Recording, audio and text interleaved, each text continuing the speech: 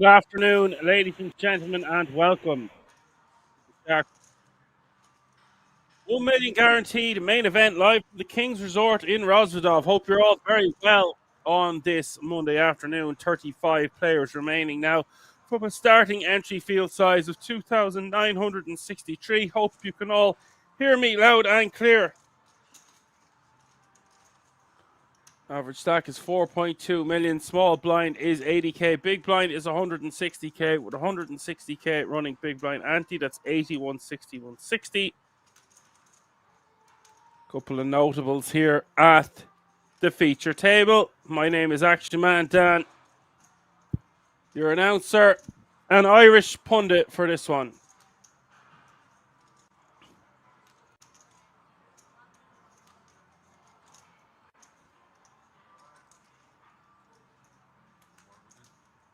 There's a guy we recognize, Valeri Kalinic. We also have Sipi Panescu at this table, Adrian Kazaku,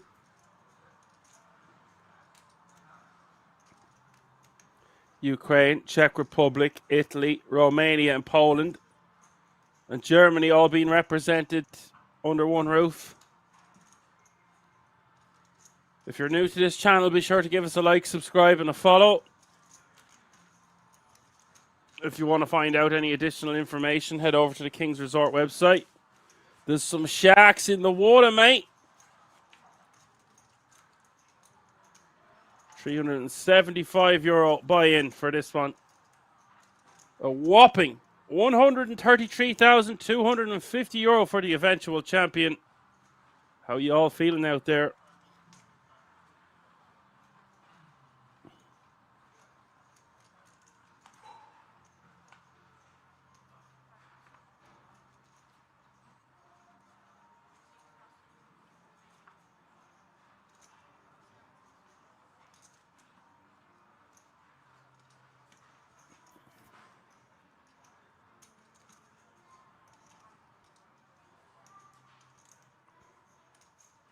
Good afternoon, Richie, my boy. Nice to have you with us.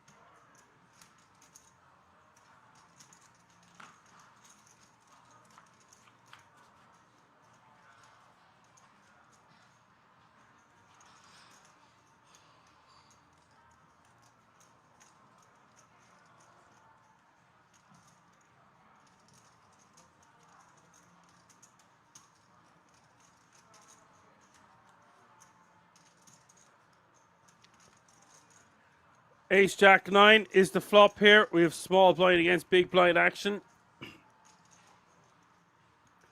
Vito Vela against Repro.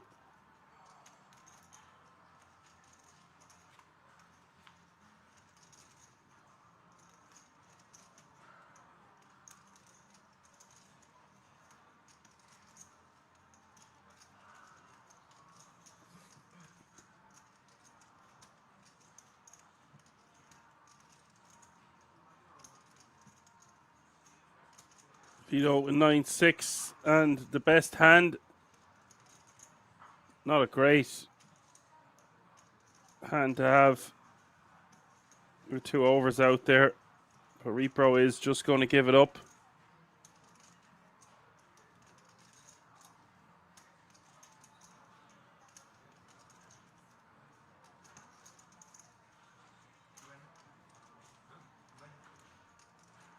Vito will win that one a showdown. With 35 players remaining now.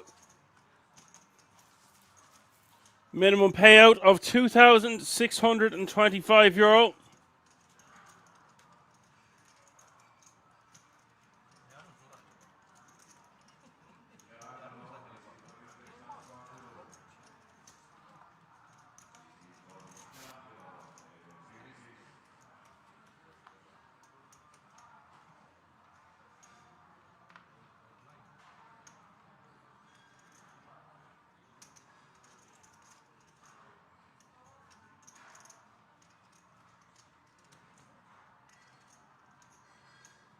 W King says, let's go. Looks like he didn't make the final 28 last night. Usually the final 24. But called it a day at 35. Back for lots of action today. Valeri did win one for $23,868. Thank you, Richie. And Vito Villa also a regular with his best result in the World Series of Poker Europe Main for 73,000. Very deep run. Mississippi opening with pocket tens, getting 3-bet by Christoph.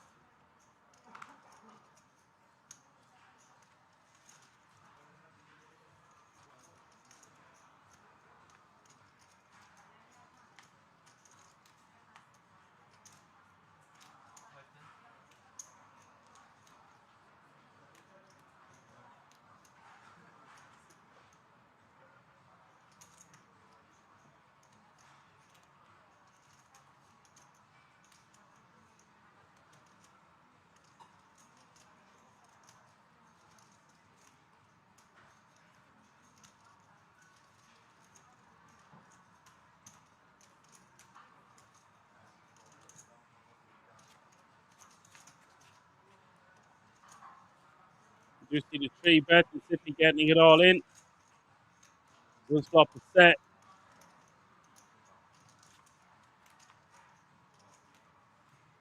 Quads on the turn to get things started for Sippy Finescu.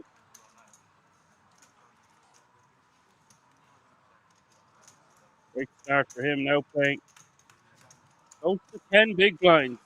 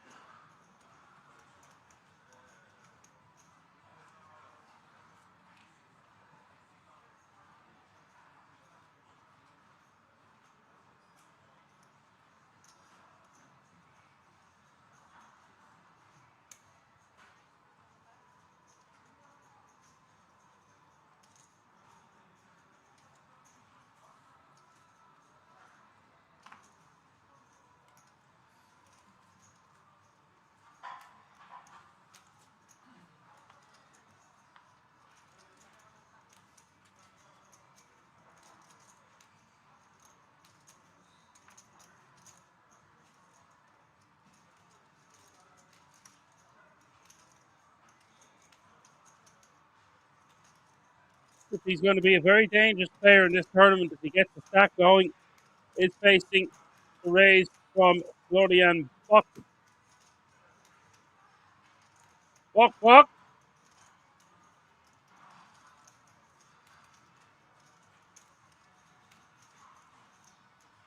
was introducing some David Attenborough impressions here last night, but who you thought I was gone a bit mad and that I sounded like Gandalf.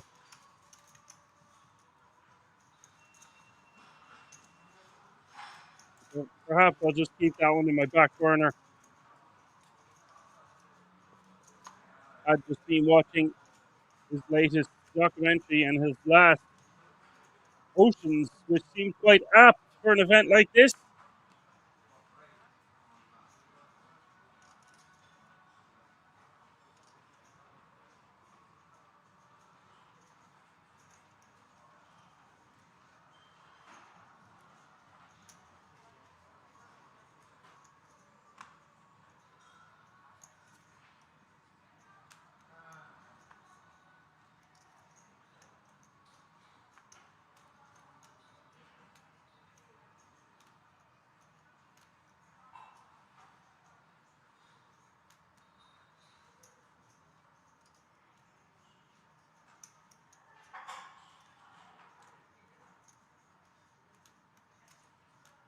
Valeri raised to 330.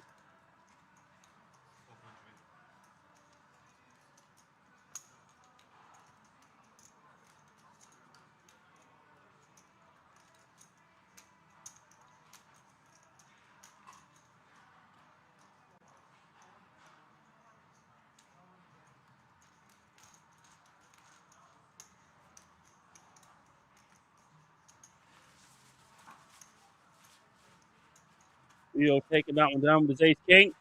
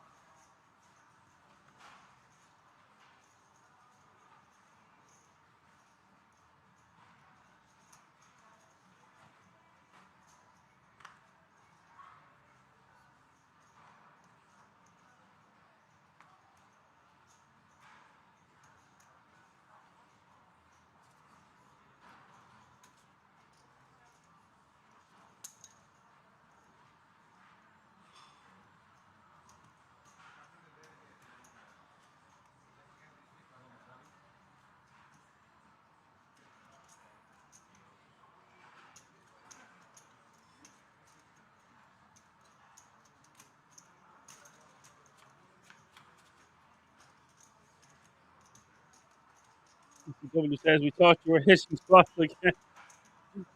No, just trying to spice things up.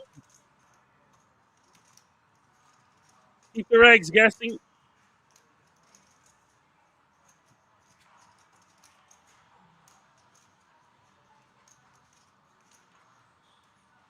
My 9-year-old nephew loves David Attenborough as well, so I was watching some stuff for him. Perhaps I was just getting a bit carried away. Dorian is going to bet 350 here with the best of it.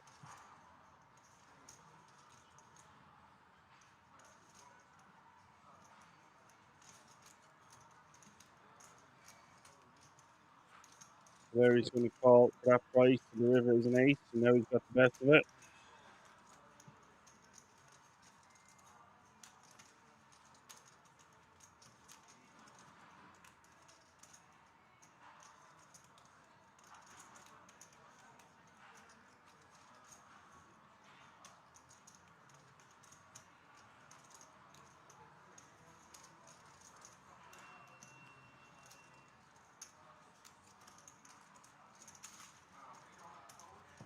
Dorian's going to call that small sizing with 425, get the bad news. That sizing kind of has to pay off on the river. Gladys in the house says shove all in and pray you don't get a call. That sounds a lot like stick it in and think of Ireland.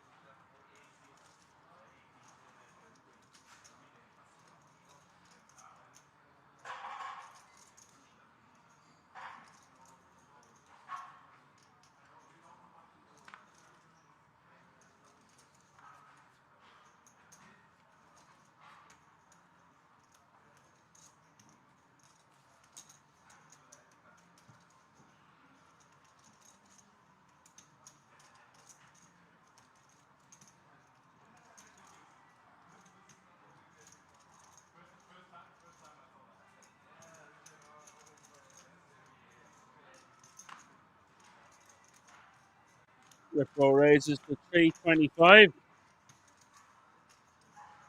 Pocket eight, and Valeri is going to call queen 9. The flop is ace, queen 3. I don't think you're going to see him around for a while, ECW King. I don't think he is allowed on this channel. That's all I can say at this time. Don't want to get into too much detail. He's a bold boy.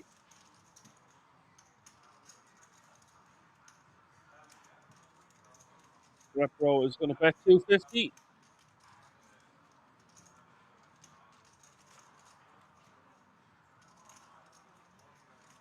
So he's going to call.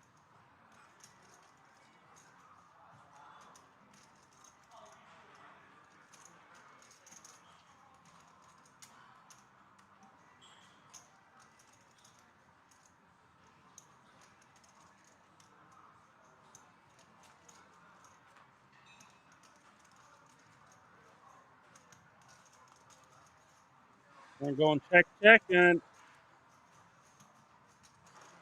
Retro's just going to want to try to get showdown with 2 overcards. And next wants to turn his hand into a bluff, and I don't think he should. Unlikely he's ever going to get an ace to fold, and he might just pay him off. Goes check back. Well, there he takes that one down, paying 46 big blinds. Retro's down at 14.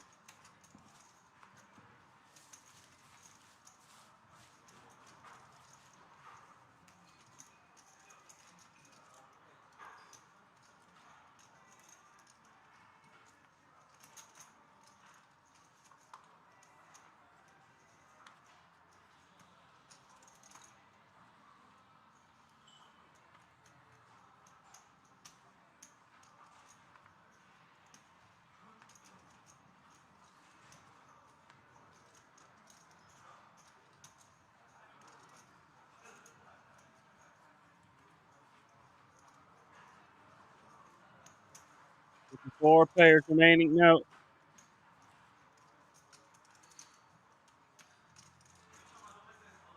ECW King, he is being abusive. Standard from that fella.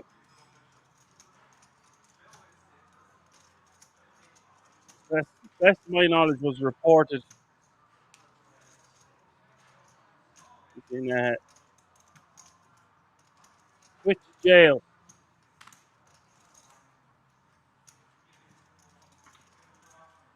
There he takes that one down. With the ace deuce shoving into repro. Bit of an imposter is what I would say, ECW.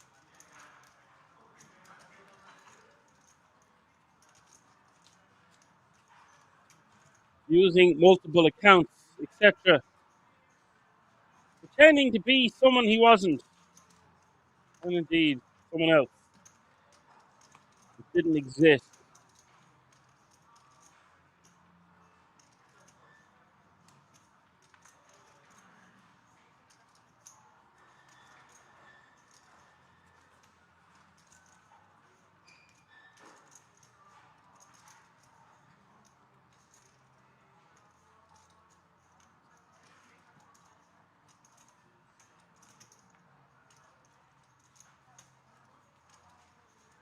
Gustav raised into 325 from the hijack with King 10 off suit.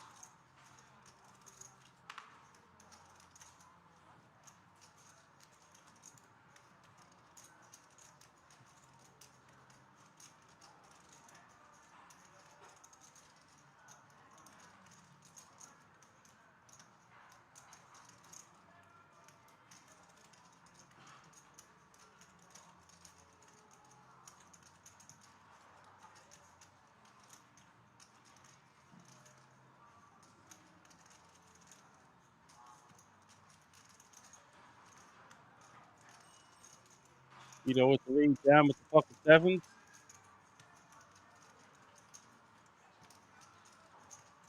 Gustav, good opening hand. Can't withstand the pressure of an all in.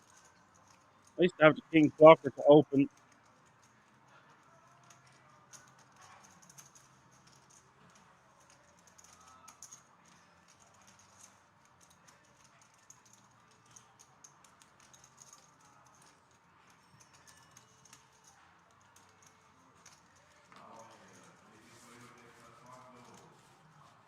But it says, hey, I pretend to be a poker player to casino when I really am playing pro fish. We can have all the fish puns you want in the chat today. I'll allow it for the SharkBay final day. 1 million guaranteed live from the King's Resort in Rosvedov. If you're just tuning in on this Monday afternoon on a 30-minute delay. 2,625 euro is the current payout.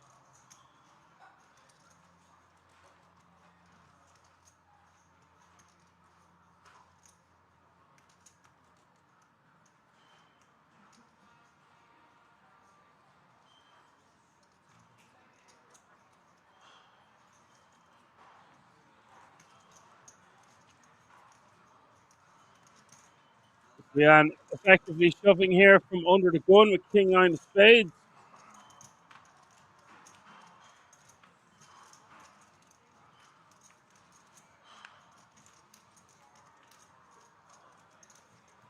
And he will take down the blind and antes.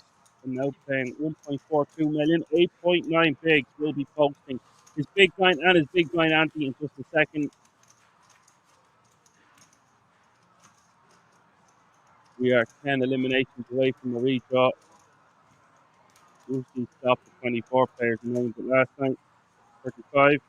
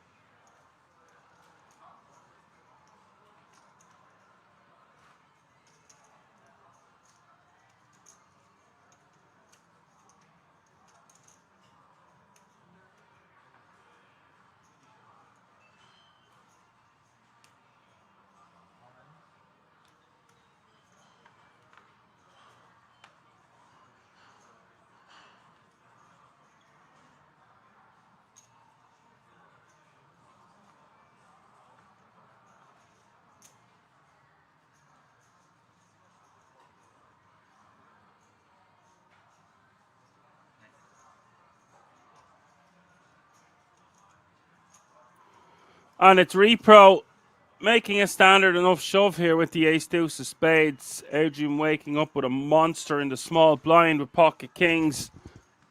And repro needs to get lucky to remain in this event. King 10 jack set of kings for Adrian. Some good turn cards for repro. That's not one of them. Needed a spade or a queen.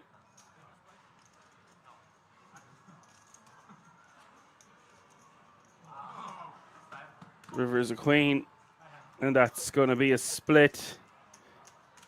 Nasty enough run out there for Adrian. Nothing he can do, of course. Stratus says, can I get you the dealer's phone number, please? I think she would love to date an old and broke down guy like me.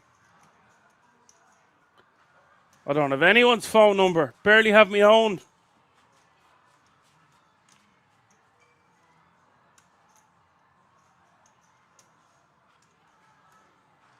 Yeah, he would be playing under a nickname there. Don't worry. I don't think his real name is Repro Drozo.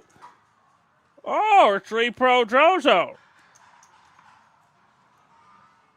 So we have a unanimous decision that you do not want me to do any David Attenborough impressions today. Oh, well.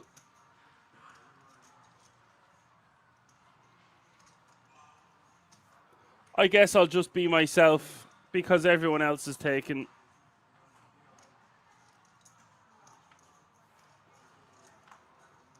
Oh, it's Repro Drozo.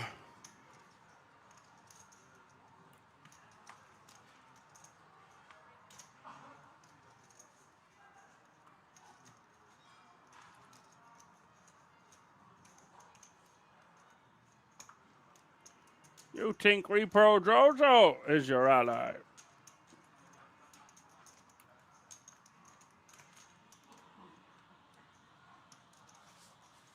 Under the sea. Under the sea. Lots of fish for you and me. Under the sea.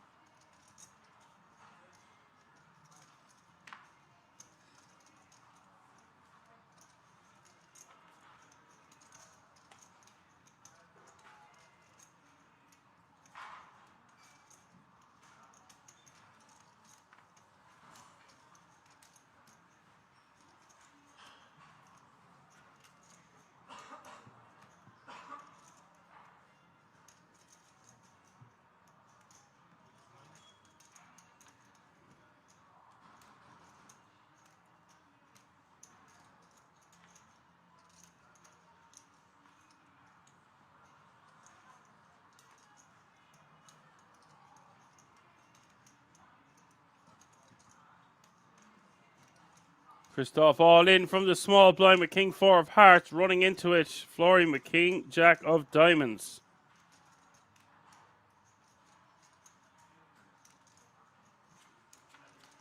Strata says melodious tones. Dan, the Nightingale is good enough. Oh God. Florian flopping the world here with a flush.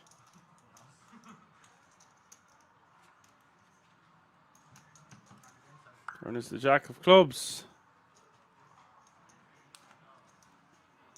And we lose Christoph in 34th place. 33 players remaining now.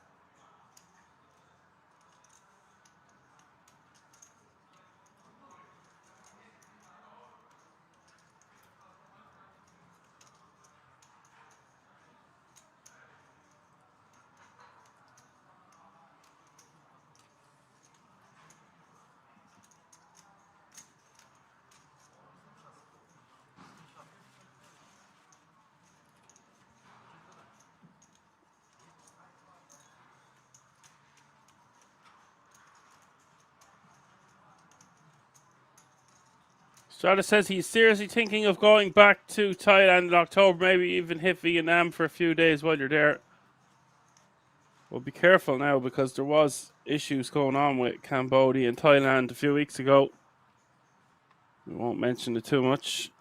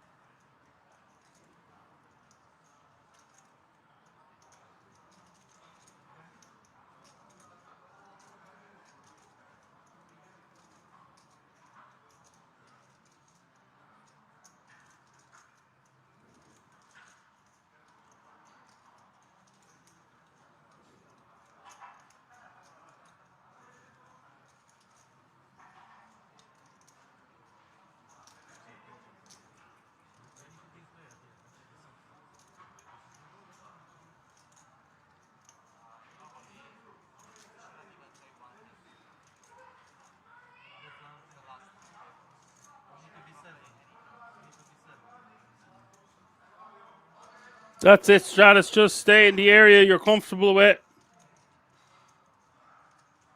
Hold around the Sippy with the 7-3 off suit. Let's it go.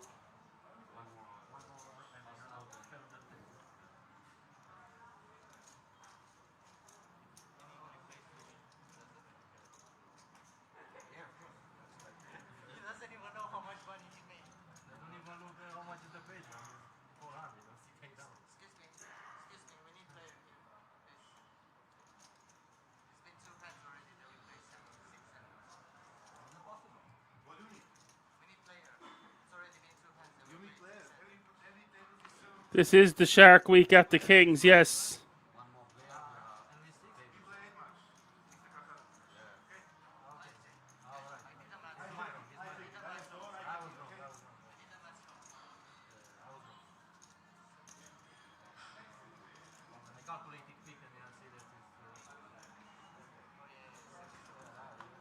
Valeri sets the trap here nicely, limping into small blind with ace king of diamonds. Repro taking the fish bait, shoving 8-7 of clubs, running into it here, but does have 33% equity.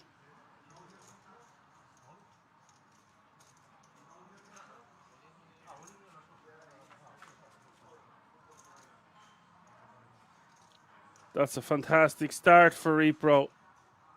This is what happens though sometimes when we try to trap with a hand like ace queen or ace king. Our opponent will have 2 live cards. And we'll get there with those 2 live cards. Is now playing 23 big blinds. Dun, dun, dun, dun, dun, dun, dun, dun, dun, dun. Rawr!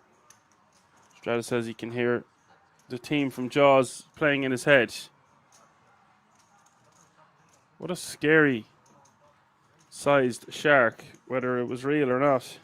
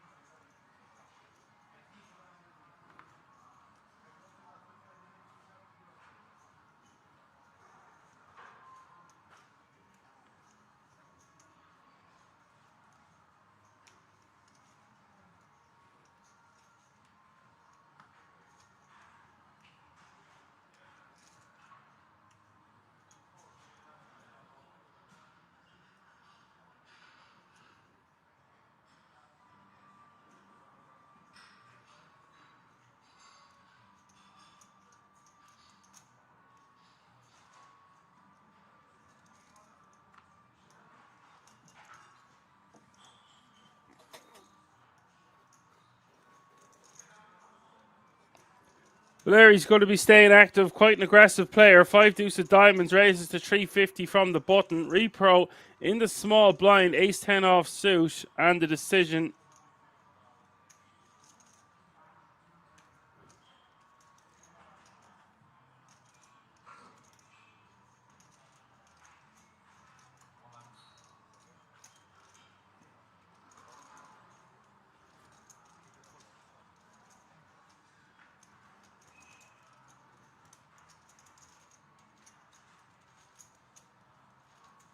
Does go for the rejam. Takes down a nice pot, uncontested.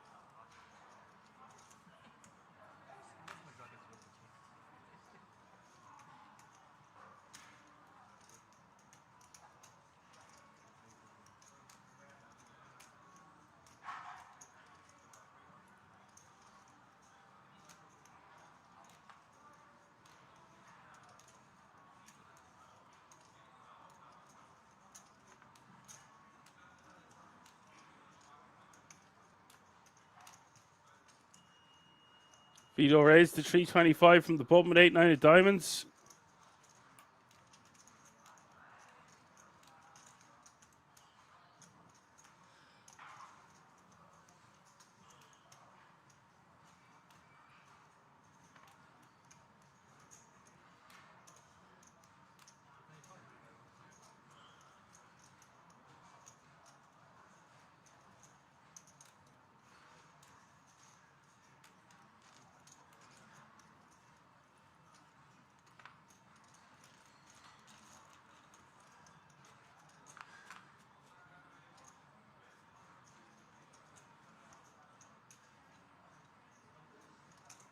Sippy decides to call with 10 deuce suited from the big blind. Not the biggest fan of calling here off this stack depth. Does flop best and will lead into Vito. And I think Vito nearly has enough equity to call with the 8-9 of diamonds. A good shot backdoor.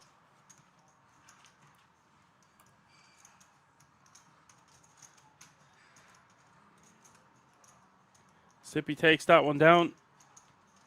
Much needed chips for him.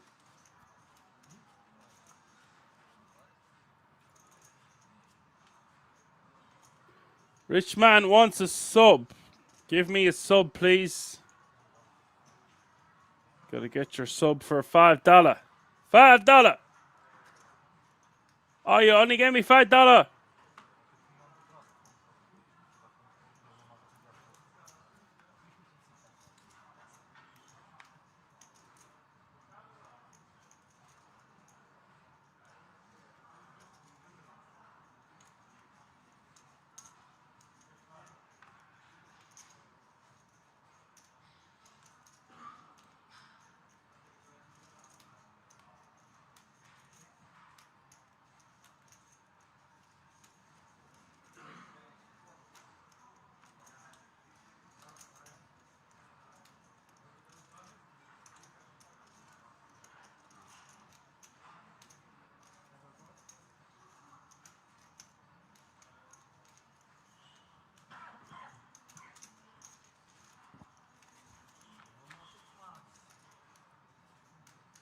We will see C3, Florian. C3 PO. Defends with the 8-6 of hearts. Flop is king 10-9. Top pair for Adrian.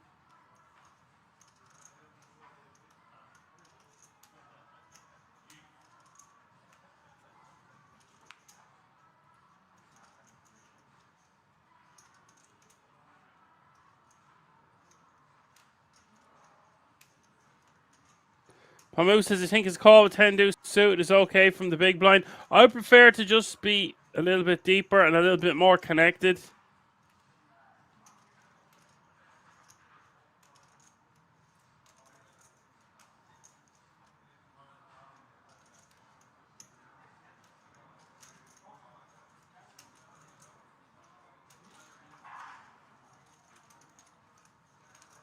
Adrian bets 70k and takes that one down.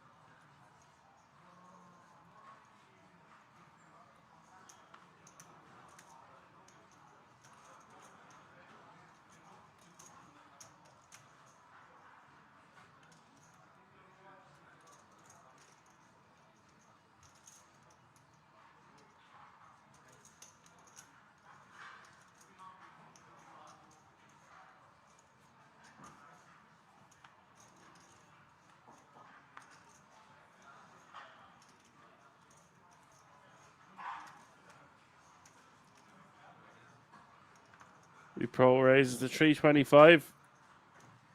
Kings.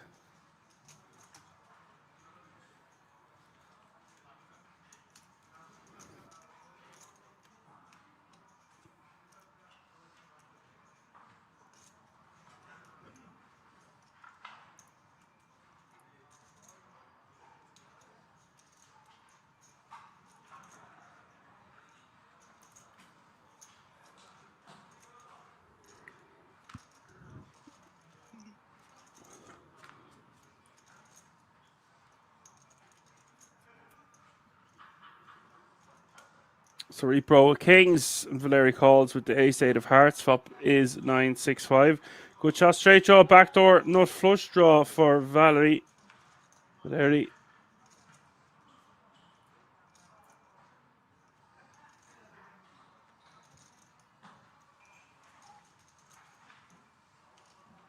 Turn goes check, check, and Valeri picking up a pair.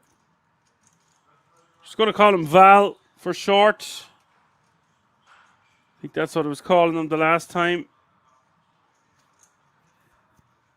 He's had a couple of results here, Val, as of late.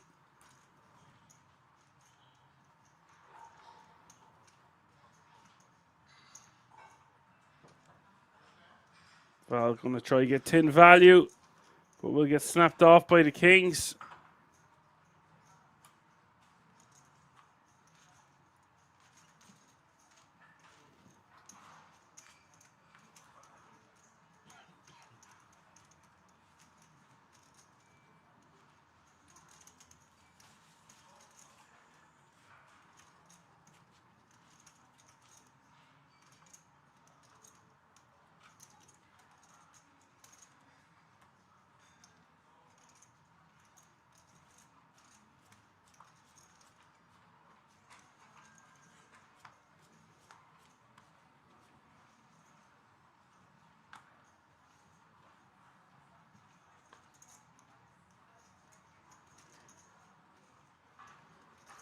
Dirk Reinbach, who looks a little bit familiar, is now at the table.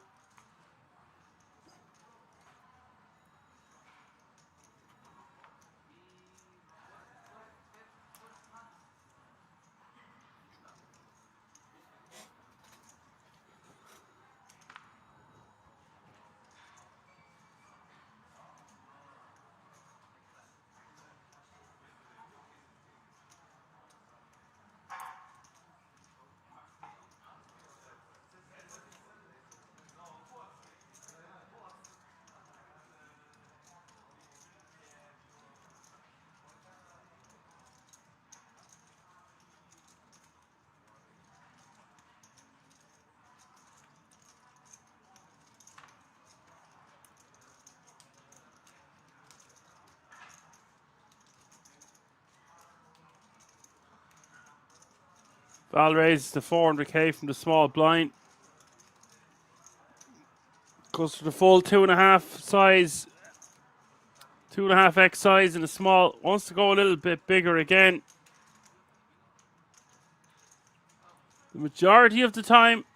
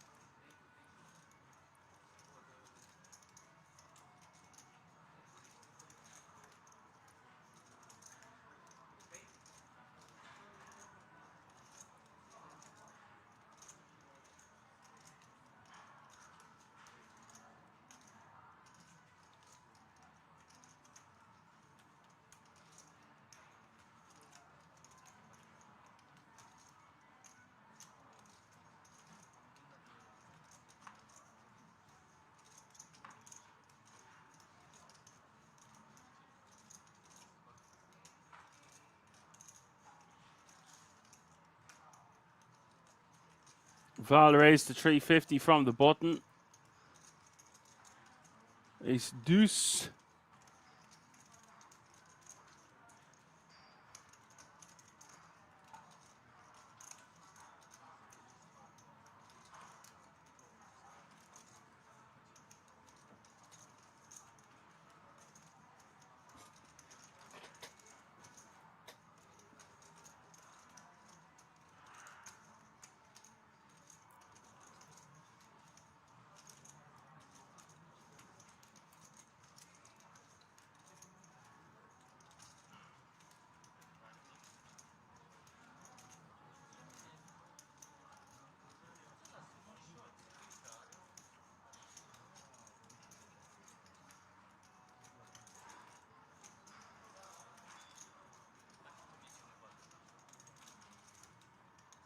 Vito going for a 3-bet for just over $1 million.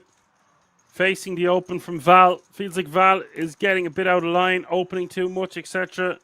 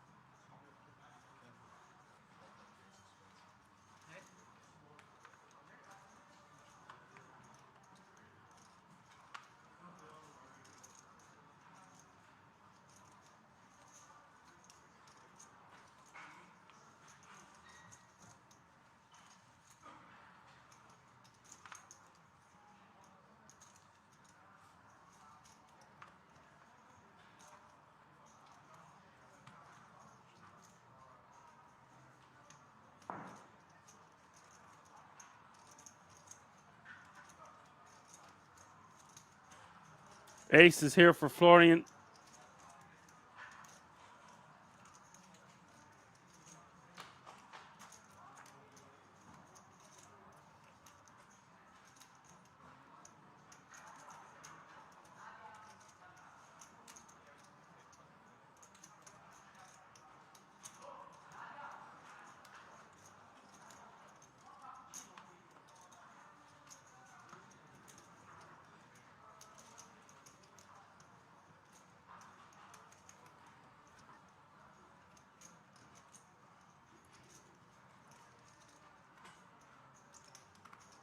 You see Adrian min raising, getting 3-bet by Florian with the aces to 825. Gets the king queen suited out of there.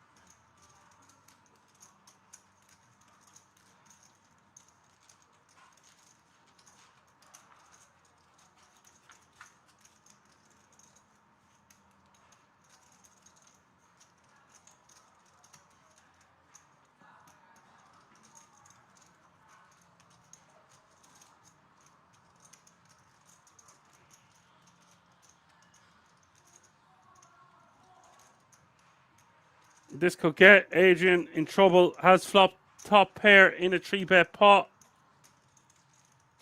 on the Jack 4-3-2 hearts. Florian bets 900k. I might have just got rid of the Jack 10 suited pre. Where we get 3-bet.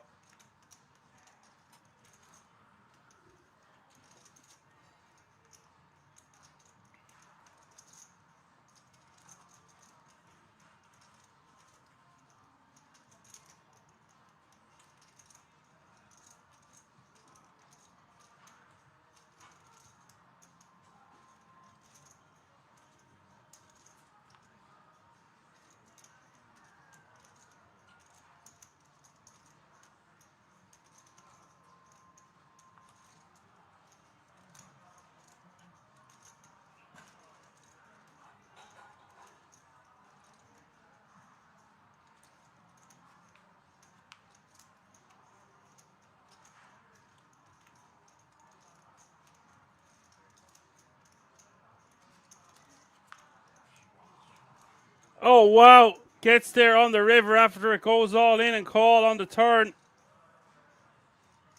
Sick. Size of that pot. 9.4 million.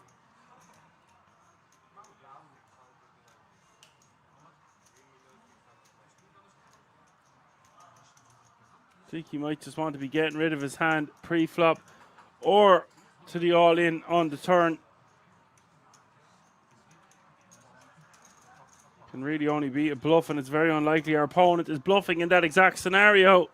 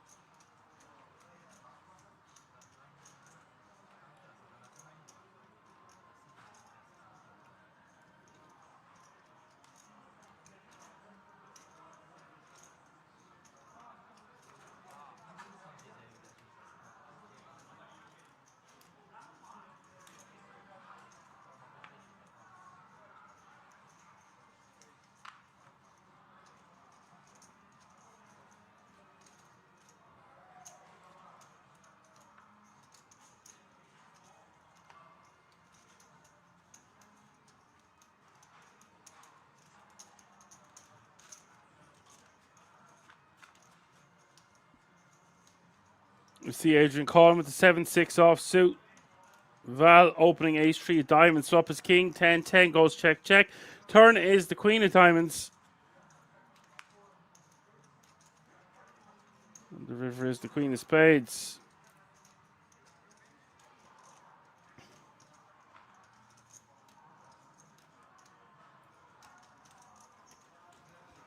Val wins another one. Now playing almost 7.5 million in chips.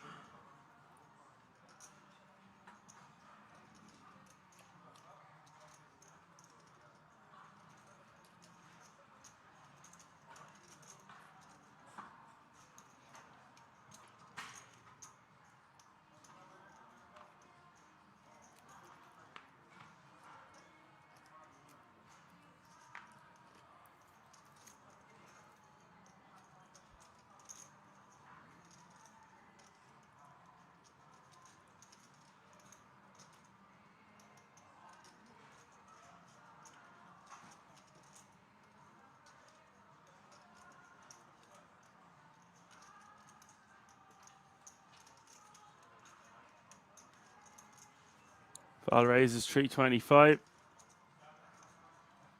Ace 10 offsuit. Repro is going to 3-bet to 900k in the hijack. Hijack!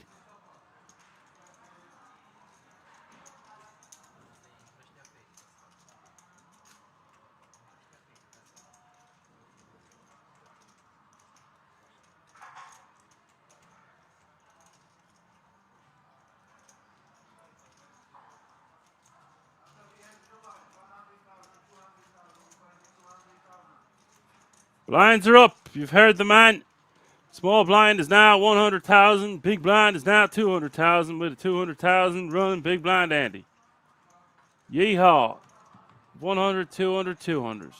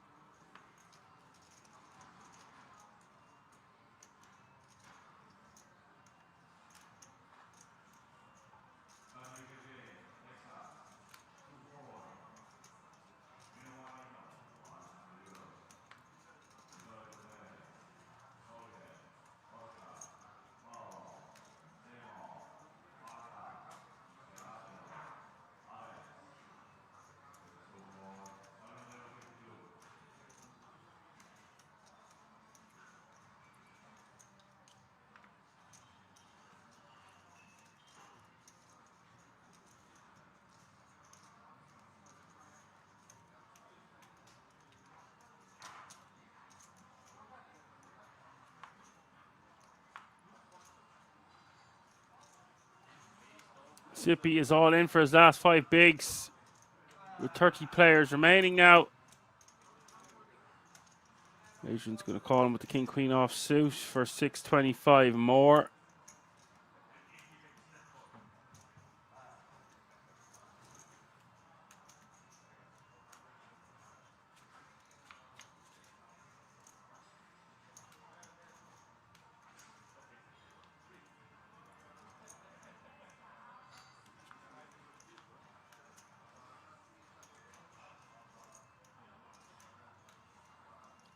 Do 6, jack, 4, 9.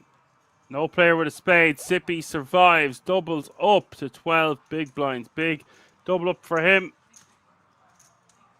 It's his fellow Romanian Adrian Kazaku. Very good player in his own right.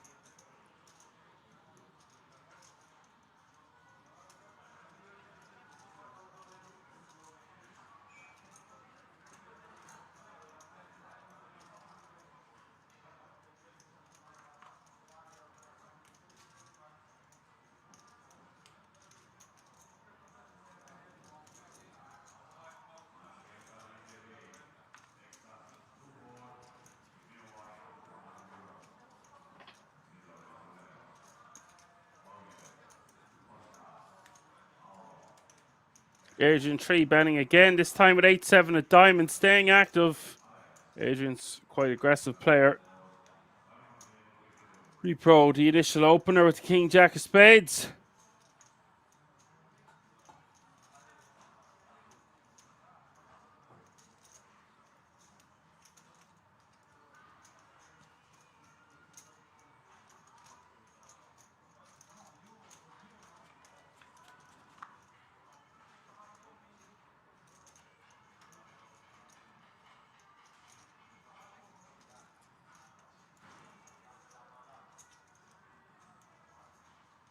Queen 5-7, repo checks, 1 spade on the flop. Might see repro continue here with a lot of backdoor equity.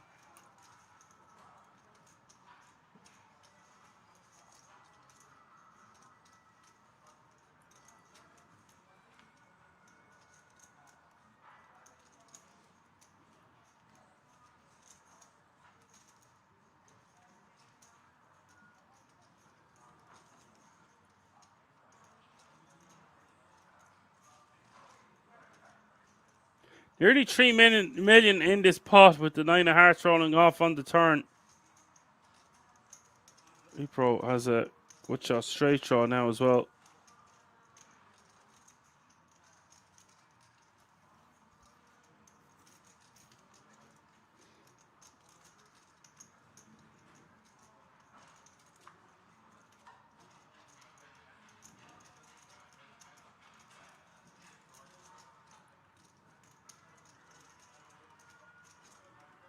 Turn goes check, check. River's the 4 of hearts.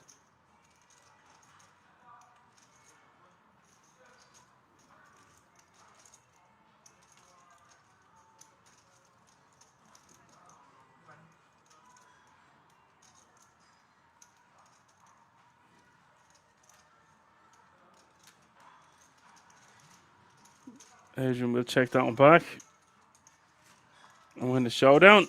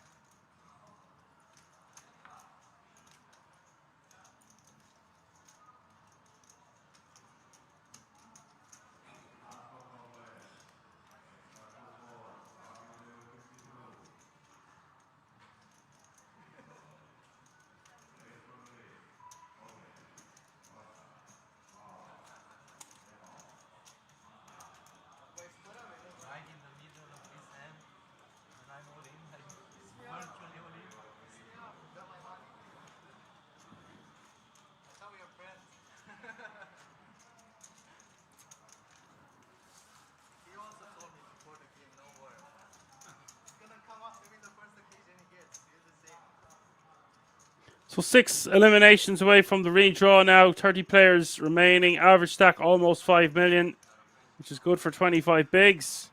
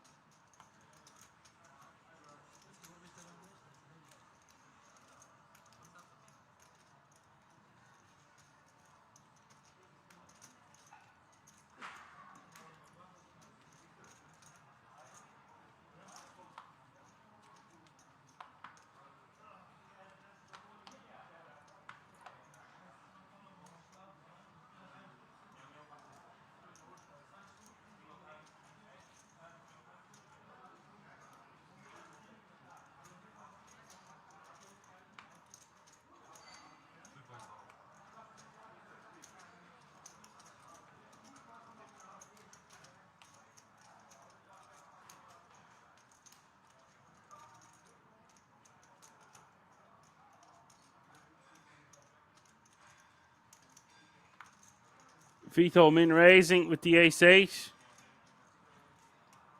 Sippy with the ace-4 diamonds. The hijack. Looks like he's going to let it go.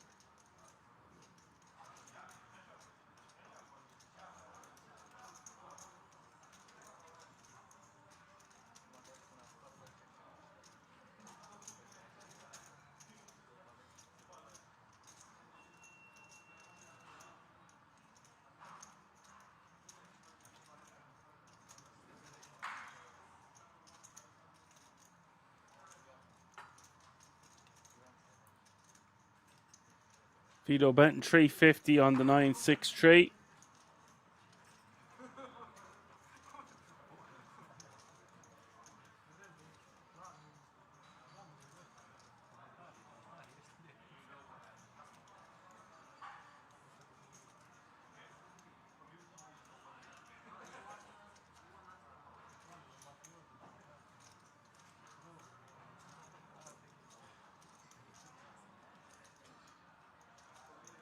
You see a raise to 1 million from the 10-7, not messing around.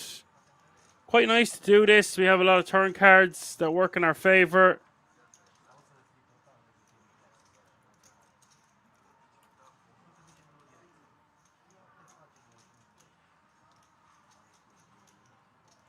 Puts Vito in a tough spot, even though he is an under the gun raiser.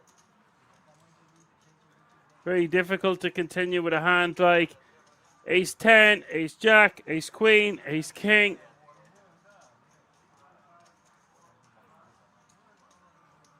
And he does let it go.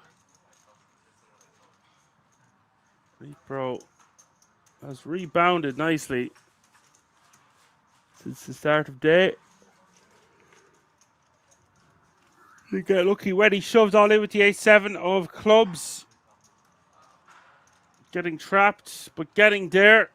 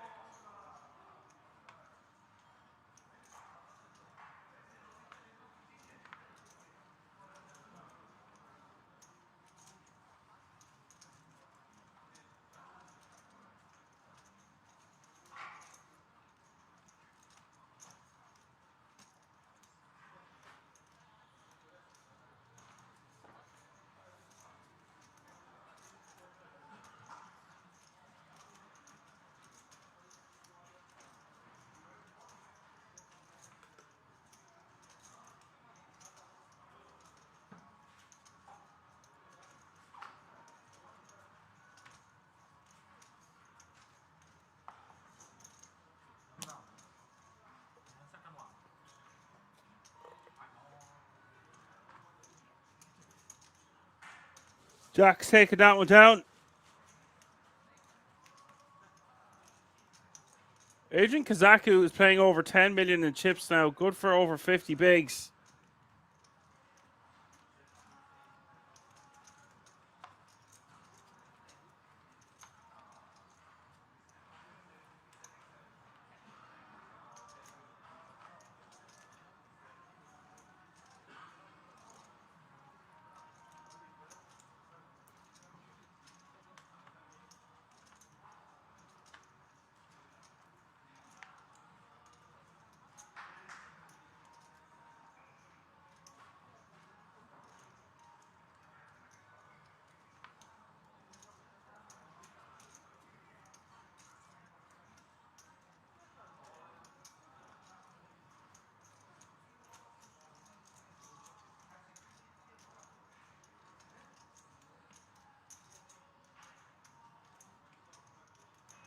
Juby says, good evening from Malaysia. Good evening, Juby.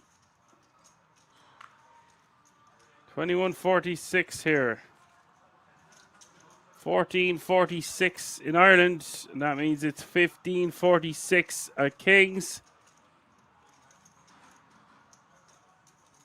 Hope you're having a fun time.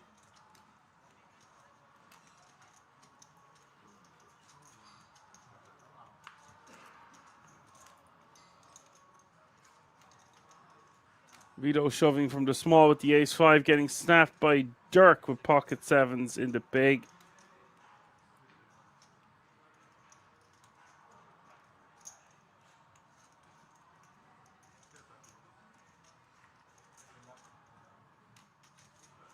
No, I'm saying says it's 420 somewhere though. What's up? No, I'm saying 42. We do see all in and call. King 9-8 is the flop.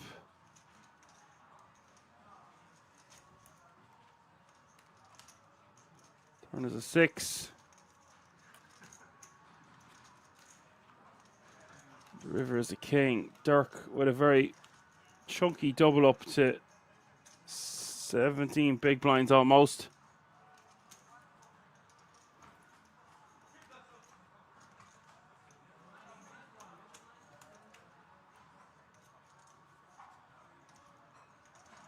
Vito down to 3.7 big blinds.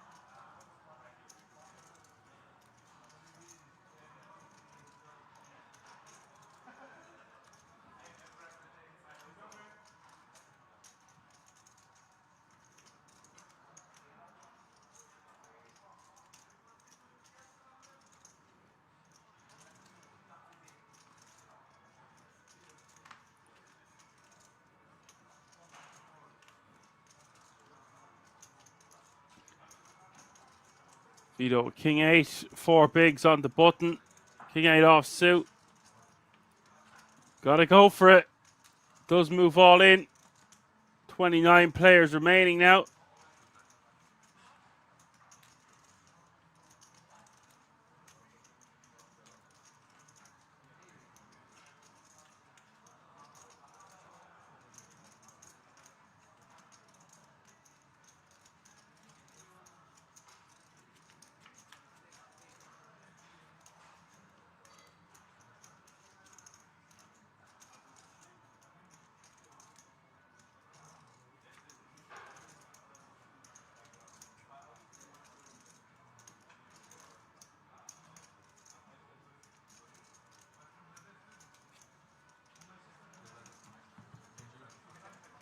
And on that run out, deuce 8-3, ace 6. Adrian has eliminated Vito Villa.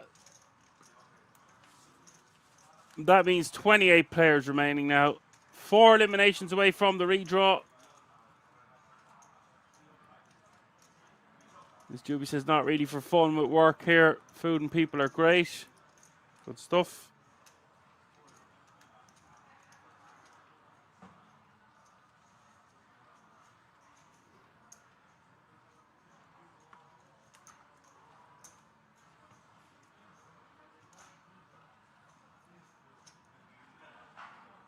We are one away from the pay jump. Thanks, Richie.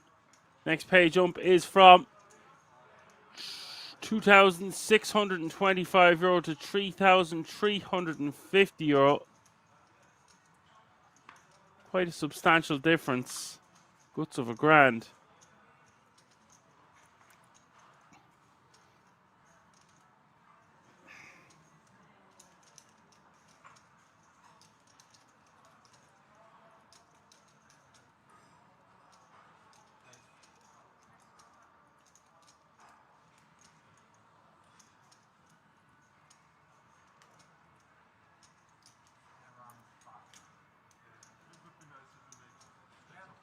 Repro raises.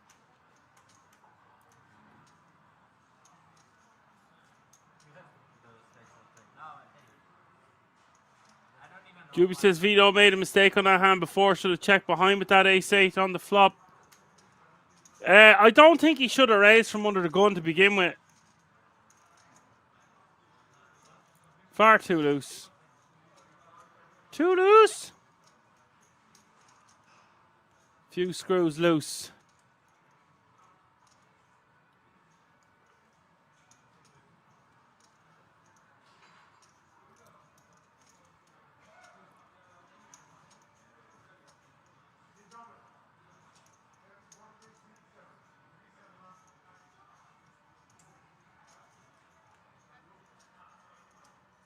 And Sissy says repro string betted. That's a call. Maybe he announced his intentions.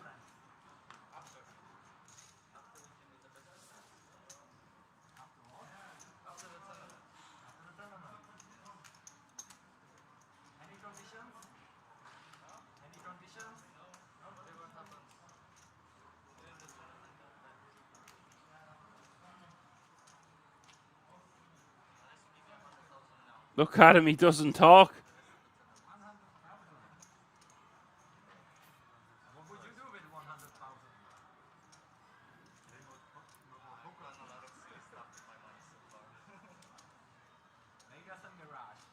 He sits like a shadow.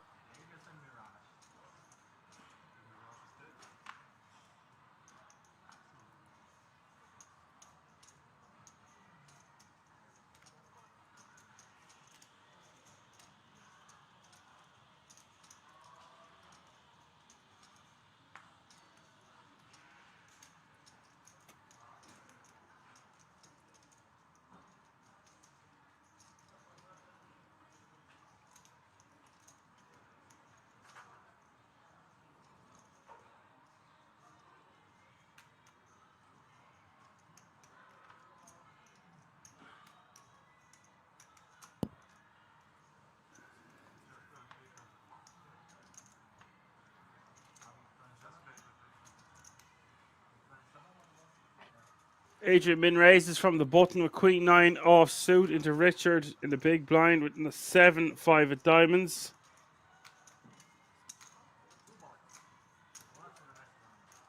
With 27 players remaining now, the pay jump has been reached to €3,350.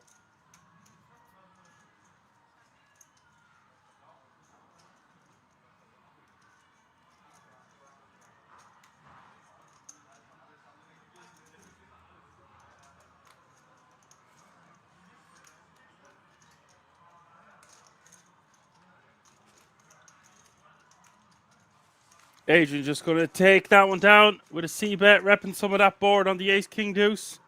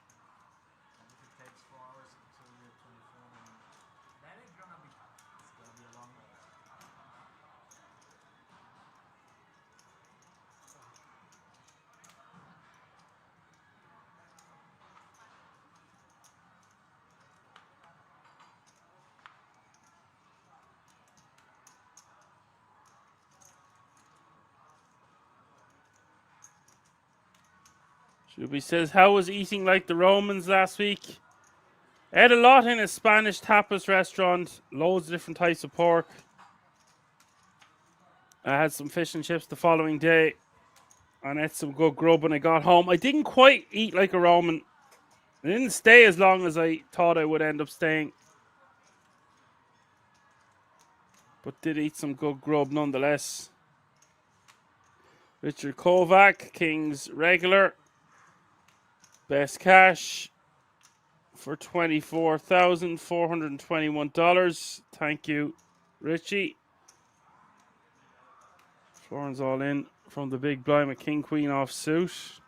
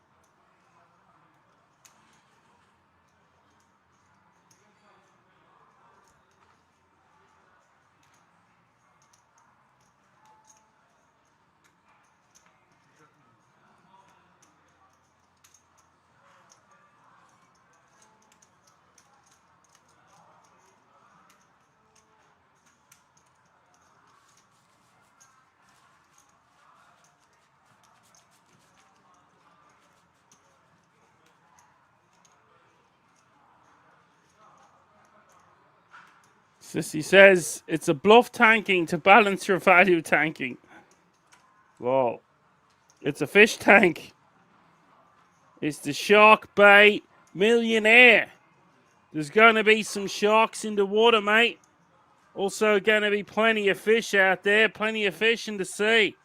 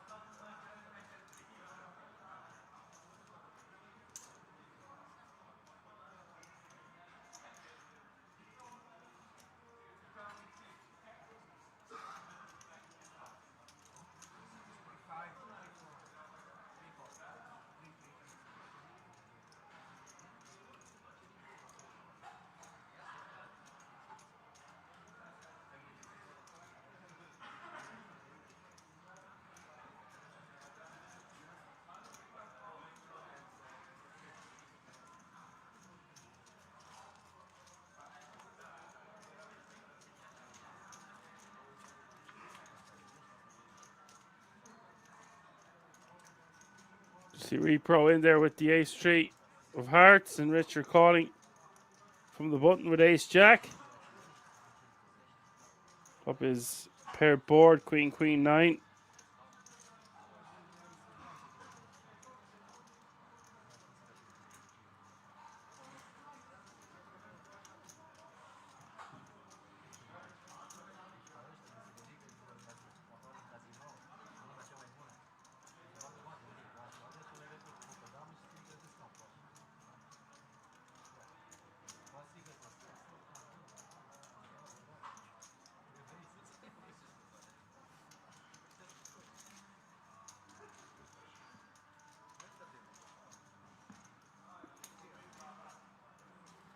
Richard takes that one down.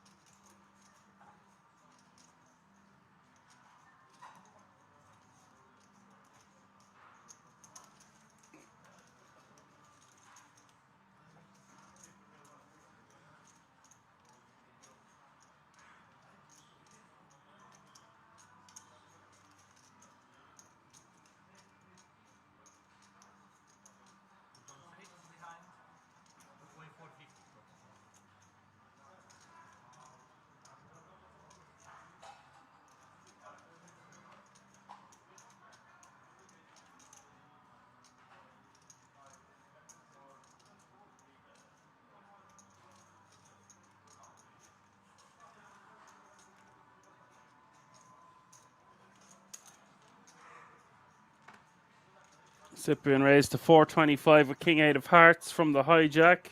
Repro gonna call with King 3 off suit. Flop is Ace King Deuce. Piece of it for both players. Cyprian with the better kicker.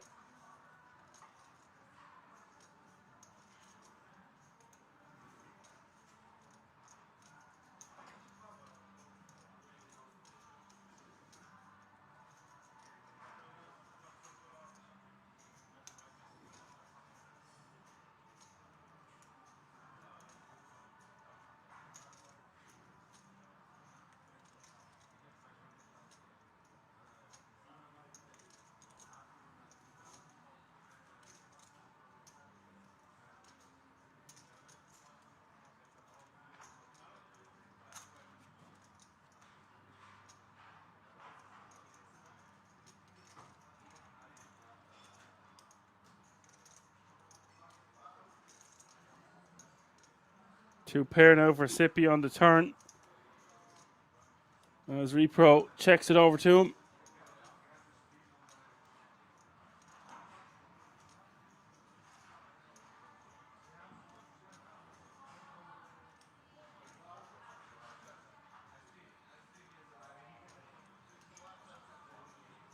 He did have a very large result.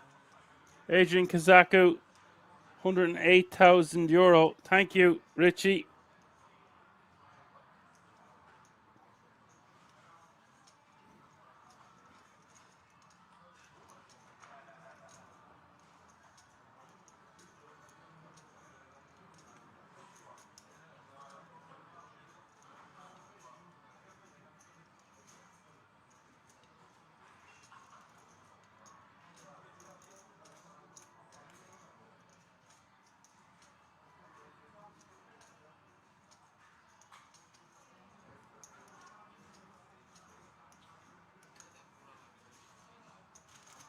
And Repro has no choice but to let his hand go.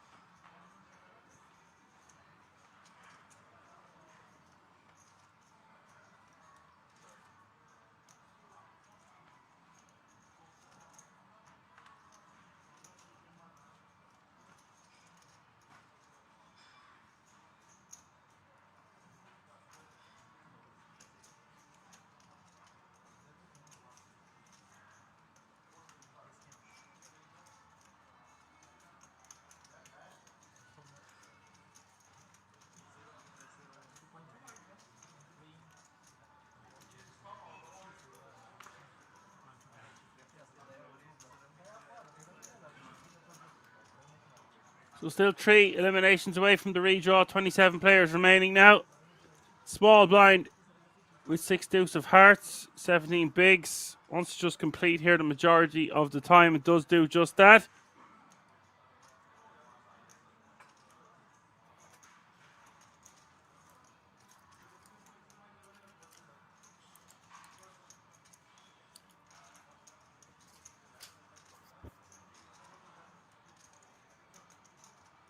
Dirk with the 9-3 off suit. Does he want to try put the pressure on? Put the kettle on, son.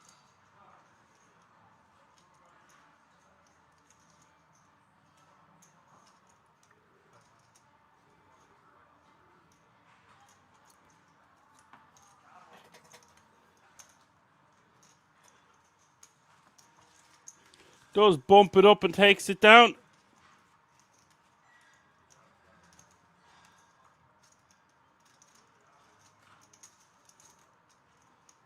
Dirk Ryanback is another one who's had some results. So we've a lot of players remaining in this field at this feature table who've had a lot of results to their name.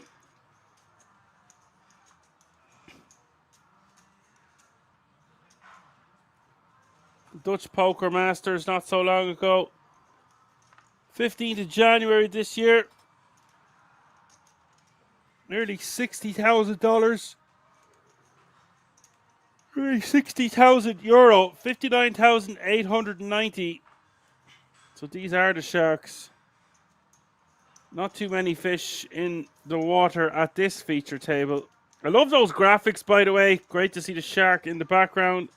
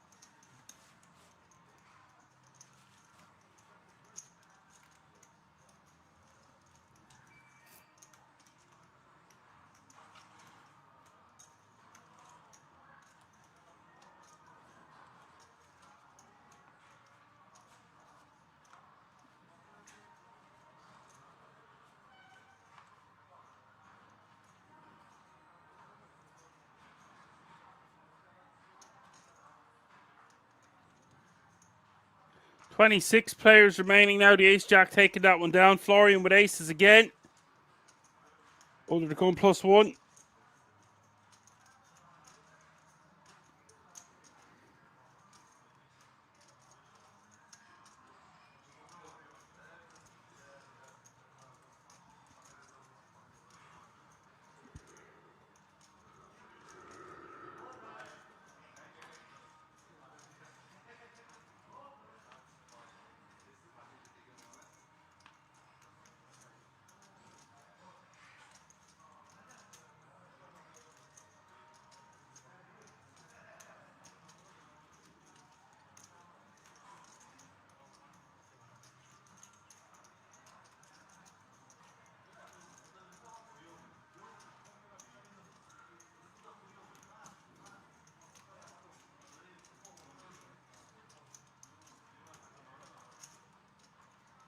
Florian min raises with the aces.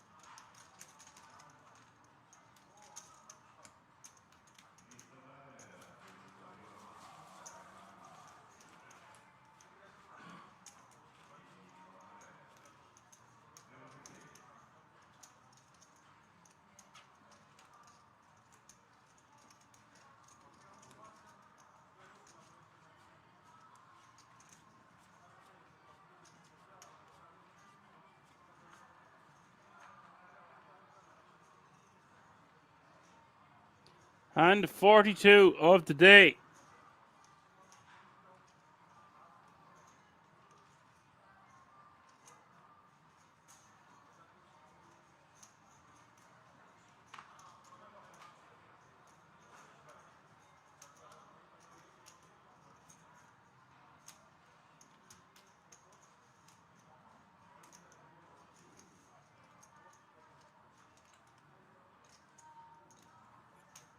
Nines for Dirk in the cutoff.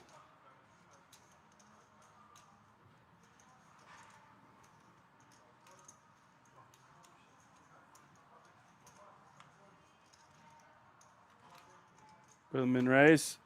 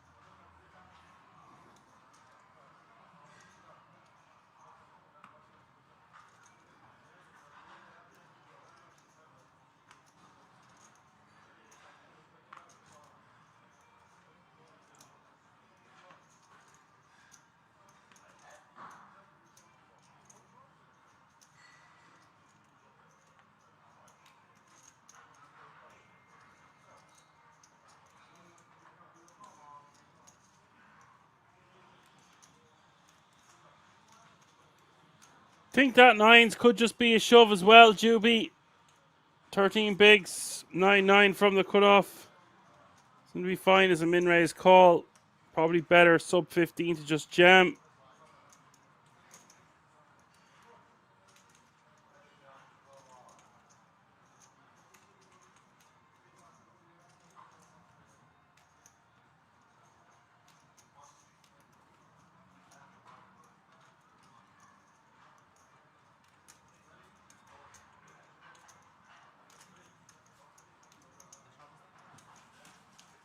Florian takes that one down with the ace queen.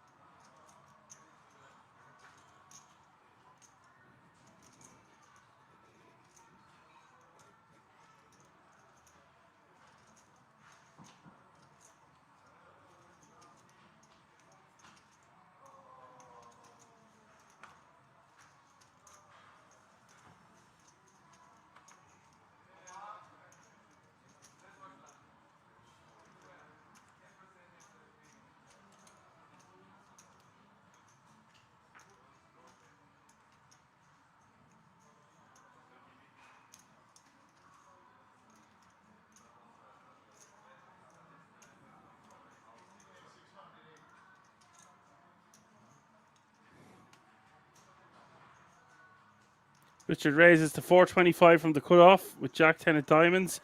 Florian's going to shove all in for the King Queen. With the King Queen off suit for 18 bigs from the button. And look at this, Repro waking up in the big blind with Ace King. All he's to do is call.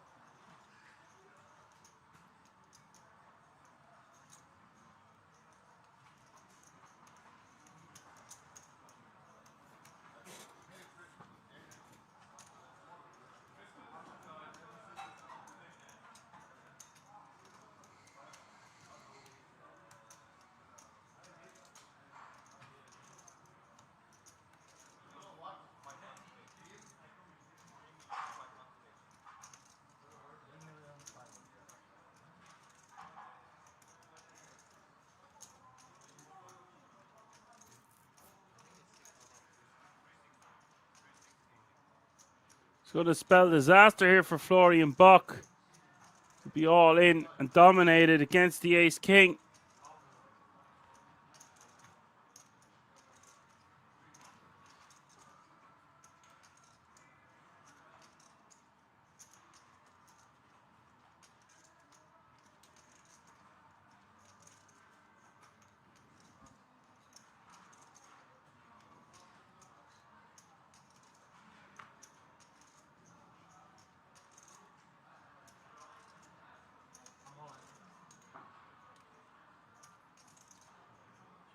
So Repro does jam all in over the top.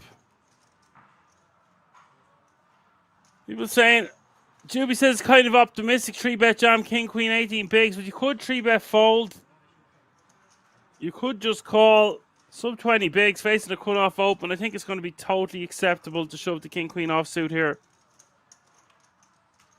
You do see nearly 8 million in the middle. And Repro is going to need to get lucky. Repro is going to be in firm pole position to take this one down. It's Florian Bock who needs to get lucky. We'll just be left with 140k. 9-6 deuce is the flop. No help to Florian Bock.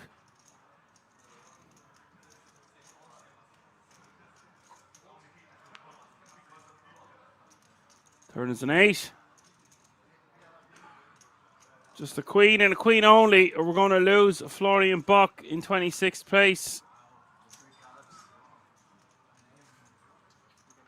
But he gets there on the river. Wow, what a river card that was. The queen of diamonds rolling off. Always a surprise around the corner of kings. Exhilarating, and we're going to lose Repro after he gave a good value and effort. And that was an ideal situation for him to double up. And that's going to do it. That's the last hand before the break. We are going on quite a long break of nearly 25 minutes. Hope you're enjoying the show. Lots more action to come. We're going to come back with 3 tables of 8. Don't go anywhere. We're going to keep it right here. See you all in a few moments.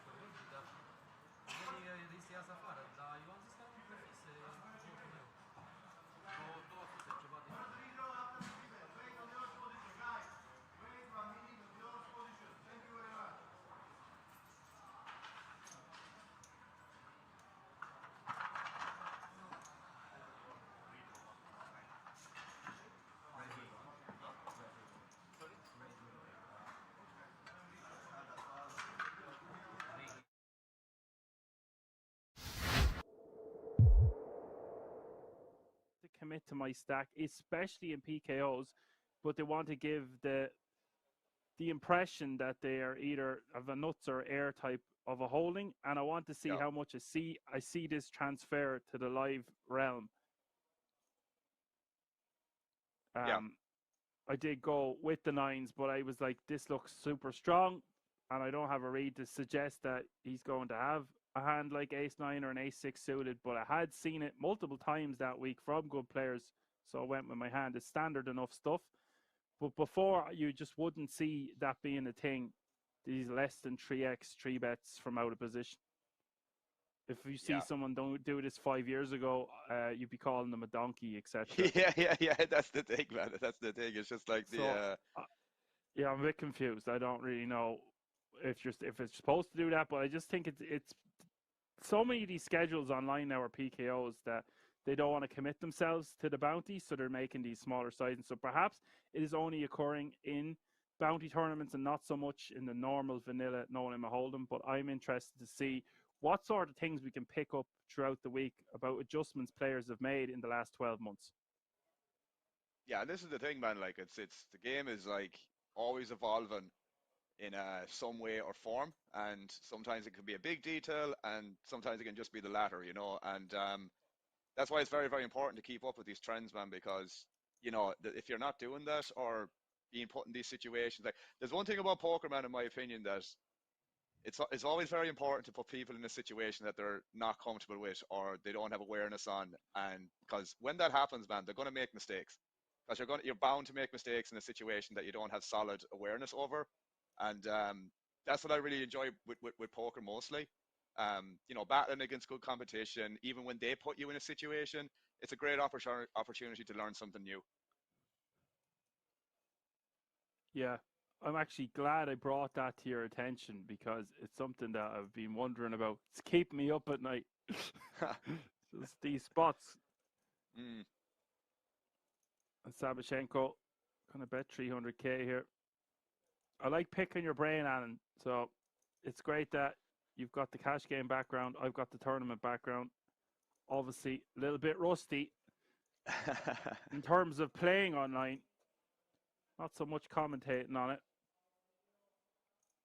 No, but it's still good to, cause man, like you know yourself that like live and online, yeah, they're gonna share some similarities, but like they're both kind of unique experiences in their own way.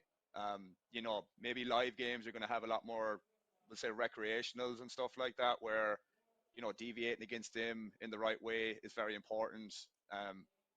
And just like adapting. Like there's one thing that I always say to guys I coach and stuff like that, man, is like nothing is static. You need flexibility and strategy and being situationally aware in every, you know, like in every single moment.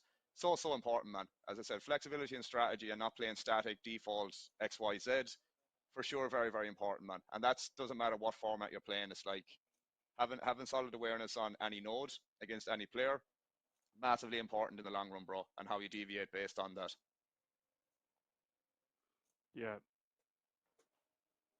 obviously the cash game is very intricate, especially how deep you are all the time. So you're not going to see too much of that, Mm. but it's still applicable in hands. This is a tough spot here for oh, you looked a bit shaky there. Little bit, little bit. So he bet calls on the turn, goes for a very small sizing, 300k, gets raised considerably to 1.25 million. Sabashenko's hands is going to be a little bit too good to fold just yet. Trunk is just going to have a lot of hands that beats him. Perhaps he's got some semi-bluffing hands or thinks he can get his opponent to fold a hand like a 7 or a weak 9. Oof. Obviously just wants to get more value on the turn. There's a lot of bad rivers. Case in point, the 8 of diamonds. Shabashenko needs to donk this river. He has to.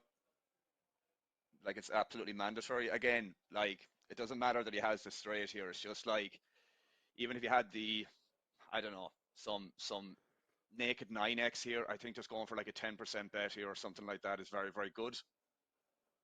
But you know, he has this here, so it doesn't matter too much. But like it's not like Trunk won't have some 10x here. But I do think it's going to be more favorable for Shabashenko, and he does end up donking. I was going to say I want to see him bet around a million, and he goes for a Yeah, million. literally. Nice. Well, I didn't say it before he bet it, but that's I Well, was yeah, about to ask. When as soon as you'd finished talking, how much do you want him to bet? I said he wants to yeah, bet about a quarter of his stack here, and he goes for pretty about a quarter of his stack. quite an annoying spot here now for Trunk. The thing is, like, for sure he can have some bluff raises on the turn here. Obviously it's not the case in this example, but really, really annoying spot for Trunk. It's just a matter of what his perception is on Shabashenko here. Does he think he's ever bluffing here, or you know, going for that sort of range that I said with like maybe some King Nine that might do this to slow down the action? But yeah, I mean, not a great spot for two pair here. It's not impossible as well for Shabashenko to maybe lead some 9-8 here as well in this situation, but you know, I don't think Trunk really beats too much here in this situation. This is a really tough spot for Trunk because Mm, Sabashenko is not really going to have any natural bluffs on this river. So yeah, it is, yeah. like you're saying, a strong 9x. He did raise chunky amount, nearly a million extra on the turn to get his information, to get external value. It's such a horrible river for him in a sizable pot. Mm. Every chip mattering so much, and this one, 23 big blinds in this pot and counting. I don't know if he can fold Allen for the reasons you aforementioned there. What about if your opponent is betting with a hand like Queen 9, King 9, Ace 9, Jack 9 seems to be a bit of a stretch, although you would block the high end of the straight with that holding. I think with the potential, you know, one pair of hands here like 9x, I don't know would Shabashenko even lead potentially, and if he does, man, I think he should go for a smaller one. Yeah, I mean, it's just like you said, bro. It's kind of hard to find the um, natural bluffs here that didn't kind of, bet turn, call a raise, and then kind of find the bluffs here on the river. It's just like I always think about these spots, man, where people have to study this and have good awareness on what they should bluff, and it's a really infrequent spot where flop checks through, probe small on the turn, get raised, and yeah, trying to find the natural bluffs here on the river. It's very, very, very, very unintuitive. Such a tough spot here for Trunk. It's very hard Mm, to find any natural bluffs, like you just said. He's not going to have much well 5x, played. so he Well will played. have a decent amount of 10x.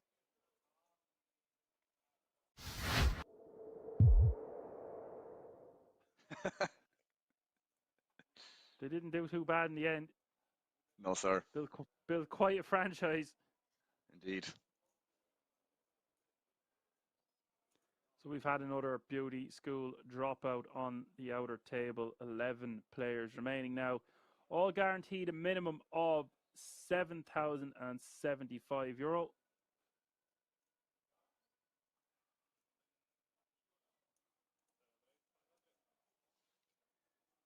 Johan says, good luck, enjoy the stream. I have to go. I'm playing bridge this evening. Boo. Oh, indeed. You picked the right day to play bridge. You're going to miss this amazing event, Johan. But alas, you can catch it on the replay, I'm sure. Go give them hell, son. Thanks for your help. Best of luck in your bridge. More big pairs. Aces again. Sabashenko, very nice hand. So many premiums, Dan. Very much so, Alan. Queens, kings, and aces, like they're going out of fashion here. We haven't even played that many orbits.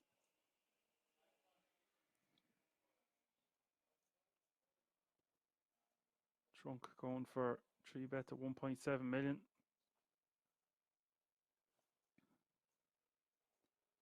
Sabashenko with such a nice hand here.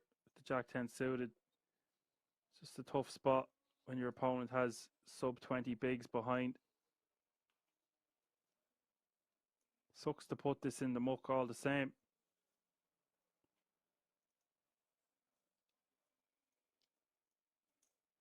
Feels I was like the going to call, say though. he's going to be tempted to peel. I think I'd be tempted to peel myself, man, to be honest with you, in this situation. Small blind, big blind, or small blind button dynamic. Yeah, it's just that Trunk isn't that deep behind, and it is a significant portion of our stack. But for just 1.2 million more, it is less than 5 bigs. Could go either way. You would prefer if your opponent in the small blind had more chips. That would make it more advantageous to call, in my opinion. Yeah, agreed. And if you made it any bigger, you could just let it go. Like if it was 2 million or 2.2. Again, Trunk has 4.4. So it's just an ideal spot. He goes for a sneaky check. And that should induce about a bet of 1 million from Sabashenko because he's got backdoors working for him. He could get his opponent to fold some sort of holdings that contain an ace that he might just be check folding with on this 8-5 deuce board. You'd be inclined to bet here yourself, Alan. Yeah, exactly for the reasons you mentioned. The thing is, I would like a check call, and he does check call, man. I was hoping he wasn't going to check raise. It's like there isn't many bad turn cards. I mean, it's that one's still pretty irrelevant for the most part. But like his check call range, man, just looks like king queen, ace jack, ace queen, etc. So Sabashenko might go for another bet here again on the turn potentially. But I really like the flat and the flop for sure with the aces.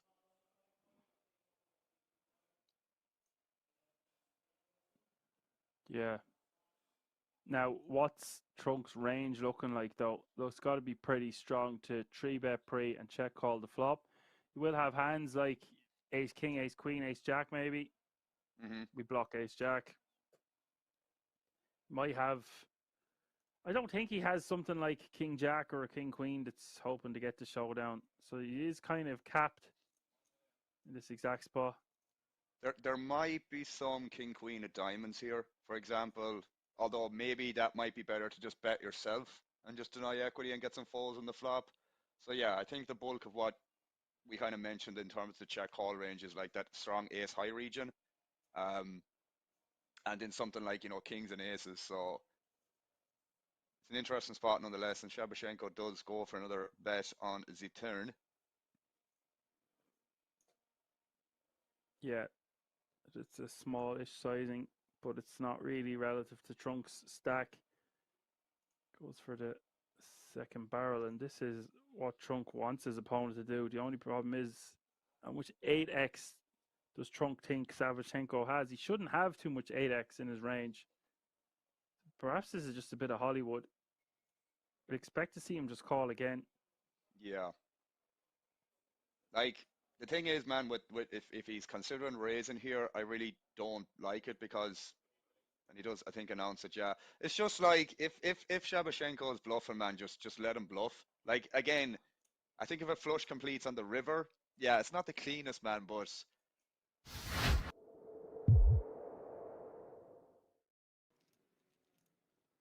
it's just when Szymanski raises pre, bets flop, turn, and river.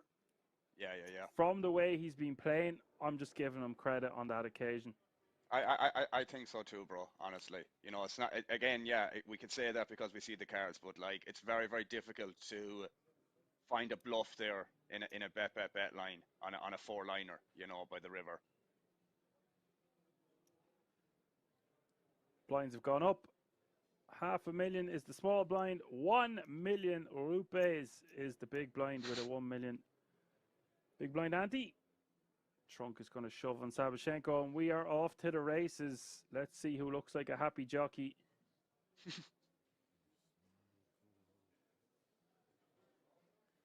Trunk is marginally in the lead, but it is a coin flip situation.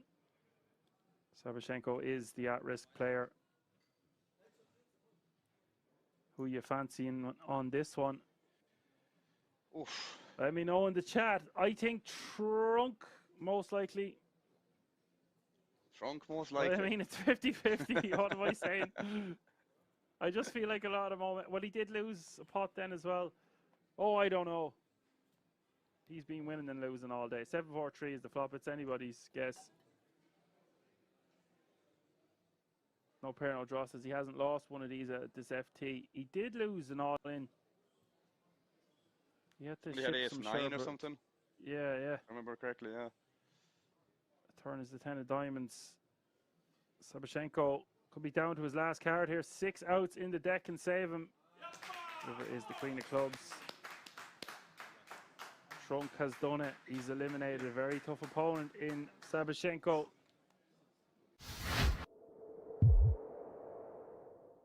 Yeah.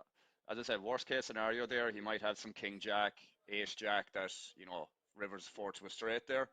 But even then, it's not like a snap call by any means when he picks that sizing on the river. I mean, I don't think you can fold a jack there, but there's a lot of ace X there. Maybe king X, as I said, maybe some queen X, whatever the case may be. So, main thing, in my opinion, is just his hand doesn't really have that much showdown value that you're probably just going to be incentivized. I honestly think a good kind of thing to do on the river when you have fourth or fifth pair in that kind of bet check line is just probably bluff most of the time, and it's going to be profitable with them sort of holdings. And that's kind of what 10x was there, fourth pair, more or less. Yeah, it's also not too likely your opponent's going to have an ace there. The turn might check.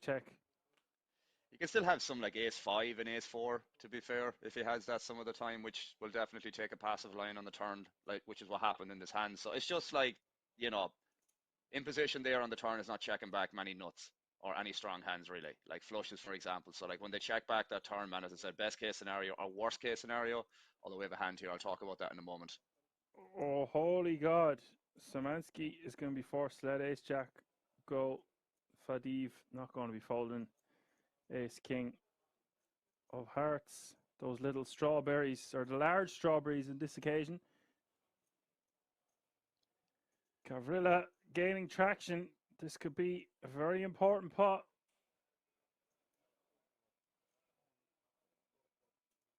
It is going to be a very important pot. 15 million in this one. That's 50 biggins up for grabs. Huge flip for both players involved.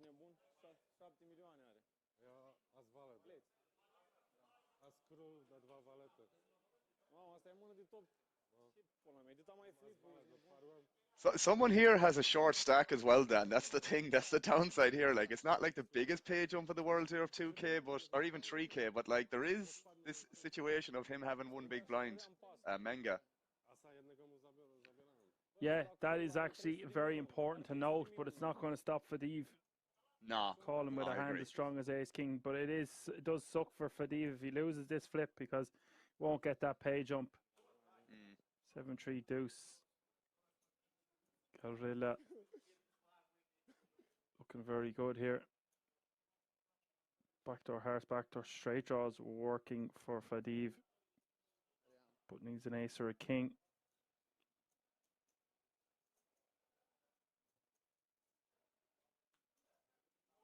Turn is the 8 of diamonds. Looks like he's just got 2 outs as we hit the river.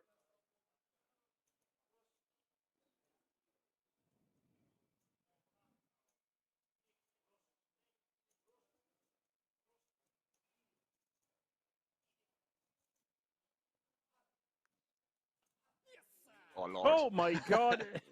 Always a surprise around the corner of Kings. The ace of diamonds knocks it out of the park. And you see how much that meant to Fadiv. And that is music to the rest of the table's ears because such a strong opponent has lost such a sizable pot. But Gavrila hating that one. You got to feel for him. Looked like he was home and dry.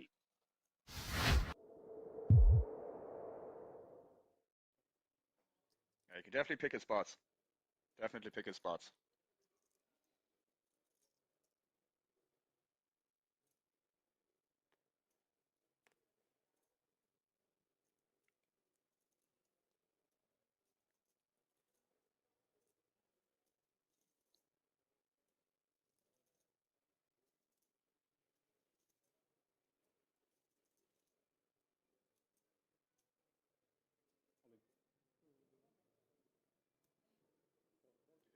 That's called. Speranzoni rejamming. Trunk calling. Can't blame Trunk for calling here. Speranzoni going to be getting a bit impatient.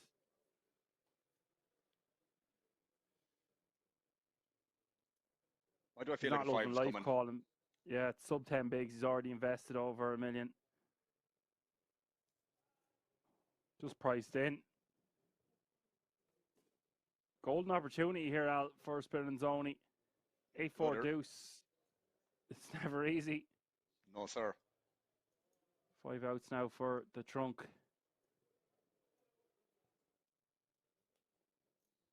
Good diamond. Oh Turn my is a God, what a diamond. turn card. Whoa. Look at the amount of outs. I can barely count Yeah. that many outs on the screen. 15. Oh, wow. Oh, it's another diamond. It's the Jack of Diamonds. 4 deuce 8 6 8. Runner diamond will eliminate Speranzoni. Like I'm saying, I don't. it's not a. Yeah, go ahead. No, I was just gonna say it probably doesn't matter too much with like ace jack suitors. I think both options are fine in terms of like shoving sometimes, maybe min raising sometimes and whatnot. But I do agree with the other like offsuit ones and ace 10 off that just like ripping them seems like a better strategy on average, anyways. Yeah, I think it's. You can make an argument even doing it for the ace queen offsuit, ace queen suited plus raise calling, and I think Yeah. goes out saying then ace king suited falls into the category of the raise call. Uh-huh. Ooh. Oh, Sebashenko can just fold here now. Yeah, no this problem. all happened very quickly, and it's Very not Trunk unfortunate. that's involved here. Szymanski, Fadiv. after doubling up, unfortunately running into it. Fadiv, this will propel him to the chip lead. Very close to it. The Kings of Kings, 3-1 favorite. If he loses this, he'd still have 20 bigs, but they don't want to give you that.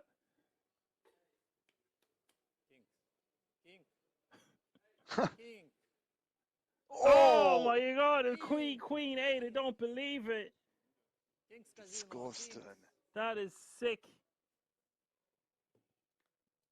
Jesus. Too many ladies on that felt today. Turn is the Jack of Hearts.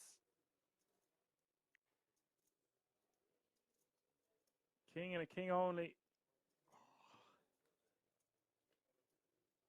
Oh, it's a quad. Too many ladies on the felt today.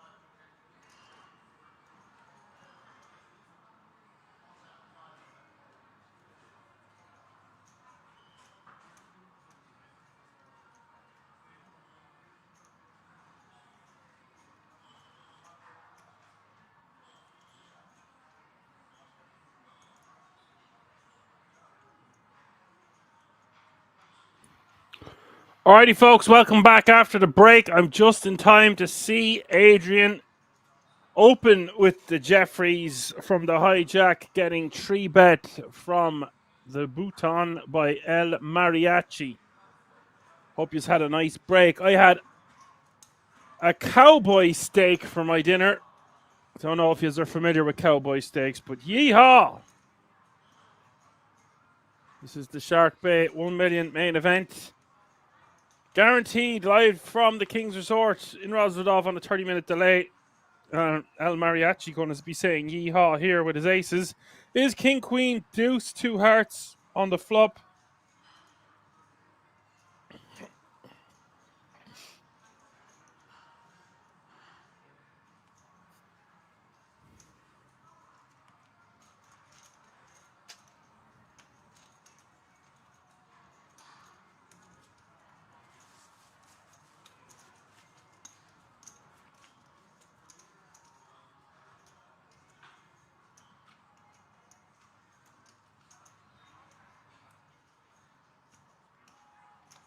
Two overcards to the pocket jacks. Going to get out of the way.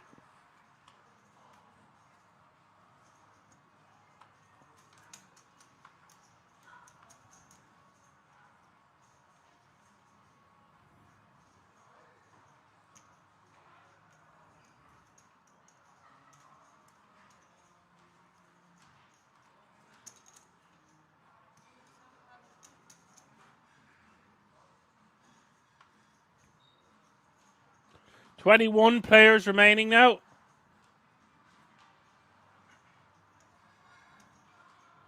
Do seem to have a lot of Romanians in this field. I recognize Adrian Mudoran as well.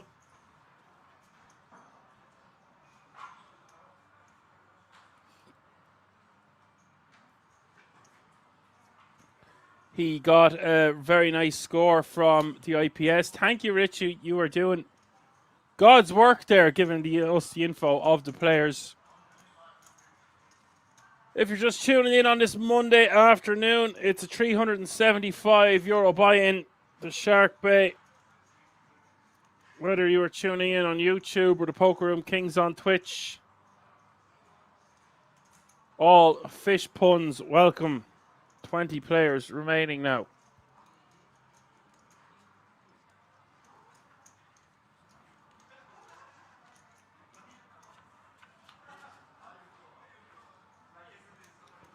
And with 20 players remaining now, they're all guaranteed a minimum of €4,350.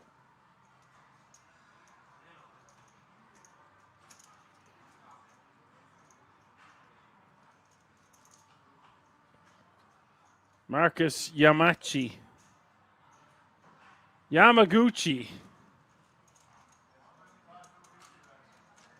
Adrian's not going to be going anywhere with Ace Queen.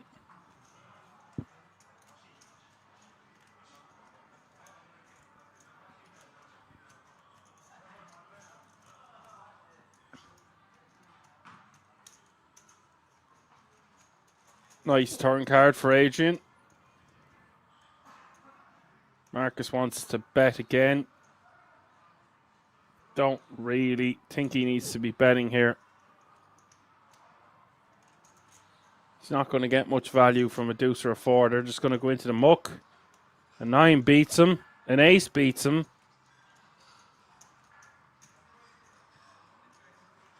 Adrian decides to raise. Expected to just see Adrian call.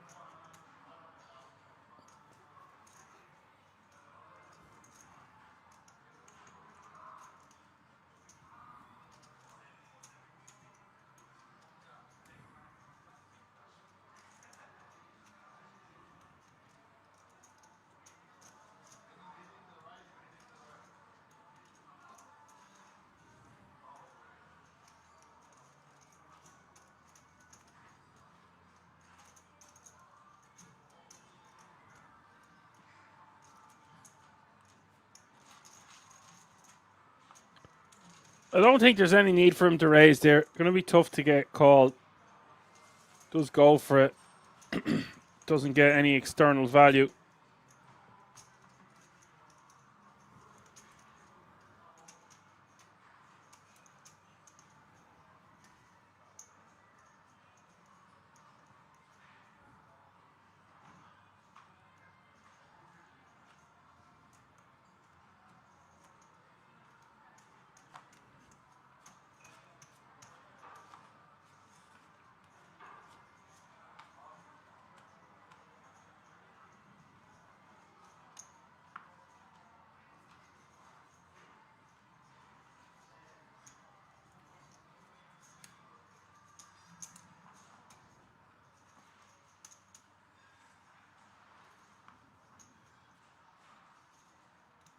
We see Kiwi Special helping out once more, as per usual, on YouTube. Thanks very much, Kiwi Special. All the way from New Zealand. Our female correspondent, all the way from New Zealand.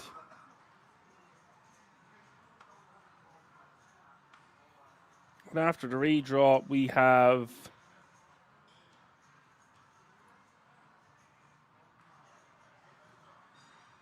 Adrian Kazaku still at our table.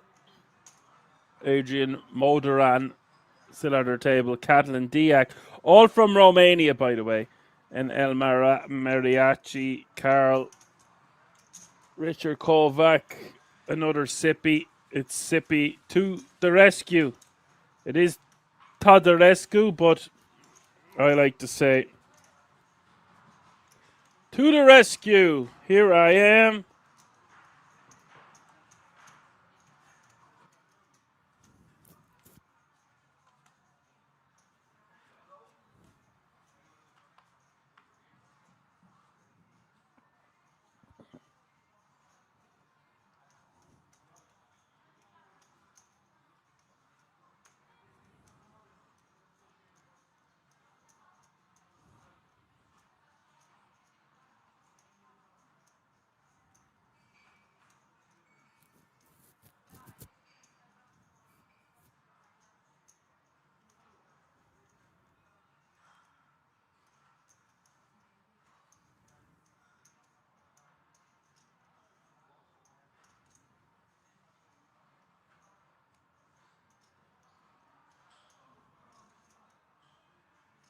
Blinds at 125.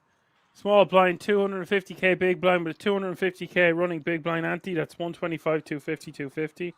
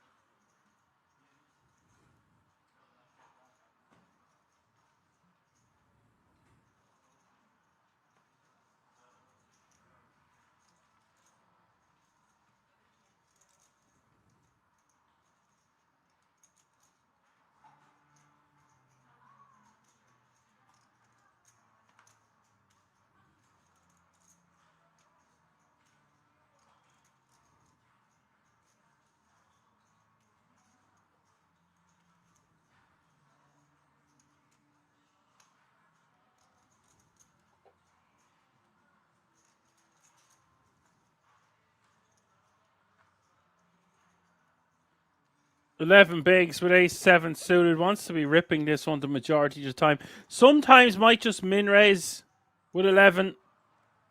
Decides to just let it go. Bit too loose. Or a bit too tight. Sometimes it might be a bit too loose to just min raise off 11. You just want to be shoving. I don't think folding is an option.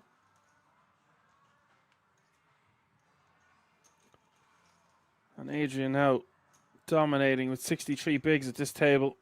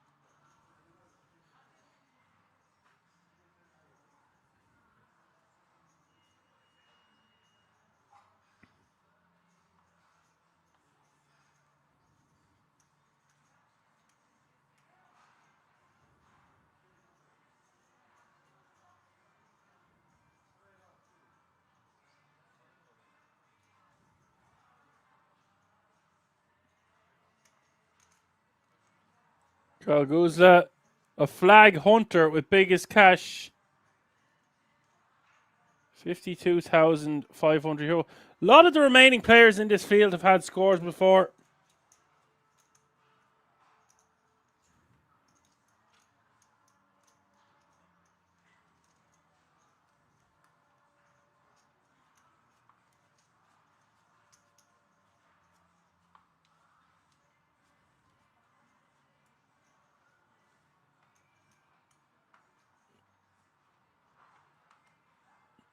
Marcus came 10th in Euro Rounders micro game for 18,190 euro. El Mariachi's 4 cashes. First for 9 grand.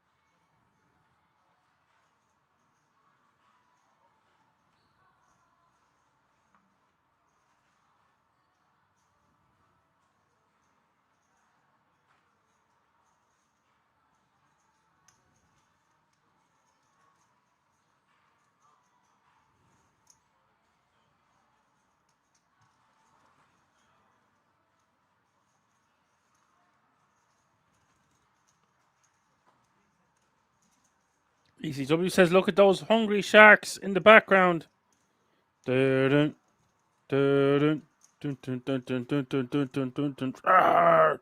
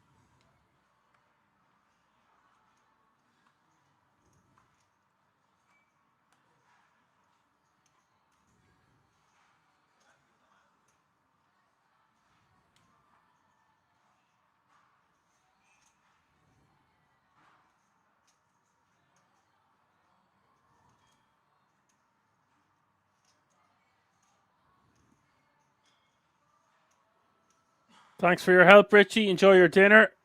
See you soon. Very soon, I know.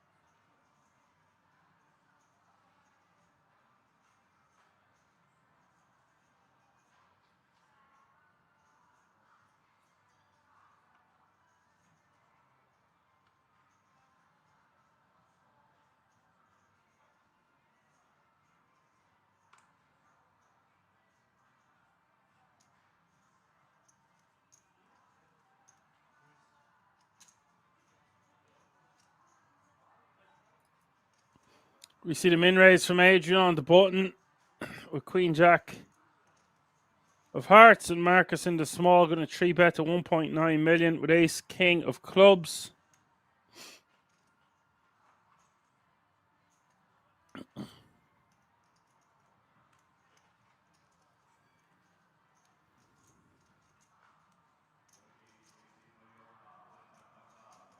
Adrian might see a flop here in position or just rip. Decides to rip instead.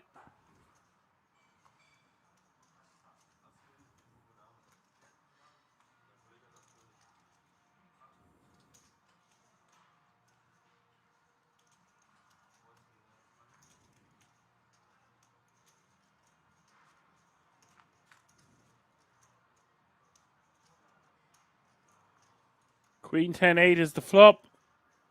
Size of this pot, by the way, 14.1 million.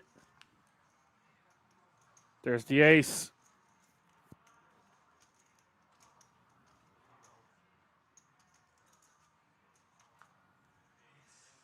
Eight on the river.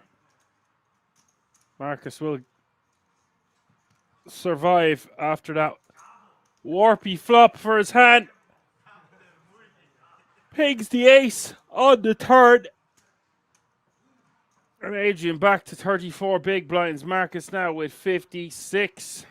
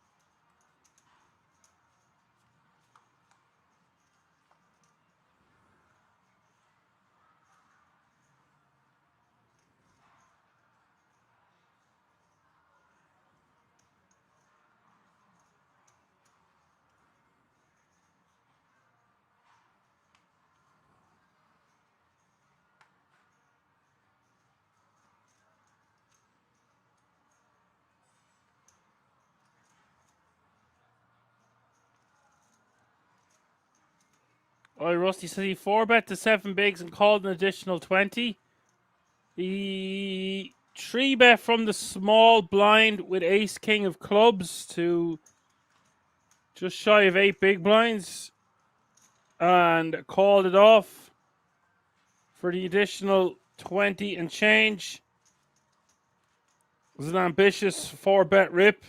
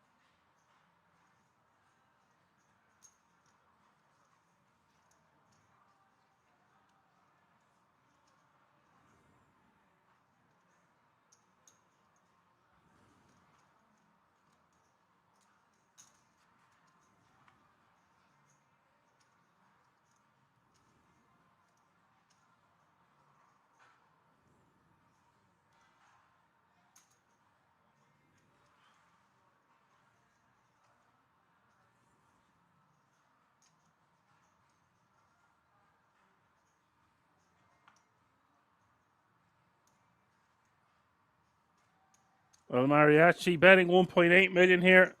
On the river with the Jack 10 of diamonds on the Queen 9-4-3 deuce. What a river card it is with 4.375 in this pot now. And I don't see any way that El Mariachi is getting rid of his hand once Adrian puts them all in.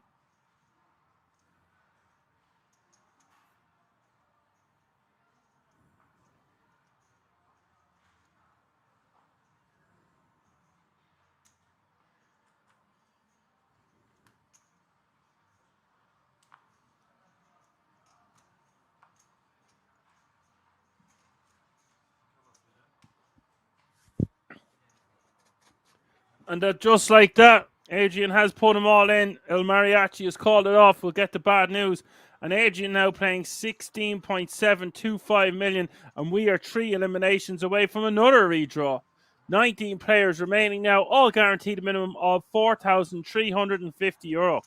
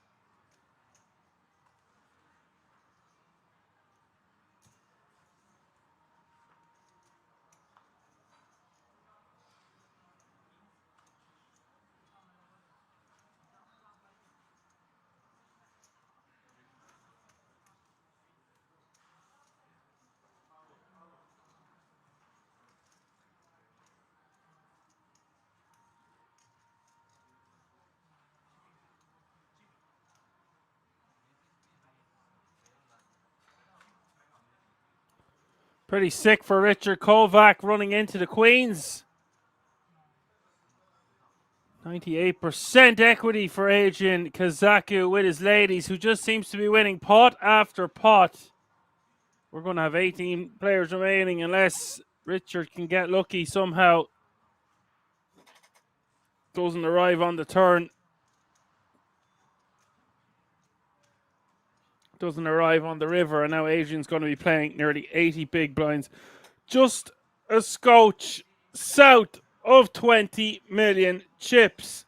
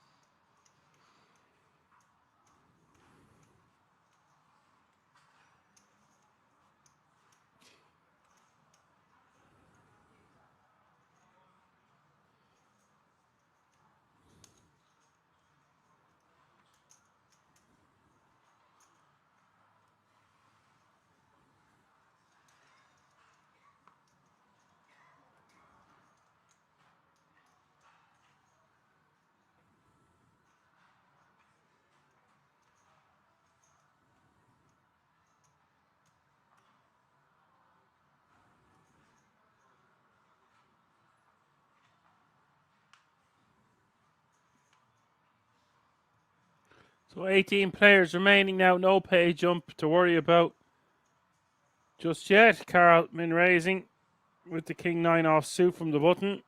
That should be the end of this one.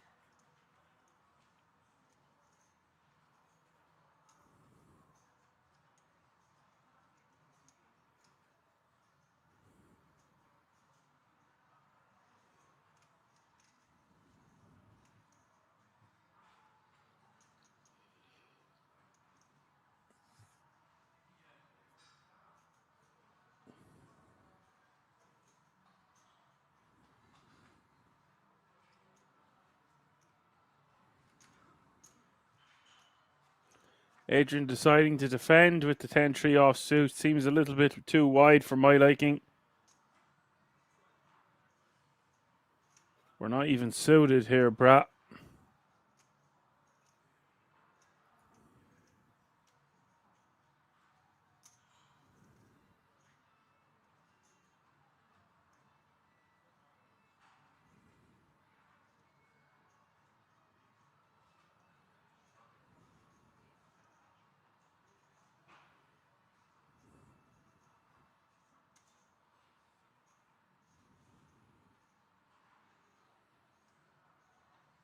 Adrian's going to raise this to 750, putting Carl to the test on the ace-5-4.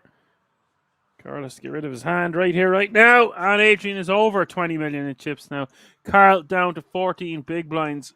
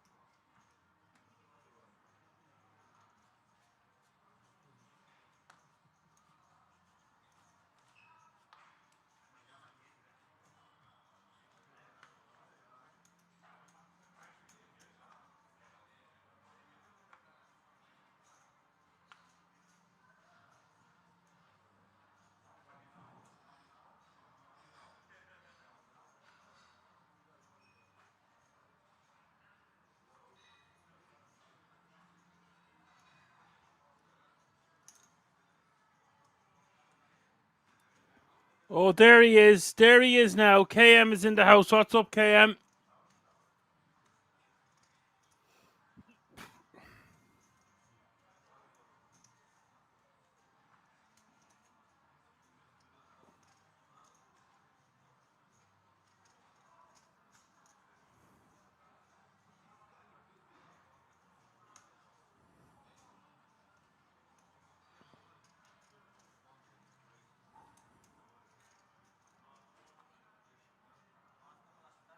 We're about to see a big boy flip here between Adrian Modoran and Marcus Yamachi. Almost 10 million in this pot, 18 players remaining, and unless Adrian holds, we're going to have another elimination. Something for everyone in the audience. 984. All spades.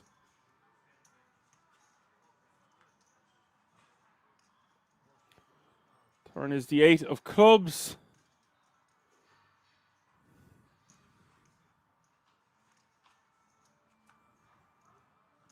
River is the deuce of hearts, and Adrian Modoran will sit back down playing nearly 40 big blinds now. There is a lot of Romanians remaining in the field, KM. I am good, thank you. Although a bit lethargic today.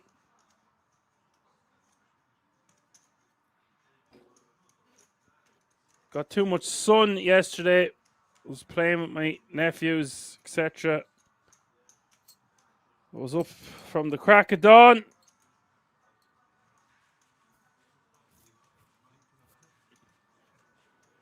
And it's roasting again today.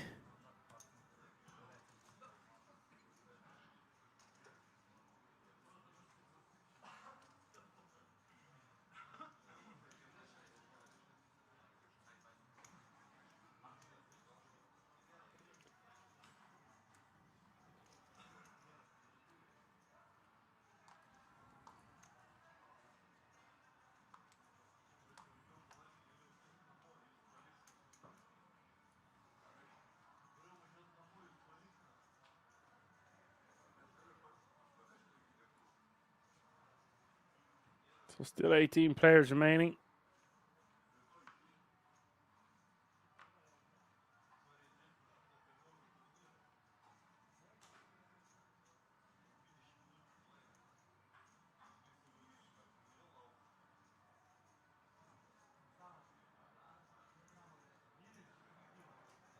KM says he was just back from Turkey. He was 45 every day. Jeez, no, it wasn't 45.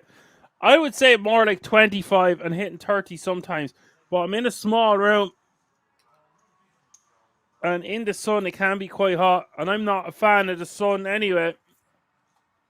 More into the moon and the stars myself.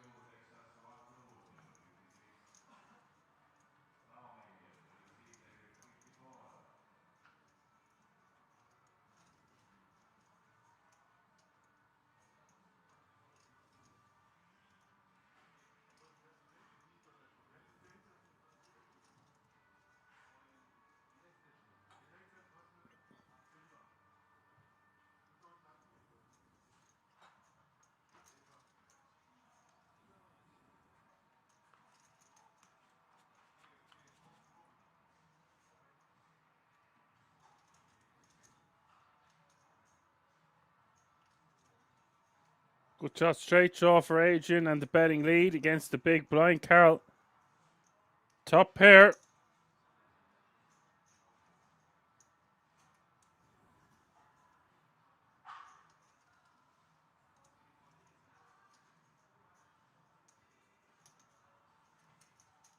I think we just call here the most amount of the time. He does just call. There is a queen. Giving Adrian the straight.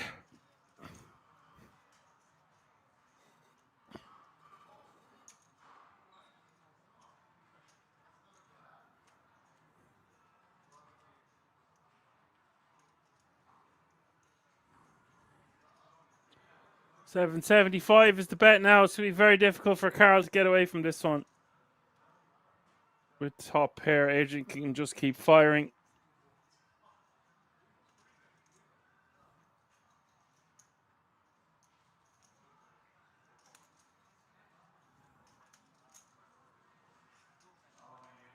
See a bet of 775 and a call. Just 8 bigs behind for Carl.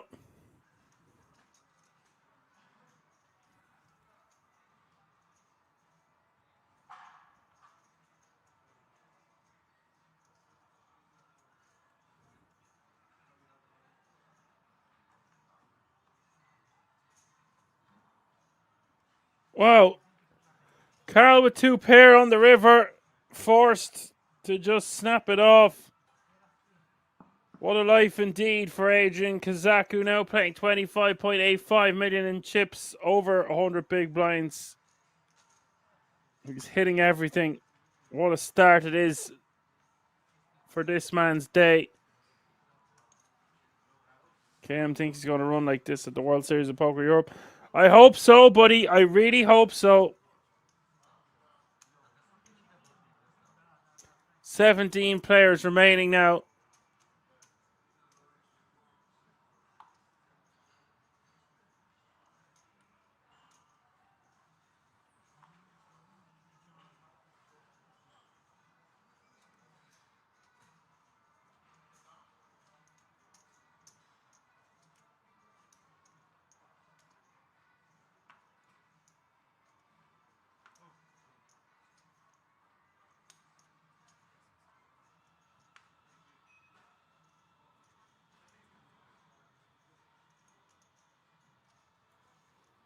KM says if he ships the World Series of Poker Europe main, free ice cream for everyone in the chat and 2 ice creams for me. Oh wow, 2 ice creams. Can I have 3 ice creams? My room is so hot. Yeah.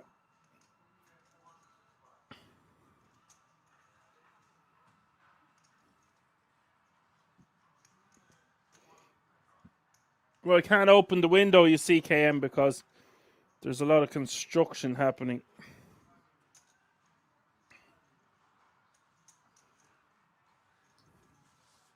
Close by.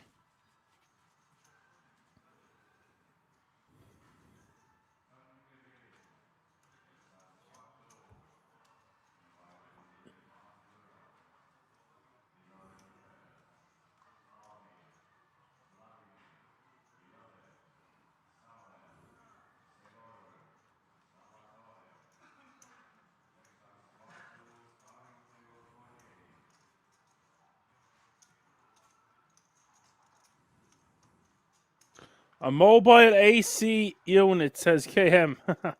I do have a fan here somewhere, but they're feckin' noisy as well.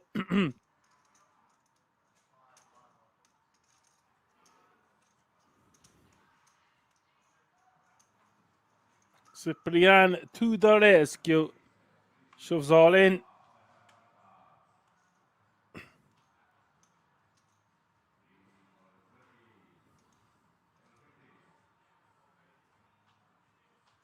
It is less than 4 bigs total, and we have 2 invested, so 2 big blinds more. I think we have to call pretty much any 2 here.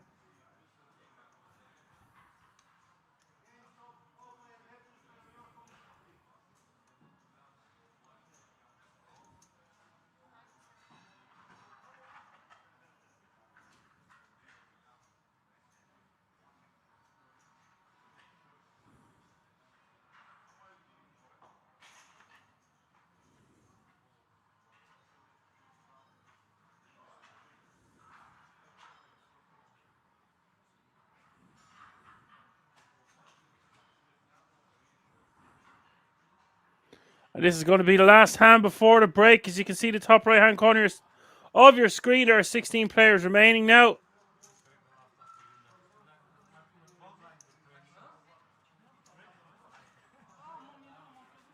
We're going to be back inside of 20 minutes. Don't go anywhere. Lots more action to come. We're coming back with 16 players, 2 tables of 8. And from there, we're going to play down to the final table of the SharkBay 1 million guaranteed main event live from the King's Resort in Rosvadov. Tongue twister of sorts. See you all in a few moments.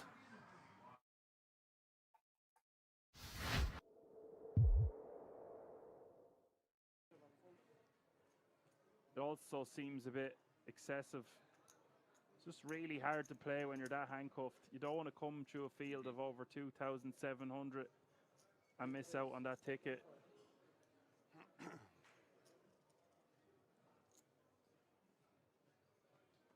Perhaps, Alan, as well, they've introduced the cards today because there's still 16 remaining in this event. And we were just commentating on the final table on Saturday. So maybe it's just at the tournament director's discretion. But I would be expecting to see them more than you wouldn't be seeing them. Action time here. Hijack opening with ace-10 suited. KM says he's team Richie. You know what? He was my favorite coming into the day there as well. Him and Georgius, of course.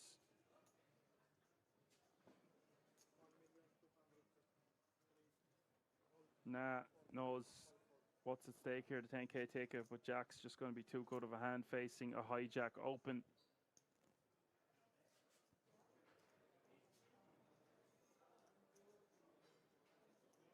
Keep it on or what? Keep it on? Pretty sick spot here for Fam. She's going to be priced in for this all in, but under normal circumstances. But okay, she decides she's still going to go with it. Yeah, it's close. I was going to say there might be an argument you could fold. I might fold ace-10 offsuit. Perhaps ace-10 suit is just going to be a bit too good. Possibly, yeah. It is 8 bigs total. I am really griping here if you're going to be raised folding 8 bigs, but it has to be so tight from the cutoff. I feel like a hypocrite even saying that I would raise fold in that spot.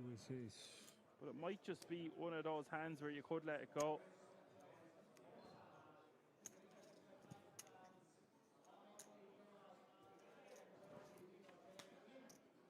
Not a good flop with the ace-7-7. Fam, set to send home. Yeah, what's up? And that means the bubble will be burst unless there is that one remaining jack on this river. It is the three of spades. GG. Sick for there with the 2 jacks.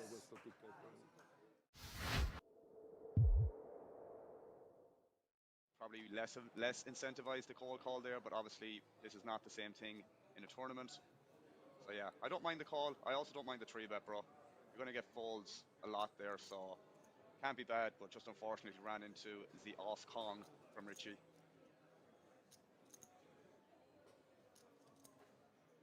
Yeah, it looks extremely strong to be 3-betting off that stack depth out of position there, sub 20 bigs to start the hand. So he is going to get a lot of credit. So you're getting your info without having to just jam all in. If we're getting under any less there, I think he's just got to jam though instead of 3-betting. Yeah. Fam with the Kings yet again, running hot in these first few orbits of the day.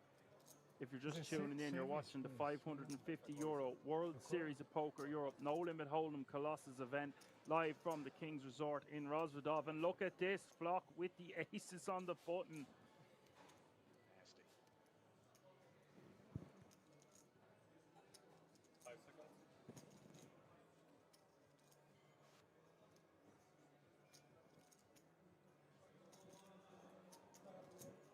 We're seeing a lot of this, Dan, in fairness.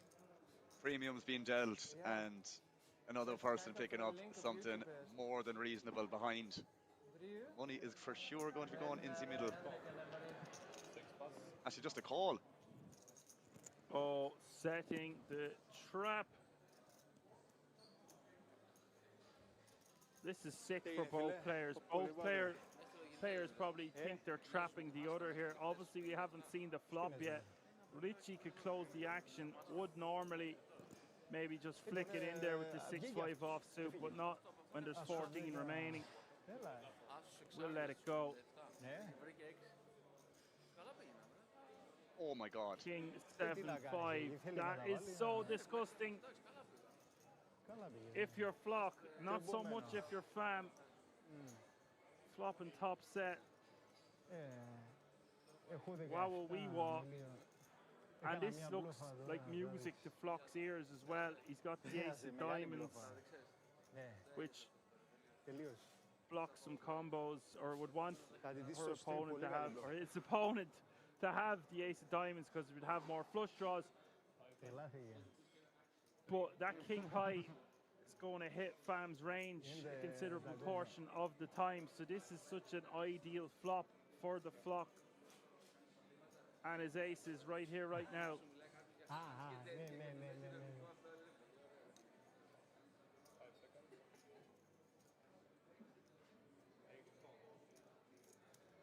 Bet a 300k in a call.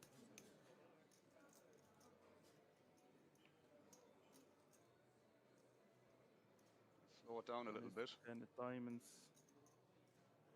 Oh, he can still get there now on the river. 10 outs. It's never over. It's never easy. What a hand developing here. Fam checks once again. And now we just bet like 400k, 500k. Quarter pot. We have the deck crippled. In a sense. 600 fine.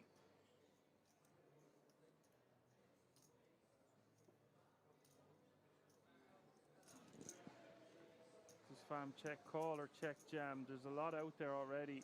Flock only has 6 big blinds behind.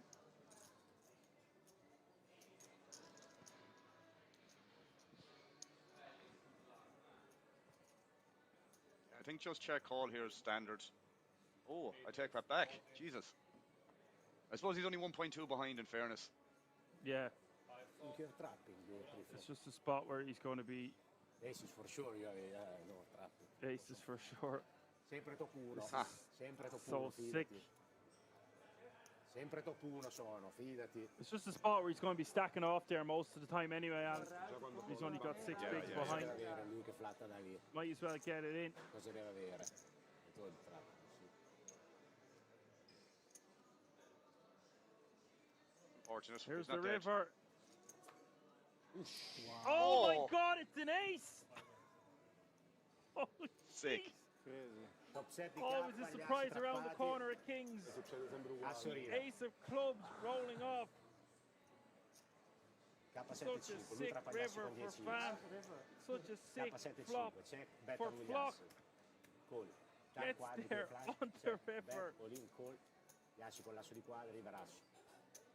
Oh, holy god. Bunch of queens. Not many of the other ones. Seen a lot of all-in situations with them combos of hands as well. So I have doubles here under the gun. Just going to be getting out of the way. So all players guaranteed about 7k right now on top of the ticket that I just mentioned. If you manage to make the final 9, you are guaranteed 9k. And then obviously pay jumps escalate after that. That felt is so ugly. Yeah. Feedback has been indifferent, we'll say, with the Fable felt. Can barely see the cards. Yeah, there might be some adjustments made in future about that old trick. We'll have to stick it out for this stream for today. So yeah, just 105k up top, lads. Not any amount of small pocket change by any means. We have Menga limping in here on the small blind.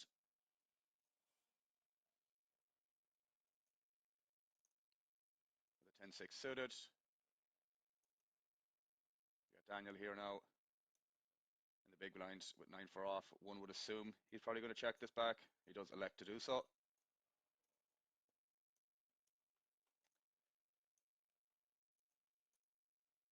We'll end up flopping trips here.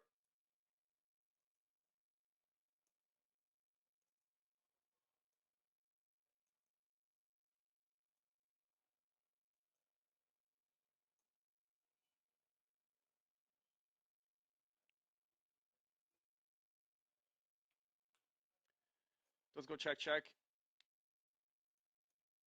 Menga does pick up a flush draw here. I might start betting on this ace turn. Just surprised to not see that. Menga's going to have some possible limps with ace X in his range. He does have equity here with a gut shot and a flush draw, so surprised to not see him at least take a stab here on this turn card. Daniel, on the other hand, coming out for a bet. It's under half pot, around, well, more or less half pot, you could argue. And Menga does elect to check call. Very interesting river.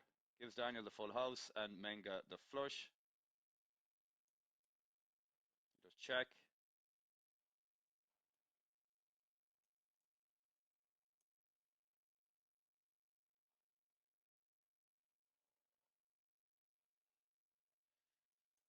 So I assume Menga is, or sorry, Daniel Shammer. I'm just going to say Shammer because it's easier. Wow, big all in here. I don't expect Menga to call here, but it's hard to see a bluff here in Shammer's shoes. He's asking for a count here. I mean,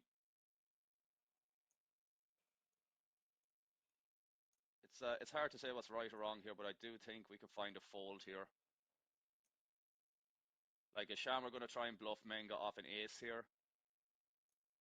Arguably. It's a pretty ballsy move, though, if he decided to do that. Just a horrible river for Menga because he does improve to the flush, but you really got to piece together what Shammer is going to try and bluff this river here in this situation, you know. Hard to find bluffs. And the thing is, they're playing the board here. If Menga decided to check call, maybe with some king high on the turn. He does call. Not going to be happy with that. Not going to be happy with that. Very difficult to fold there. I get it. But it's also difficult to potentially find a bluff. They're like, oh yeah, I'm running bad, you know, just variance. And, you know, I always do this exercise in a coaching call, for example, where I'd set up, you know, a call river spot where they call the river in any kind of node or any line. And you just come across like first 15 hands, 10 hands might be absolute punts. You know what I mean? And that's kind of not knowing kind of what the situation is when they should do this or should do that. But they're passing it off as if it's like a normal thing when it's really not the case, you know. And it could be elements of tilt that could have caused that situation, but it's definitely not being present in the moment and letting things like that linger. That can have a huge impact on future decision making. This guy's dropping knowledge bombs all day. All day. Oh, that's really good advice. I mean, I'm not a coach, technically. I need coaching, if anything. Doing my best out here, bro. And let's get one thing clear. I've never played a 10K either. I've just played huge main events online. I've gone to 5Ks. I mean, playing a 1K back in the day. I remember playing a $2,000 Irish Poker Championship years ago, and this was like the World Series main event to me. I remember putting money on a horse and €150, and it won at 9-1, and I added the rest of the money together and I played the 2K. I remember clearly doing that. And I had some DJ sickos mode. at my table. Yeah, pure DJ mode. We do have a big all in here, though, then. Of DJs here, it seems like it's a bit wild to do this with fours on the FT bubble. It has ran into it. Pocket tens for the scammer.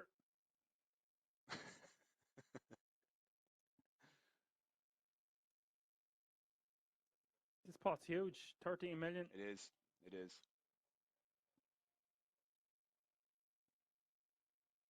Ace Jack 5 is the flop. All diamonds. Oh, whoa, no. Always a sweat, man. Trunk has been running good as well. Turn is the ace of clubs. Oh, it just feels like there's a diamond out there. Not loving life. Oh, Oh Dan! no, it's a 9 of diamonds. Oh, Felt that man. coming for some reason.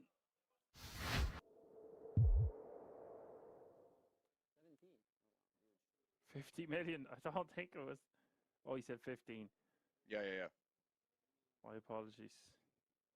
Actually, I'm apologizing to absolutely nobody.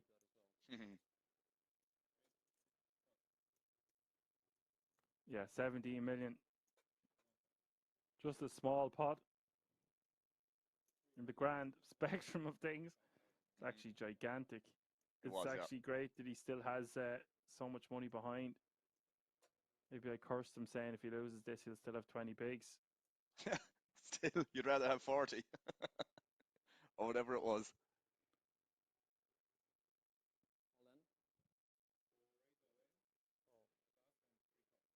Oh, wow. Spiranzoni with the rejam. Oh. Fadiv snapping him off with the Jabracadas. I get 69%. the impression that Fadiv might not be the guy you want to do this against, but I could be wrong. I think you might be right. Maybe we could just call there from the small pre. You would prefer to be suited. Yeah, He's not the right guy to be doing it against at this table. It's not horrific by any stretch of the imagination.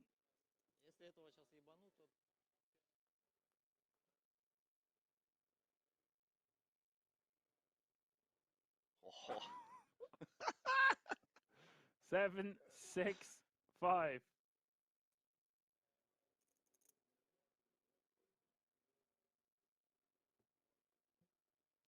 Ten outs now as we hit the turn. Turn is the 5 of hearts. Never easy.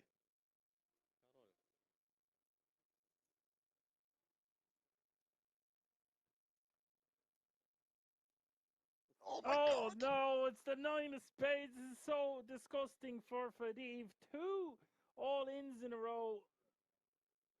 Loses with the kings, loses with the jacks. What a story to tell at the bar.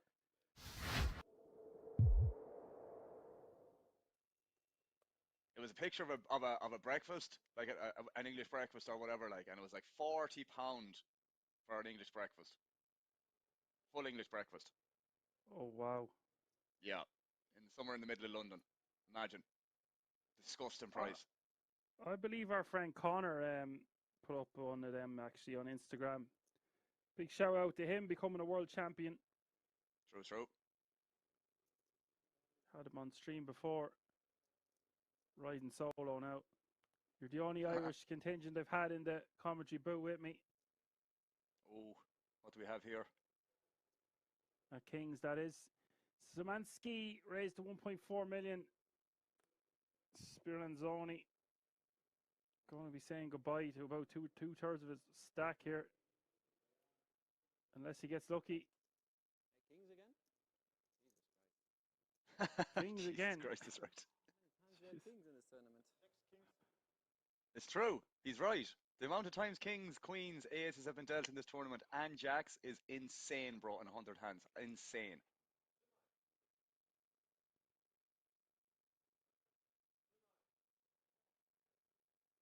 Yeah, it's all in and call pre-flop. Don't mind those graphics. Don't let them fool you. These guys ain't messing around with kings and jacks when they're four-handed. Yeah, Alan, it's been shocking. I mean, it's been great for how much action it's provided and presented for the viewers at home. And indeed ourselves. Ace in the window changes nothing.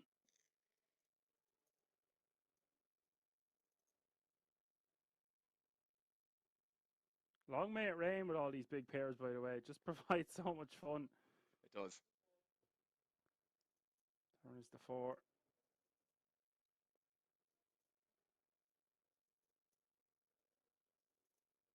Okay, graphics have caught up now. 6 of hearts changes nothing, and now Szymanski going to be playing 32.8 million. Is that good enough for the chip lead?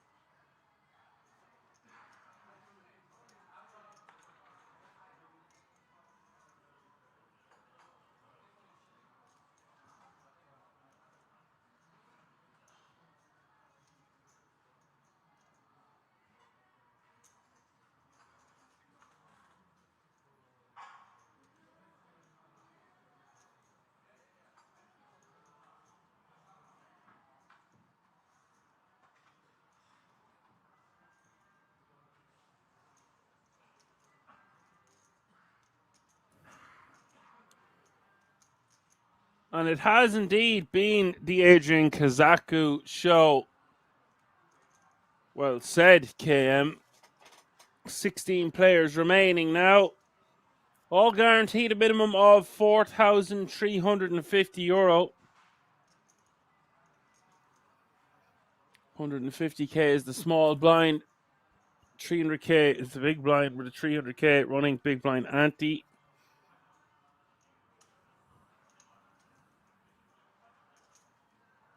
Gonna be tough to take on Adrian Kazaku at this table when he's got so many chips.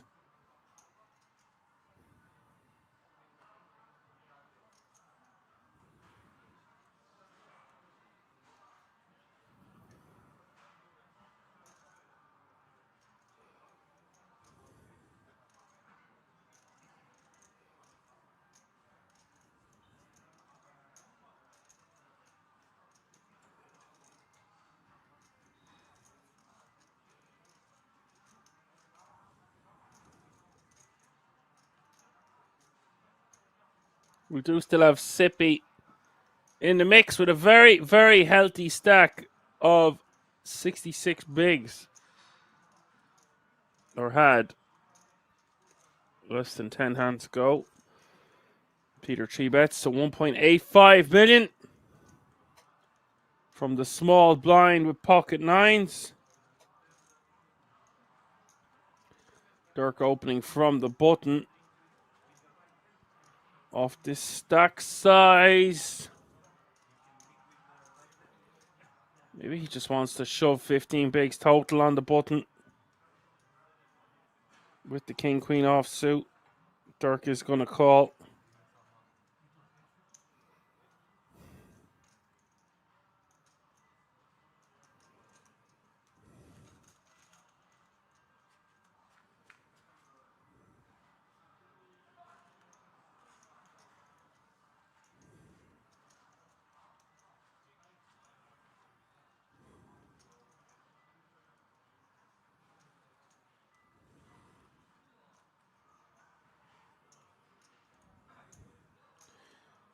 Jack 8-6 is the flop. Peter just wants to set Dirk in now. Stack the pot ratio less than 1-1.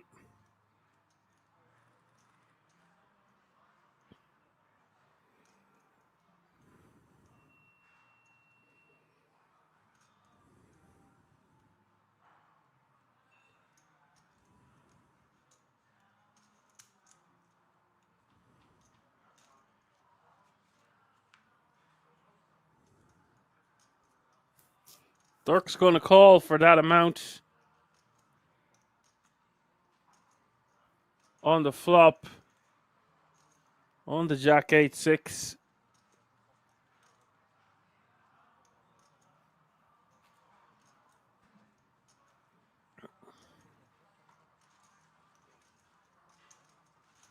Dirk putting in considerable portion of his stack before having to fold, leaving himself with just 5 bigs.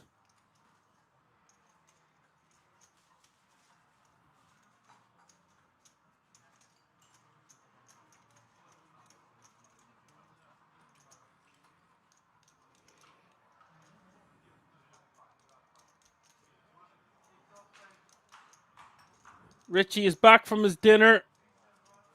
This is Peter Cieslik, 3 cashes. Basically a brand new player. He is dinner for the Sharks. SharkBay, mate.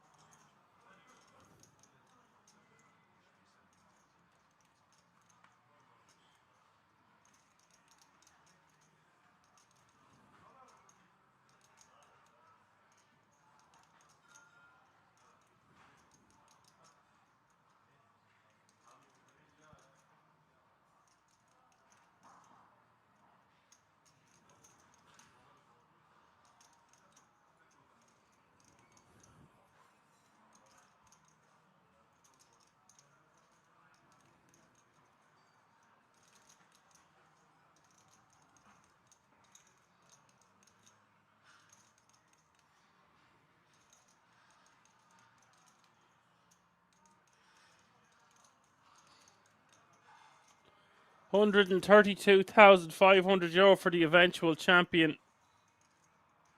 Savaris min raising with a little bit of cheese on top. 650 to go with the 6-4 of clubs. Peter's just going to call on the button with King Queen off suit.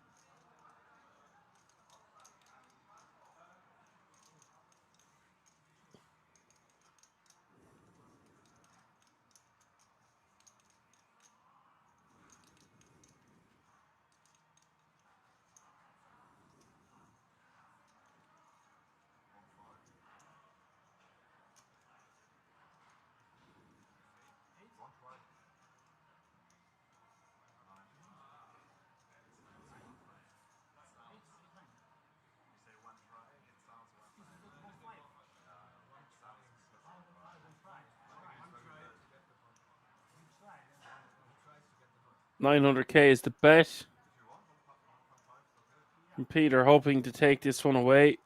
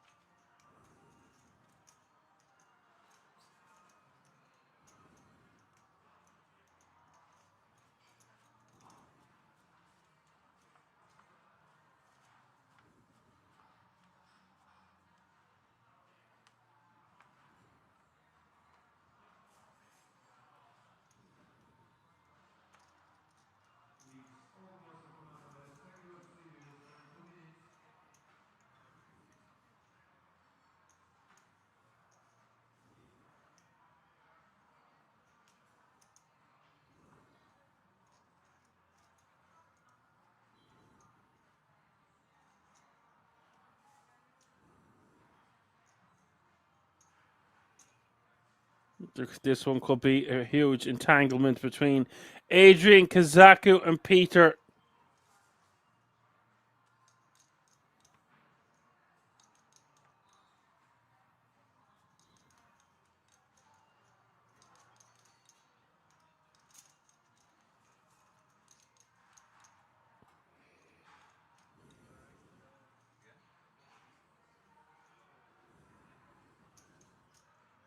See a 3-bet to 2.1 mil. When we're this deep, Adrian might just call.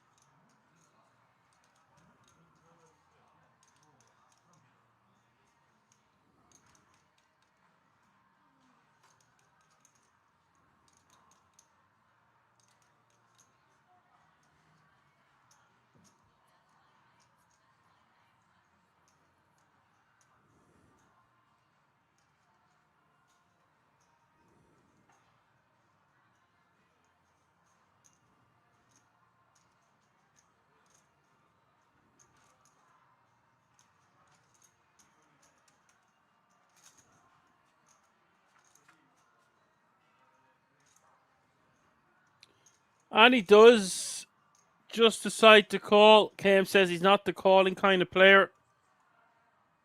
Does decide to just call when they are this deep.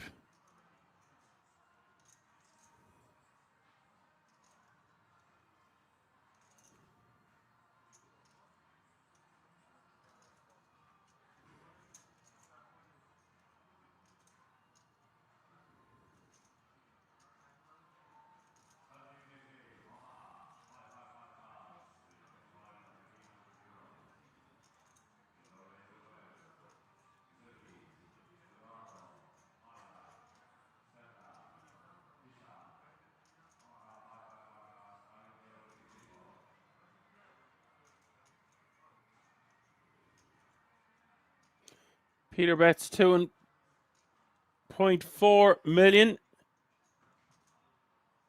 Okay, says JK. Well, if they were sub 30 bigs there, we're just getting it in KM, but when it's closer to 50, he's just going to call. Adrian's not messing around, decides to just raise right here, right now. Would be more inclined to just call on this flop.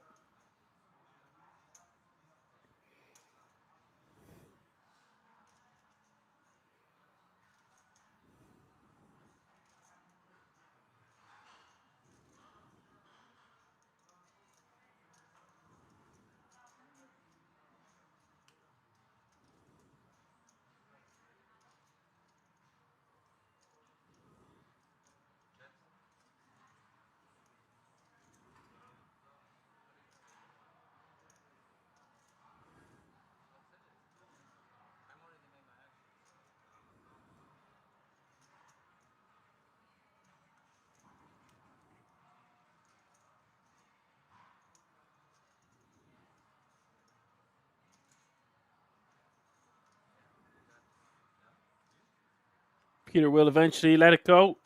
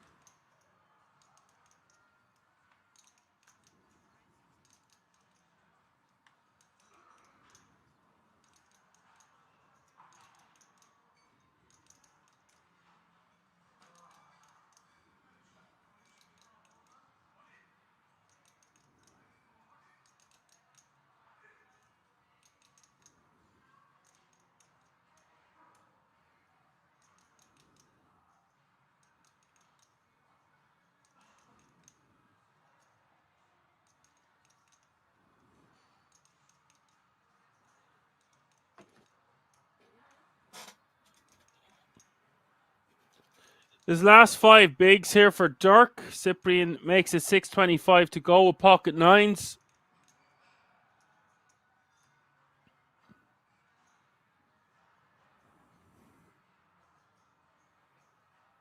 Dirk does go with his last 1.525 million with the ace 7. I don't really like this spot. I think we're just too low down in our ace-x range when we are unsuited.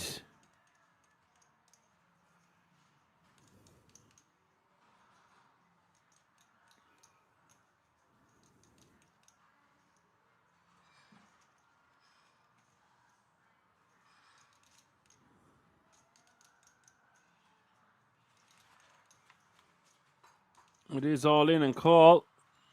Queen, queen, deuce is the flop.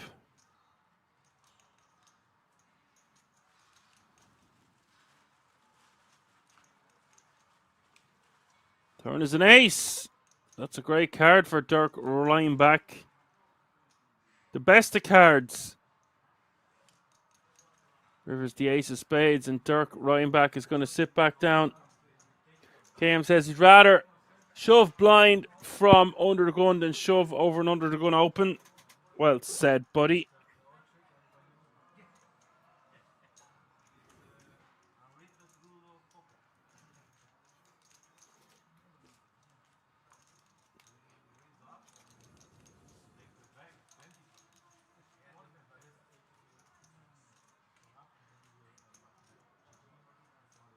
That is a nice double up for him.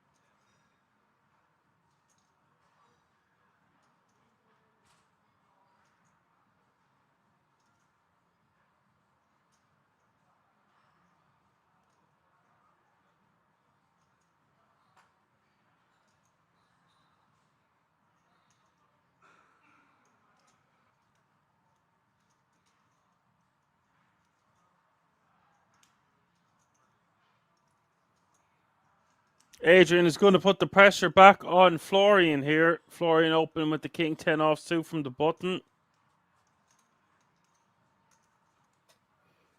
Decides he's had enough and takes a stand.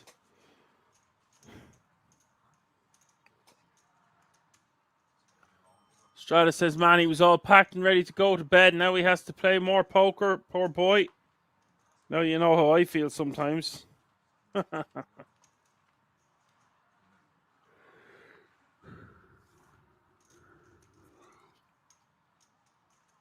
Insta rejam indeed, Faint B. Nice to have you with us. 15 players remaining now. 4,350 euro is the current payout.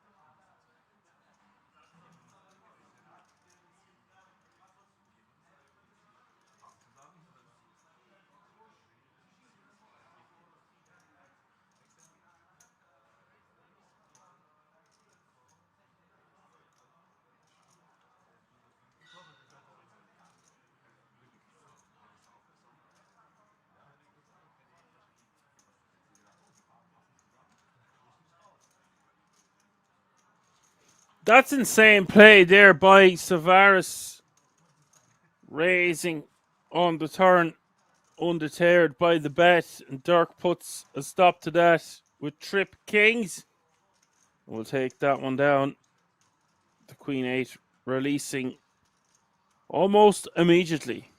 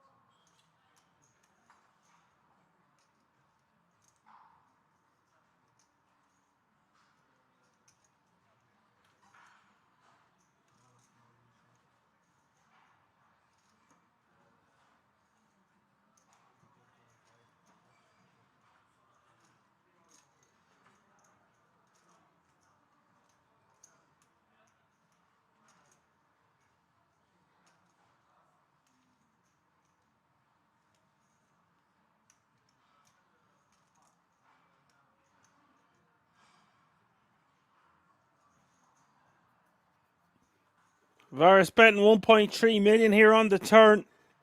On the 5 ace 3 8 board.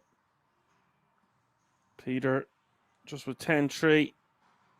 Faint B says whenever you bet 10 or 15%, it can feel weak for some players.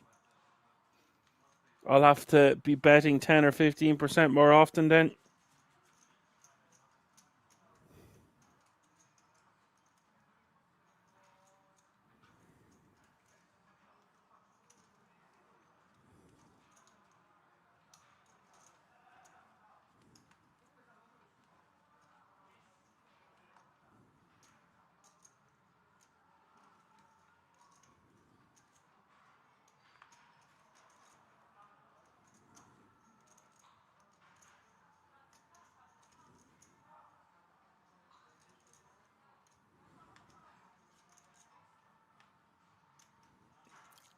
Average stack fast approaching 10 million now.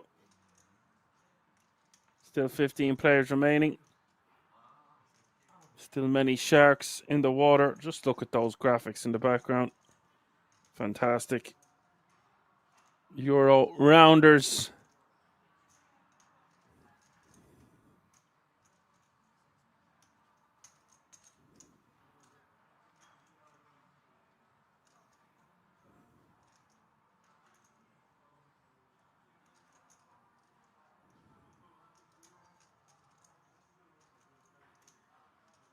ECW says, who wants it the most?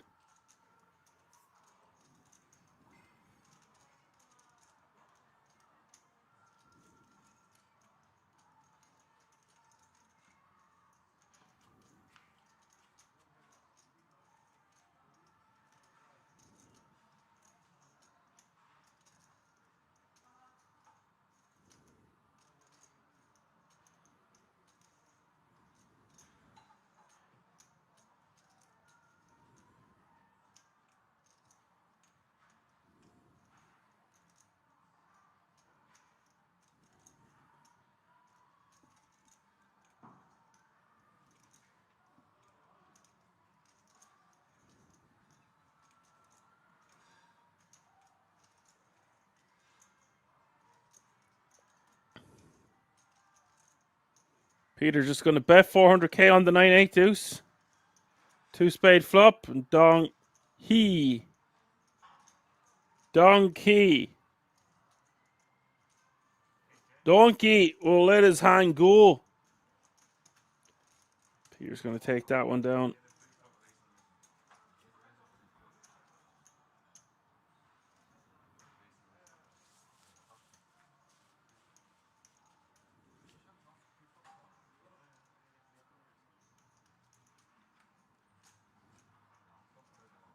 I will be back in just a few minutes, folks.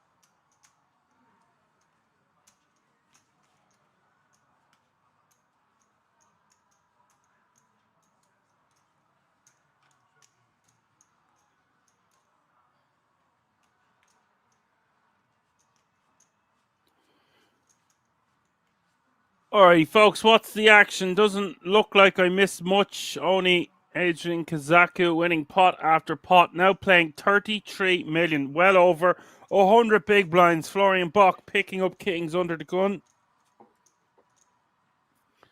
15 bigs to start the hand.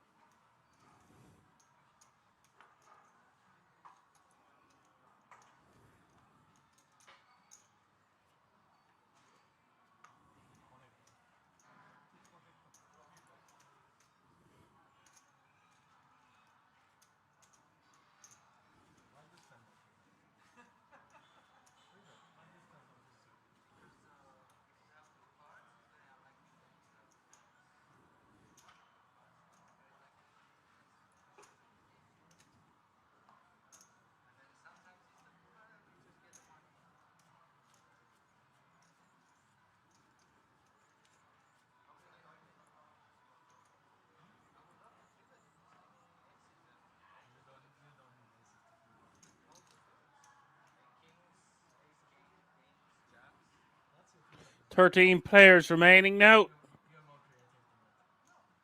All guaranteed a minimum of €5,950.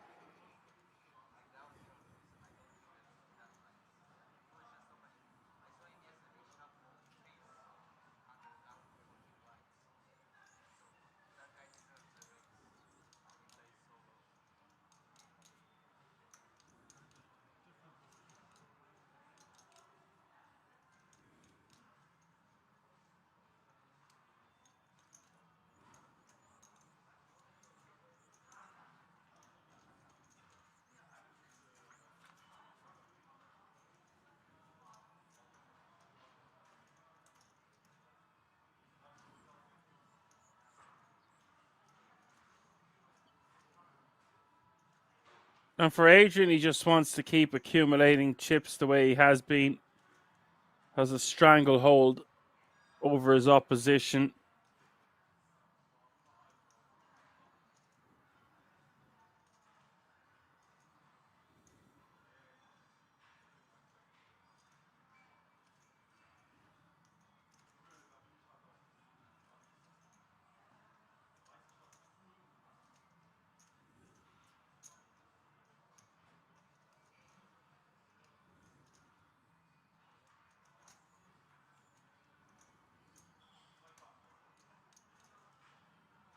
Florian raising here on the flop. Adrian sets him in, and look at this. Adrian's going to have even more chips. More of a substantial chip lead. Unless Florian Bock gets very lucky here.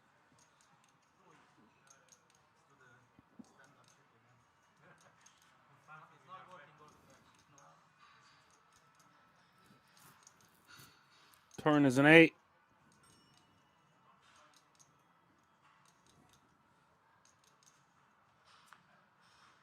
The river is a 4.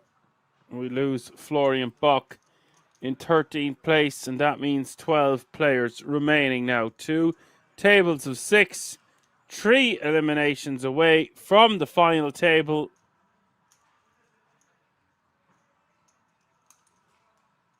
All remaining players guaranteed minimum of €5,950.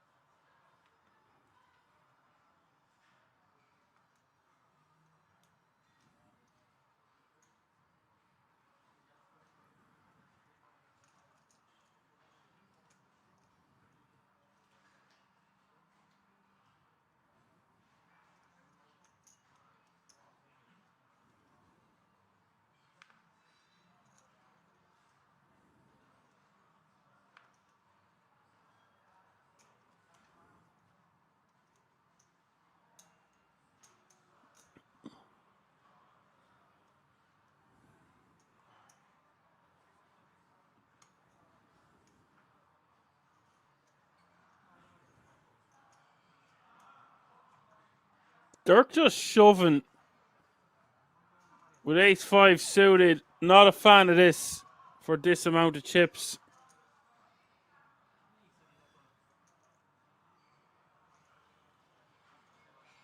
Gonna regret this one. Adrian in great shape. Nearly 12 million in the pot as we hit the river.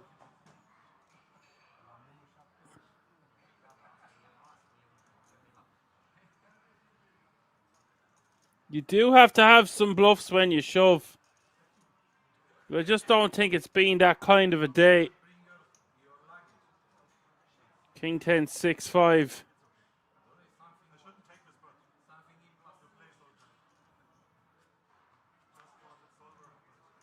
River's a 4.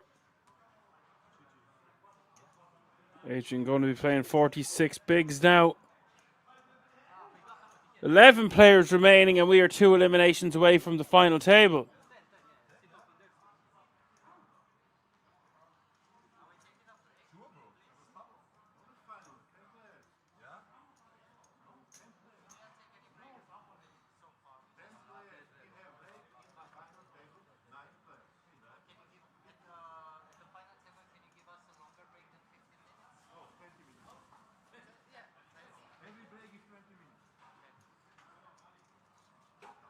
Strata says, well, at least we know he was already packed and ready to go.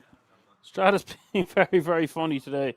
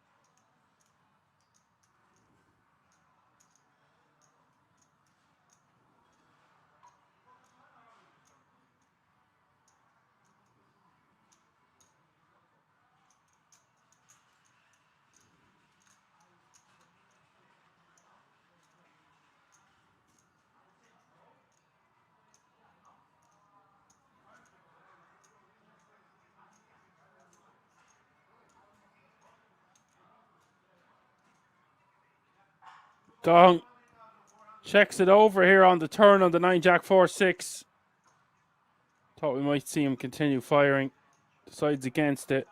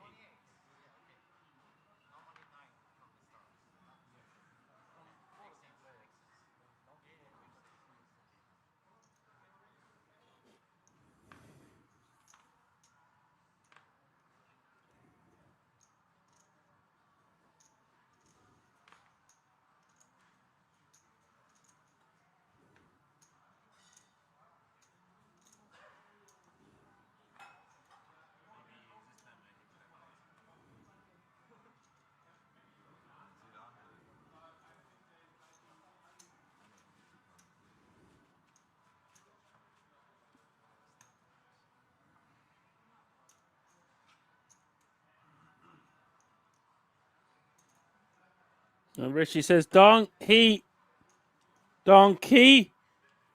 with 18 final tables. That's incredible.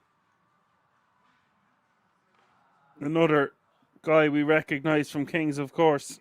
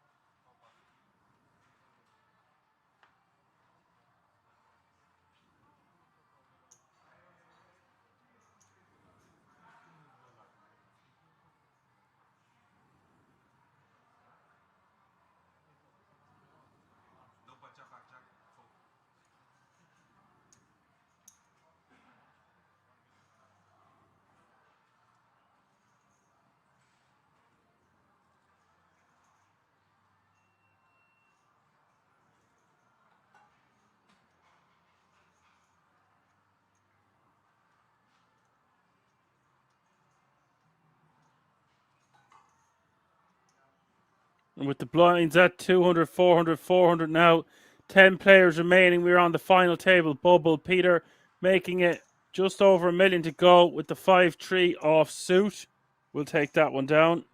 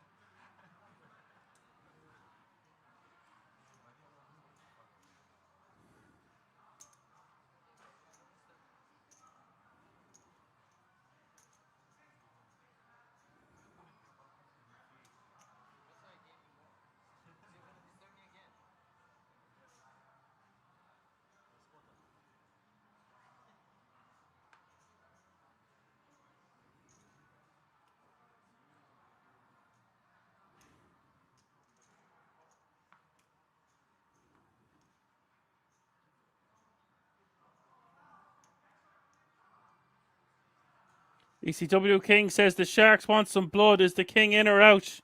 Look at that bad boy.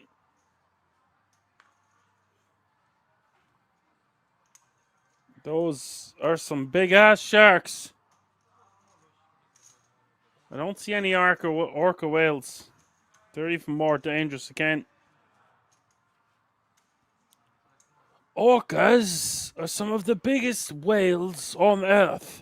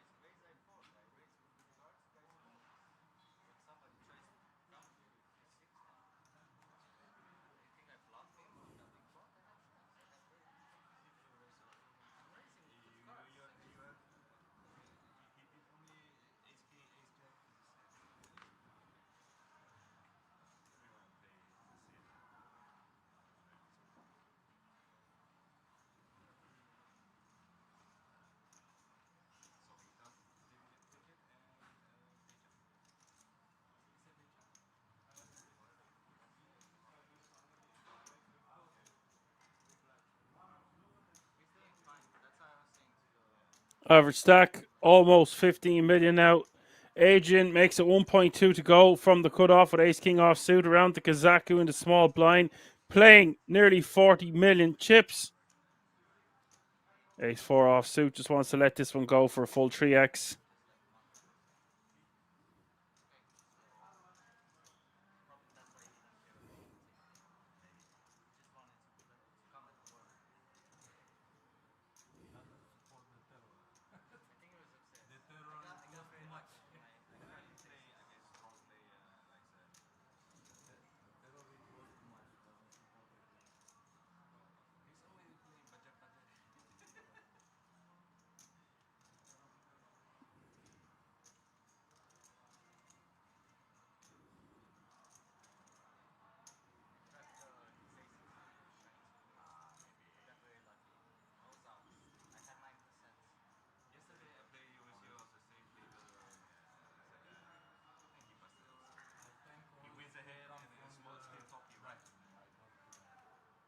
Peter is just going to get it in here from the big blind for 25 bigs, and Adrian going to be forced to call with a hand as strong as Ace King.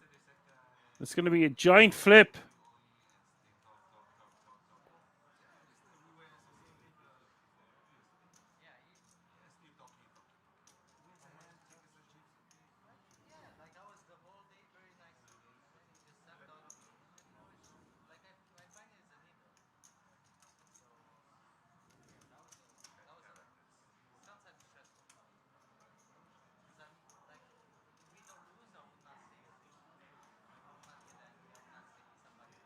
Just jams the lot for 25 bigs from the big blind against the cutoff open.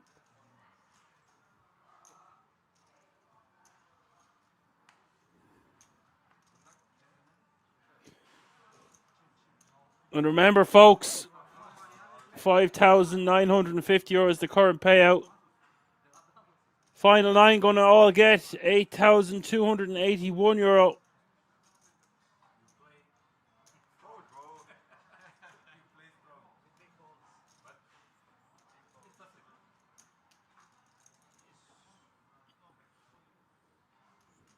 Adrian with the Ace King and Peter with pocket fives. Queen 6-4 is the flop. Ace King needing help. Adrian Madoran will be down to 12 bigs if he loses this flip. Big moment for both players involved. 20 million in the pot. Turn is the 8 of spades.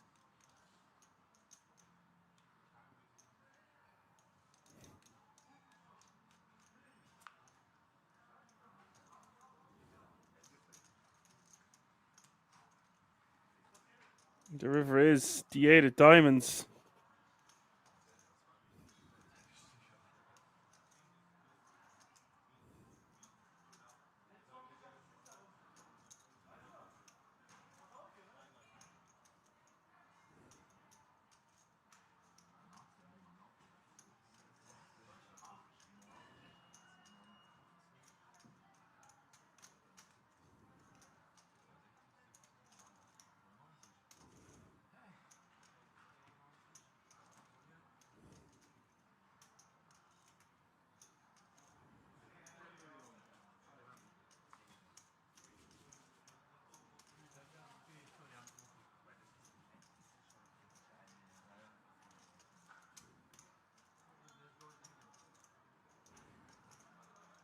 He must be thinking of Ireland indeed.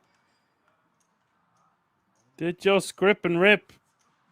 It's paid dividends for him on this occasion. Still 10 players remaining now.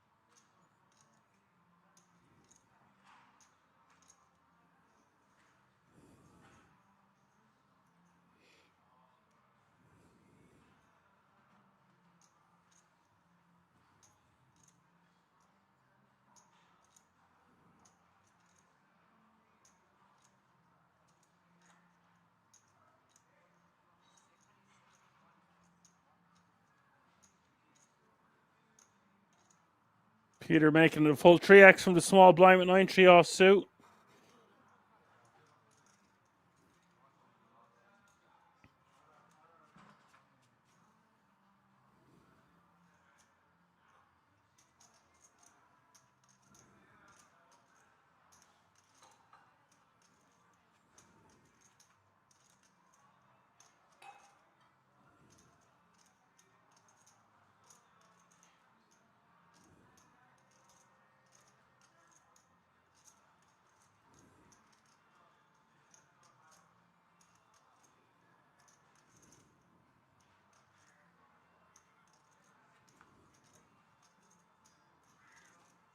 Five, 3, 8, 7. 7 is the board.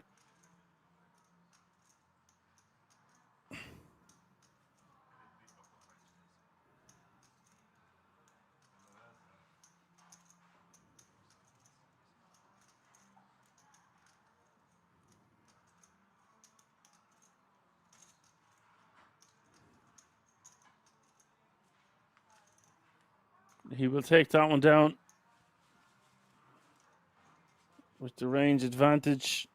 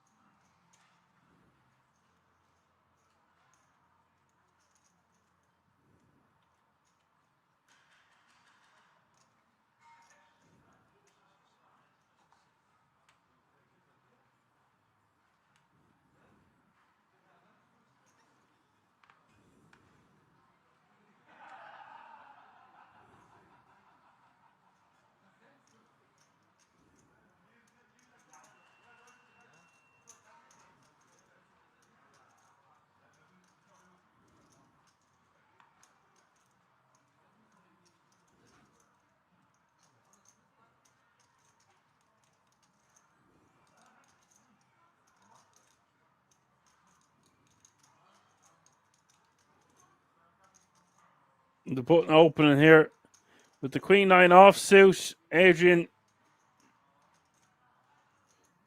shoving all in with the King Jack offsuit. This should be the end of that.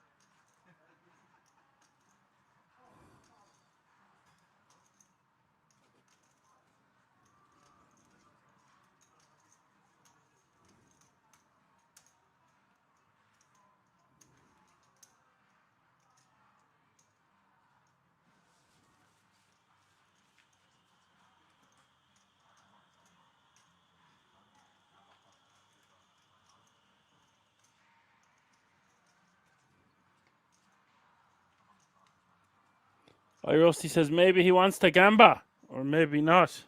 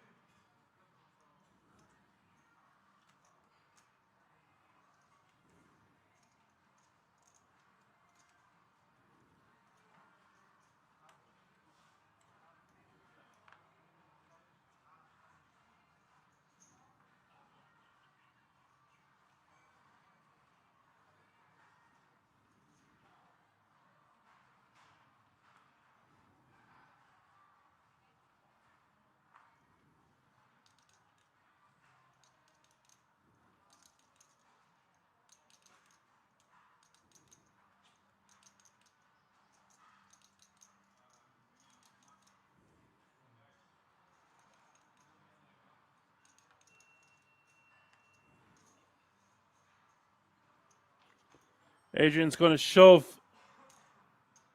with the ace-5. Cyprian Panescu's going to call with pocket eights, and both players very closely contended in chips. We'll have our final 9 for the final table if Cyprian can hold.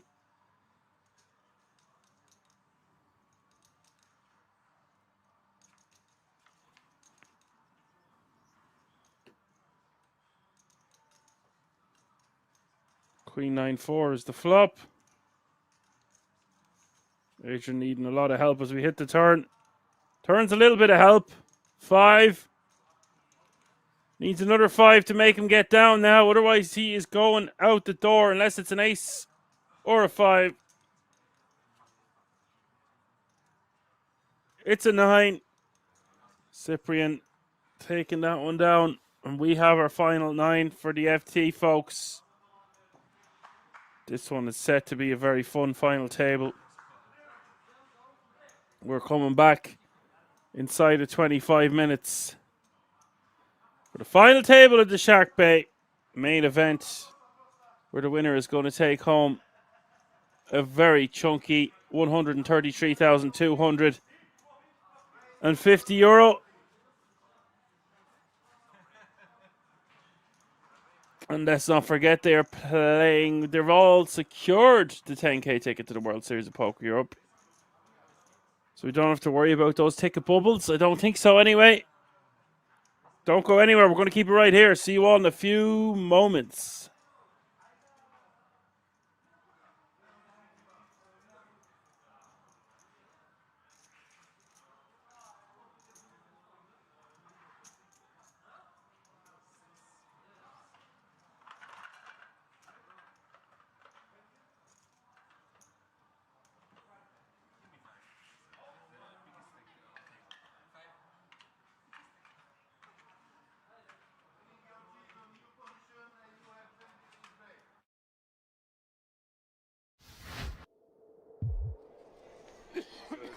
Just you three. Yeah. Sounds juicy indeed. So I wonder if his chicken is as juicy as this cash game. Indeed. This one is a little bit low. Shame of losing the fucking pain. What happens It's to me? bigger than- What happens in Amsterdam always is that heads up, guy gets stacked 2 times, 3 times, and still has to pay for his new stack for the for the stand up. Yeah, that's tilting. That is tilting. Fold.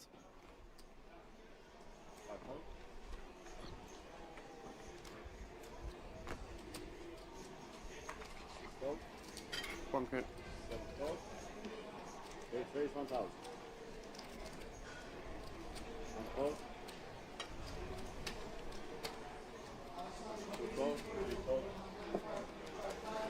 Haven't seen much from Philip then as of late. He's been relatively quiet from my perspective. He had a score there about 6 weeks ago, 279k, and he was very aggressive. Put on a masterclass. I think he got second in the end. He's been quiet at this table. He hasn't had too many big hands. I don't know what you call a big hand at this one. Things haven't gone too well for him, but he hasn't lost any massive pots, I don't think. When he started to play 5 cards, He's just sort of maintained around that 20k zone. and then in the end, Hard to keep track of all the action. I don't remember seeing him re-enter. Maybe at the start. different than I thought in the beginning. I'm sure we'll find out on the screen. Calling it a And they completely show an different- update, the chip counts. It's a bit True. of a reach, but You like this card? no, that's a completely different. See, that is a completely different game. Worst.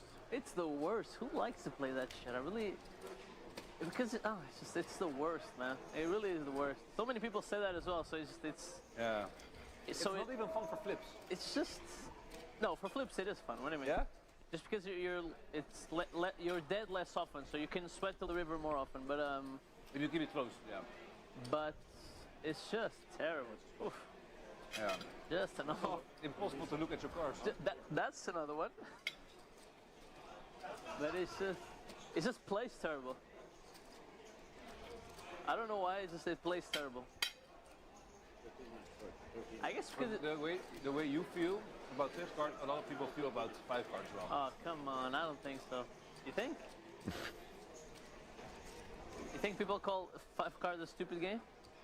Not anymore. You have in the past? When I'm losing. Yeah, I told you, like it any took me game, a no? long time. It took me a long time to get Very with a big raise here. because when I started playing Holland PLO, I was playing low. Okay. I started playing 5 cards. I was playing minimum 25-50, you know. Yeah. So it's. I'm not gonna pay 1-2 just to get ahead. Try to know the game, you know. So.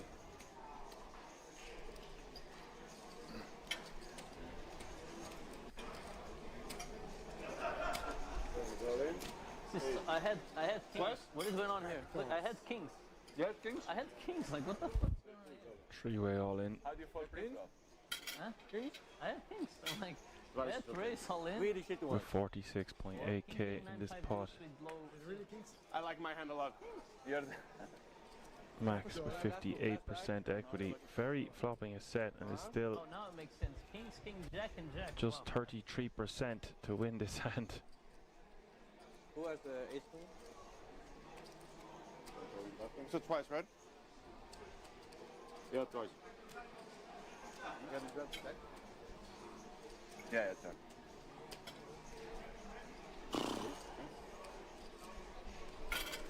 You really like it. I really like my hand twice. Yeah. They're only burning one out, just 110. Duarte, you want me to pour it? Sure, it's this one, yeah. Yeah, Turn is the 10 of diamonds and yeah, there it is. See the tech mark for that's good for Max Maxi! on the first one. Hey, now you do it fast, huh? Now the button goes very fast.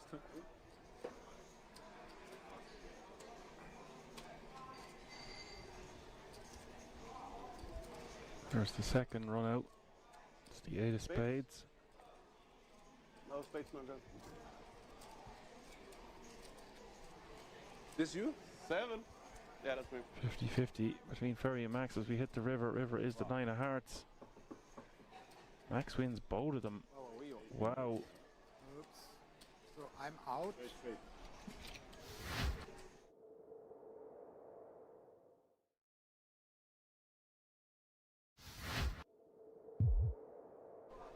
It's 50.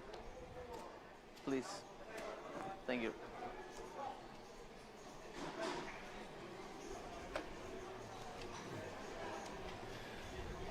See Duarte there, Dan, topping up another 50k. He's probably in for about 150 at this stage, if not more. But again, it's probably the bare minimum he's in for at this stage. He is not afraid to play some deep stack PLO 5 cards. In for a penny, in for a pounding. Wow, I mean, pounding is definitely the accurate term to be used there. This game is going to get bigger, Dan, and unfortunately it's going to happen off stream, but don't forget, guys, we will have some more cash game action tomorrow. Something very similar. Looks like it's going to be 5 card again around the exact same time again. Yeah, I think just 2. Who won last hand? Who won last hand? Could be a similar lineup, could be a different lineup. You'll have to tune in to find out. Indeed. We don't know the exact details as of yet. All we know, it will be a cash game stream, guys. Strong possibly it will be 5 card PLO again. Big smile on both Dan and I's faces. 5 players? 5 players?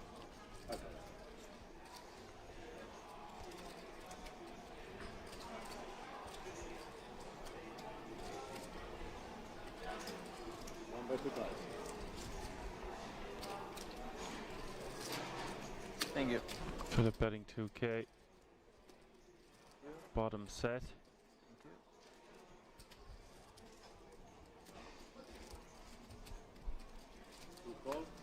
Bottom set just seeming so inferior when there's 4 other people to act behind you with 5 cards each. Yeah, it's just one of those things, Dan, isn't it? You just have to be so so passive in general. It's just you know, backdoors, and obviously all this backdoor equity is obviously very, very relevant too. So as we always say, 4 cards is somewhat difficult as it is, but the fact that there's an extra card, like we said numerous times throughout the 6-hour stream, definitely doesn't make things any easier on the players. But either way, I have no doubt that these guys are more than experienced in these formats to understand when they should and shouldn't go crazy with certain hands. But we see a raise here from Dario with the middle set. And the gut shot to go along with that, and also the flush draw. What a hand here for Dario. A lot going on for sure, bro. Set. Granted, it's only middle set, but it's better bottom set. I don't mind. Straight draw and a flush draw. I know his flush draw now isn't the greatest. Oh, which one was the hand? Ace, king, 10, 2 hearts. But wow. Turn, deuce of hearts, river, deuce. The tough spot for Philip, but at the same time again, doesn't have the flush draw to go along with the bottom set, so he needs to be careful here. Might be a spot he can get away from this, because he still has to worry about, well, maybe not so much about Ferry, but still reasonable hand to, think he just has to put this in the muck, yeah. I think so too, yeah, I think so too. I think it's one of those spots without the redraw to the flush, at least. Just going to have to get out of the way, I guess. Ferry, on the other hand, is going to be in the same boat, I guess. Yeah, as well. yeah. Dario's hand just looking very strong here. Check raising. Multi-way like that. Multi-way. Few people to act behind him. And already a bet and a call in front of him. Indeed. Don't tell us. Can still go. Can still go. You're up. How can I explain it? You're lucky so far. So maybe you can still go a nice holiday. 1800? 18,000. 18,000. See Ferry still debating whether he wants to flick in a call here, but when you see bottom set being folded, Everybody's a winner. Everything. oh wow, he's really going to be running this, guys. This is going to be a big one, guys. This is going to be our first 100k pot, I think, 2 times? and it is just 116k. What's his reasoning behind this? I'm not really sure, Dan. I think this is a little bit kind of maybe getting a little bit impatient, maybe a slight bit of tilt. I'm not quite sure, because I don't think other players will be getting this hand in. I think they will just be mucking this on the flop, but we are going to be running this down, and I'm assuming they're going to run it twice. And this is by far the biggest pot of the night. Indeed, 116k in the middle, guys, and they are running it twice, according to what Ferry said, or mentioned, or signalled, I should say, with his fingers. Dario in a very, very good shape here. Is he drawn dead here with the tick beside it in terms of outs?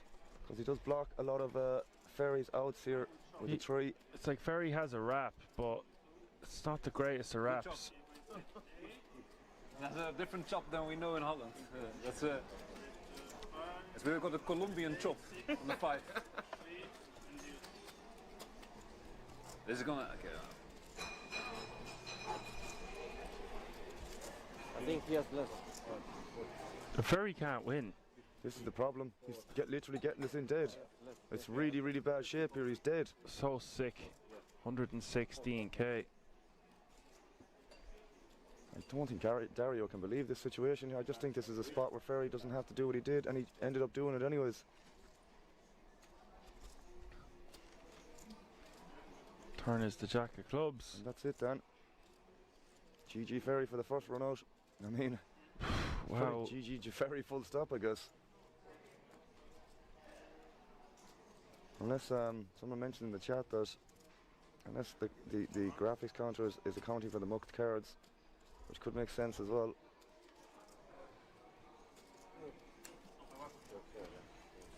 Sickness for Ferry there, although I feel like he could have got away from that one.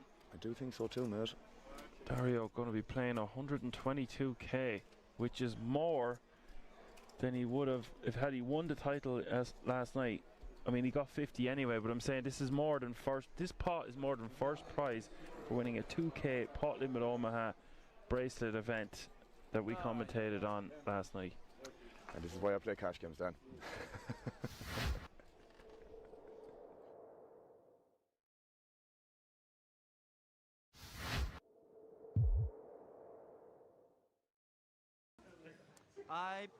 No, actually I play a very massive pot against Omar, the chip leader. So that hand was like he opened every hand. So and I 3-bet, he called flop king, 3, deuce. 2 o'clock, he check, I bet half of my stack, he call. Turn a deuce, he check, I bet almost all in, and he call with a blank. He had king deuce, full house, yeah. I have aces, yeah. So I got 3 chips left and then wait for the last hand and then just all in and bust.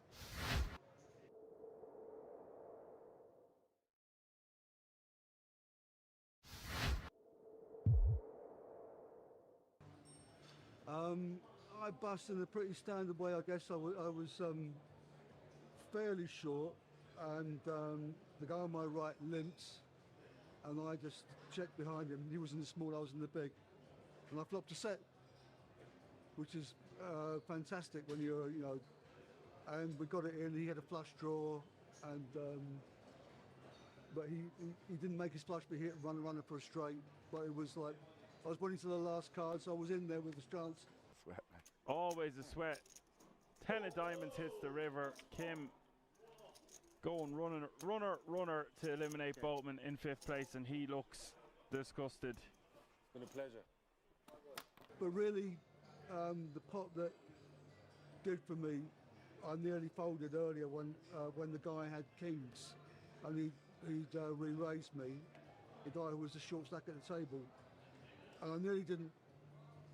It was so short, I thought he could be doing it with a lot of hands, and it was a shot to knock him out. And so I just, on the chip stacks, I decided, although I was probably behind, as it happened, in that hand, I flopped a pair. I wasn't in bad shape. So it was those two hands really.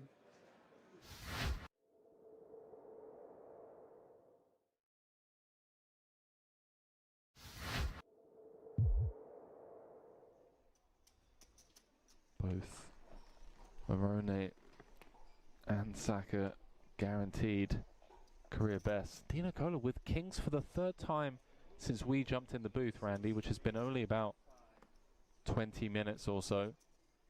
Call it half hour. Oh, this Jack-10 suited could get Saka in trouble. Some players like to 3-bet jam this type of hand. It does well pre. Lots of fold equity, but he really does not want to if he can help it. 7. I think he said 7.5, you know. 7? Oh. Moroni's got a legit hand here as well. Every hand is a car crash.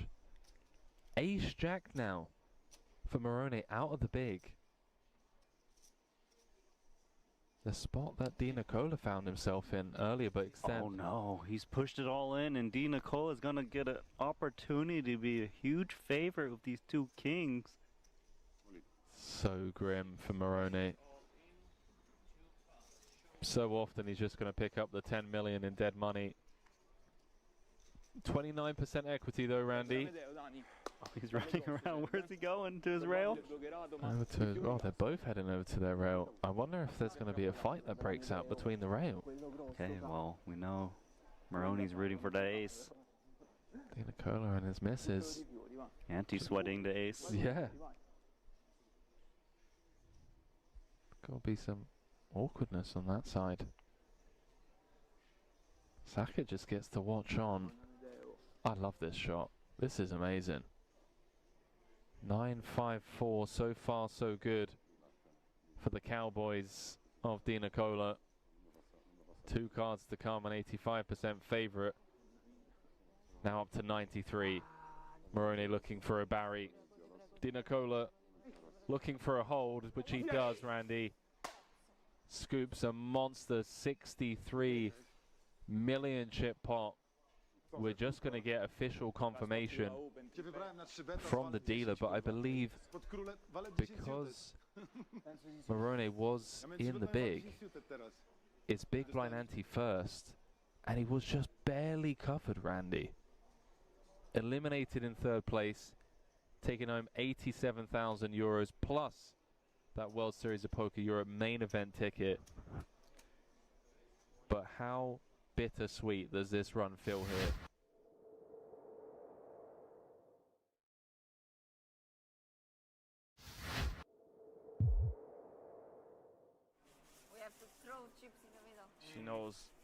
She knows, aye. She knows what she's up against. But what I always say about these heads-up battles, one double up and it changes things drastically. Suddenly you're looking at 8 million playing around 10-ish. So he's 14, so we'll be getting close to even chips. This is the thing, Dan. A lot can change at that point. 300. 7 doesn't change much. Bird says that it's that she should be calling with the 8s. It did seem like she folded very quickly. Yeah, didn't give it much deliberation. I agree, Bird. You know, there's a couple of things that she could have stopped and thought about there. You know, as I said, Omar is going to be leading that turn there pretty aggressively, especially with hands like that where it's a mandatory bet, given he unblocks hearts as well. So would have liked to see her think about it a little bit longer, yeah. And look at this, they both flop flushes. Wow. And heads up, Dan, I think this is a pretty unique situation here, so we'll see how this is panned out.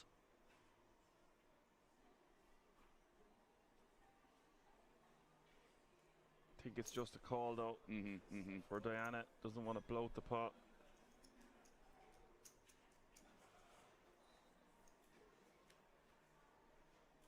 Turn is the 10 of hearts. There's one thing I will say about this, Dan, that, you know, Omar is going to be more than aggressive with, like, you know, just a naked queen of clubs here. Even the naked 10 of clubs, I would think, because 10x wouldn't have that much showdown value here. So if he has the ace of clubs, it's going to be very, very similar. He's going to find the bet line in these kind of monotone textures as well. So I would not be surprised if Diana ends up calling this down, but he's really putting the foot to the pedal here with the queen 8 of clubs. I was about to say he's betting 1 million.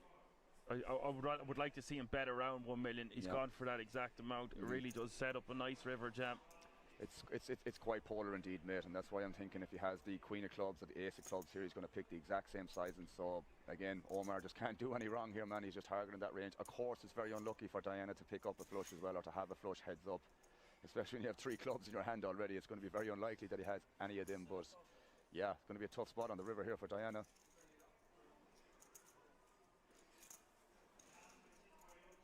I have to imagine as well, when from Omar's perspective, when he check calls twice, or when he faces the check call twice from Diana, that she's going to have 2 pairs and potentially lower flushes. So this is obviously going in the middle, Dan. Well, Bird just says if she finds a fold, it will be the biggest PLO heads-up fold ever. This is it. This is the problem. And Omar will find bluffs here, guys. Omar is more than aggressive and more than smart enough, more than good enough, and there it goes. That is enough to put her all in.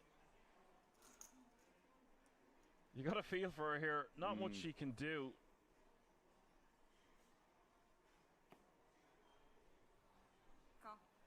Wow, that's she does it, call guys. it off, and that is it. Omar coming, yo. He has just defeated this entire table. Is now the World Series of Poker Europe PLO €550 buy-in champion. This was fast.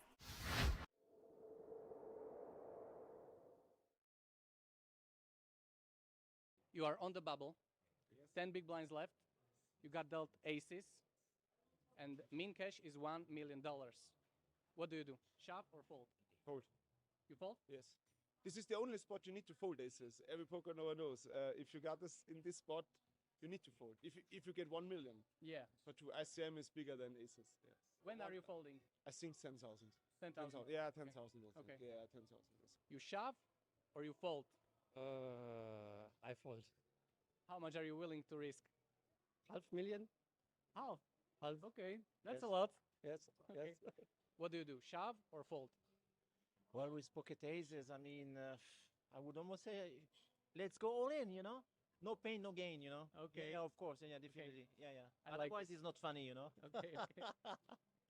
With my today financial situation, I will wait for the money. But I mean, I suppose the GTO's way is just to show. But me personally, at the team moment, I would take the money. And what is the number that you would shove? Like, what is the min cash that you would not think about it? I mean, €1,000 or? no, yeah, 1,000. If you just think about like an EPT, for example, like for 15, 20K, I'm saying. But it's very much depending on your bankroll management. Yeah, of course. Like, if ETM is like, yeah, 1% of your bankroll or stuff like that, it doesn't matter. But if it's starting to be like maybe 10% of your bankroll, it's better to wait for the money.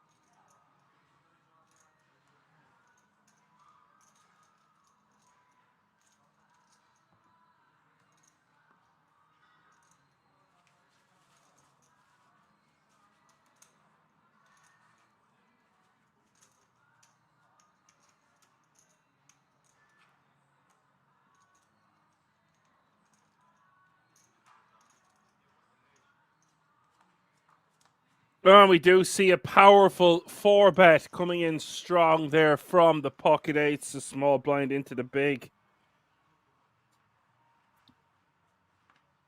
Welcome to the final table of the SharkBay 1 million. Guaranteed main event live from the King's Resort in Rozvadov. Slightly busy a couple of times there today to let builders in and out of my back garden. We are back. They have gone home for the evening, as far as I know. It's been a bit of a distracting day. We are here nonetheless. Dong He Haw is going to shove 14 bigs with the ace 10 of spades. Hope you're all very well.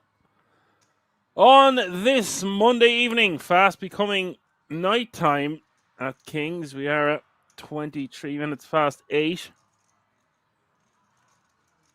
And this one being dominated by Adrian Kazaku with the guts of 100 bigs to start this final table. Closest to him with 52 bigs. And then we have Disruptor in third with 40. And all other players with 34 bigs and below. No one really short. Dong He, the shortest, still playing a comfortable 14 big blinds. Going to be tough to beat the phenom that is Adrian Kazaku at this one. All guaranteed a minimum of €8,281. All chasing the first prize of €133,250.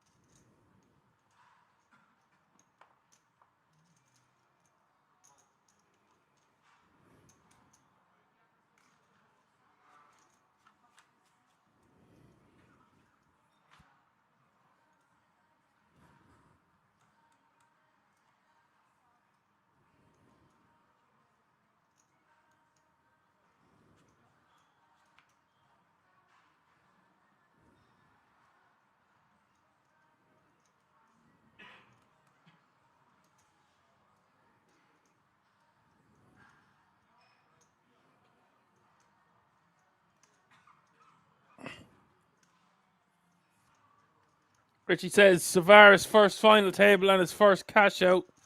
Thank you very much, Richie.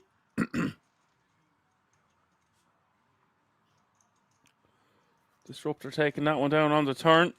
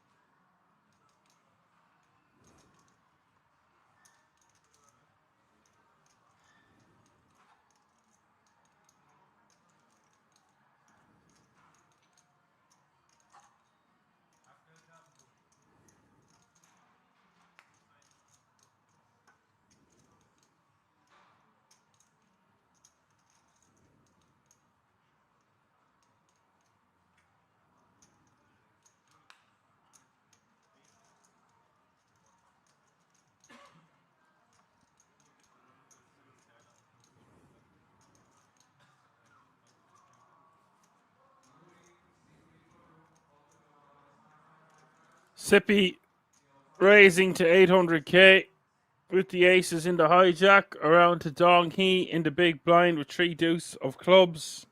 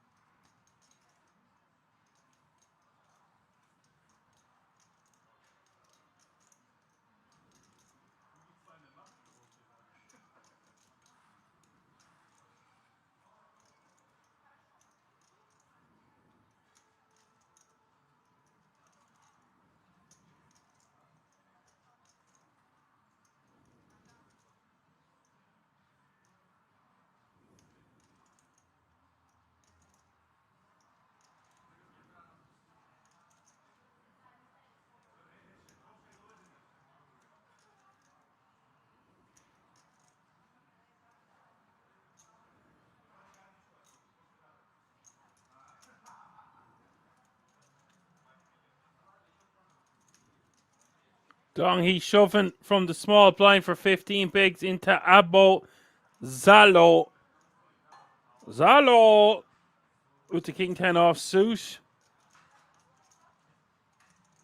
For 15 bigs, blind v blind. Think we might see the king 10 offsuit go into the muck from an ICM standpoint.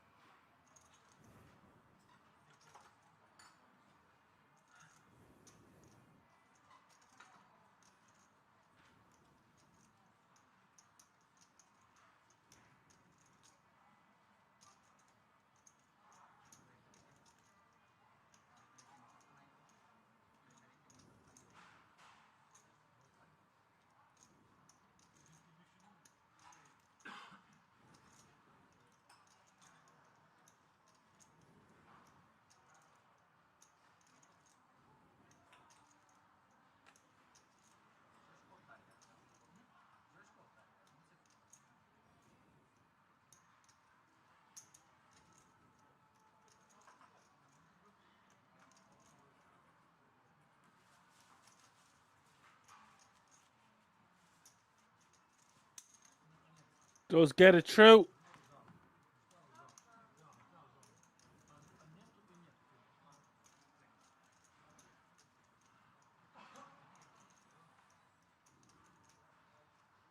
It is now the second time he goes all in on Abo's big blind. I think if we had something along the lines of King Queen offsuit, King Jack suited, we're dancing. But those combos, King 10 off, maybe even King 10 suited, I don't think we can call for that amount of our chips.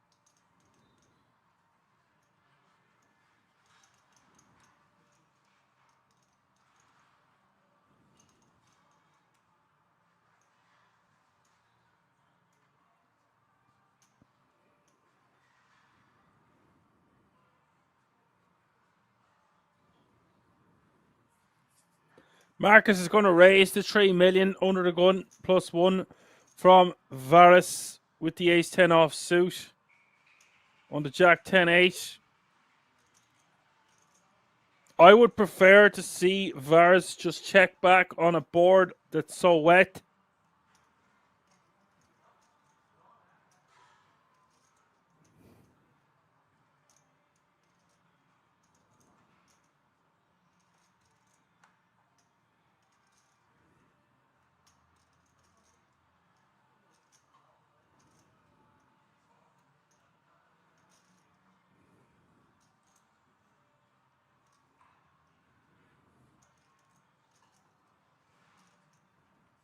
Just forced to fold his hand now. It makes me kind of sad.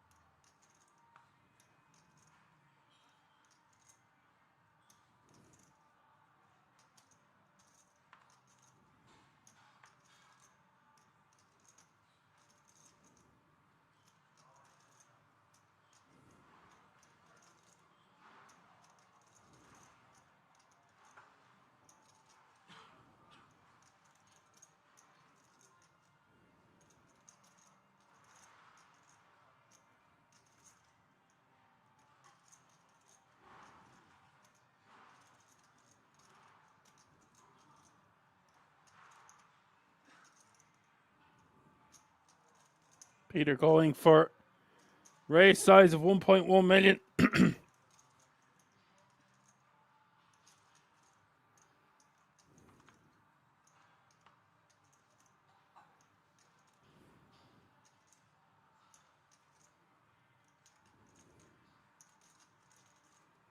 Abo's going to call from the button where they say the diamonds. Flop is jack 6-7.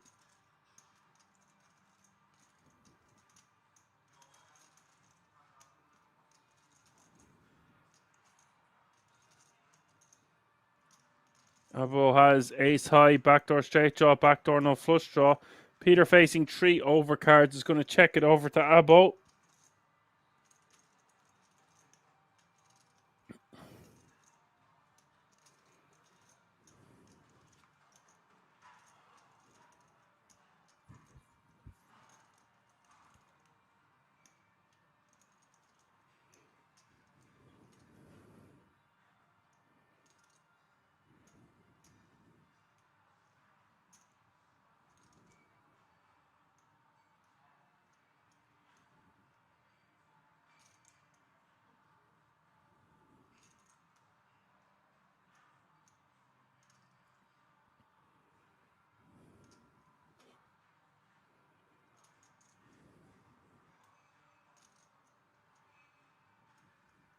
Peter is now going to bet once the flop goes check, check. 4 clubs arriving, giving Peter an open ender.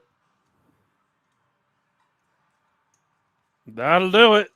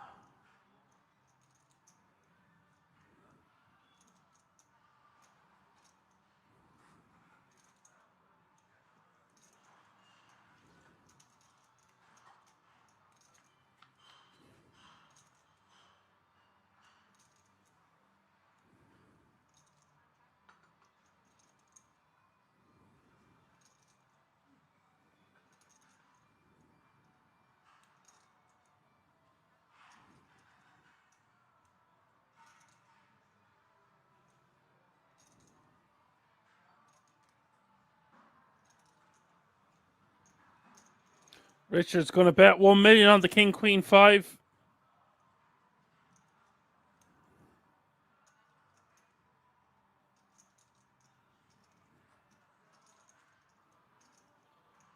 It is Sippy with a lot of equity here in the form of nut flush draw, pair, and a straight draw.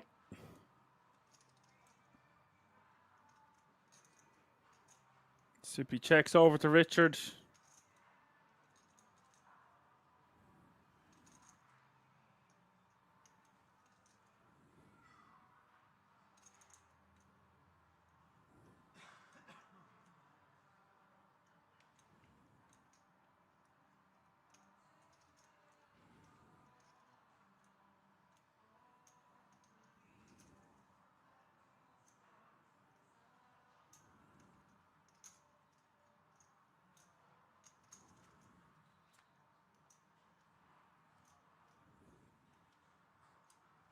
What a card that is.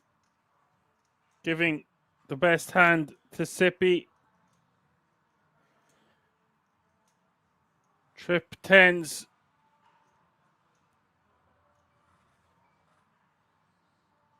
And this one's going to go check a lot of times on the river. So Sippy might feel like leading. If he leads, wants to bet something like 2.8 million, maybe 3.4, something around that area. Wants to get called by a hand like Ace King, maybe even a queen like Ace Queen. Busted diamonds out there, busted straight draw out there.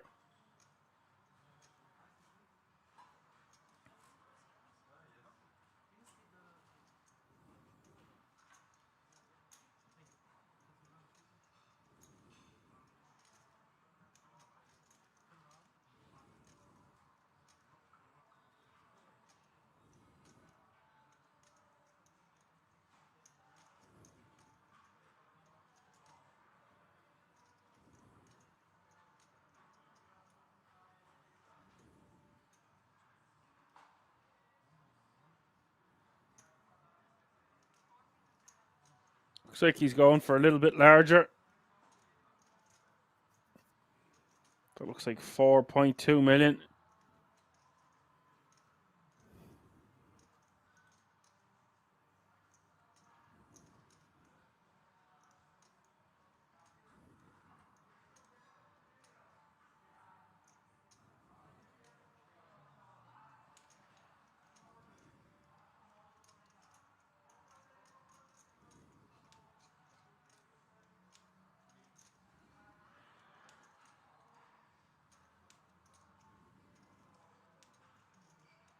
Tough spot for Richard. He does have top pair, top kicker. Very difficult to just fold.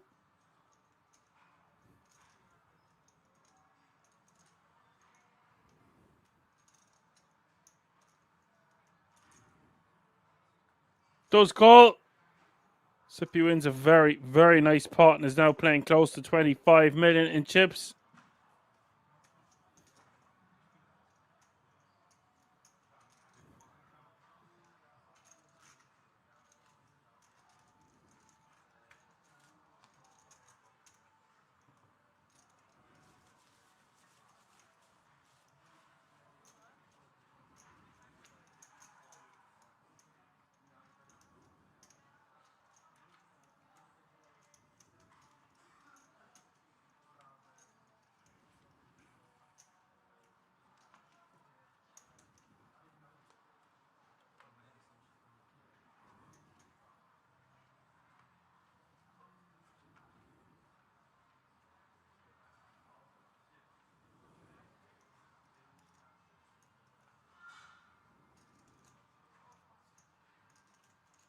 Small blind is now 250,000. Big blind is now 500,000 with 500,000 running big blind ante. That's 250, 500, 500.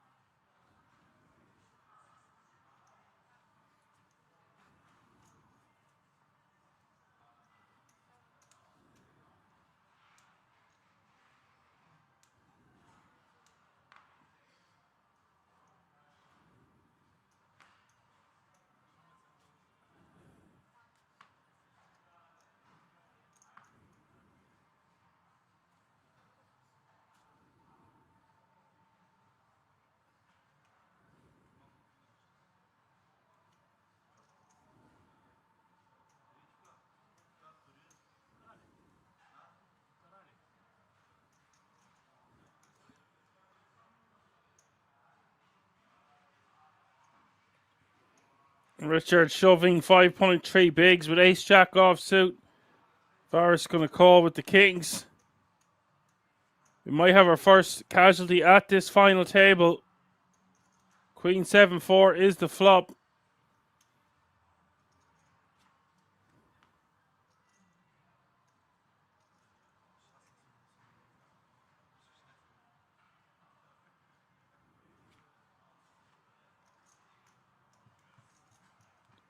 Turn is a jack, river is an 8. We lose Richard in 9th place and 8 players remaining now.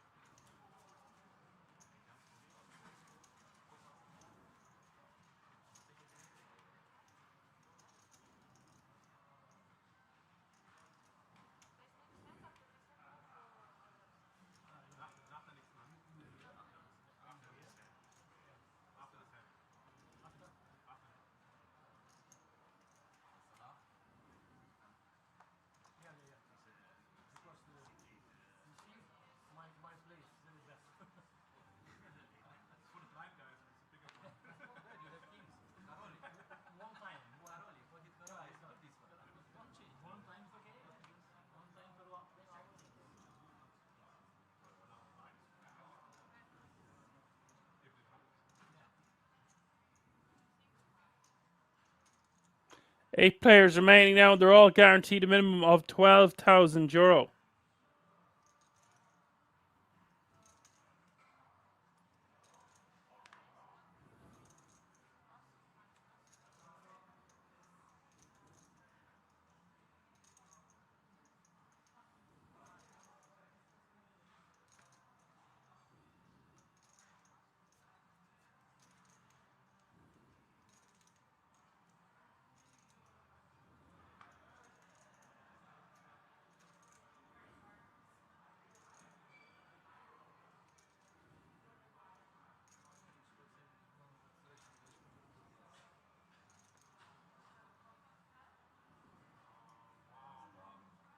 Dong Hee rejams from the big blind. Disruptor wasting no time in calling an additional 10 big blinds with the Queen Jack of Spades. I actually think this is a spot where we could probably most likely fold. It's too much of our remaining stack against Dong Hee's rejamming range from the big blind. Does have 42% equity. It is Queen 4-4. Dong Hee needing help now on the turn or the river.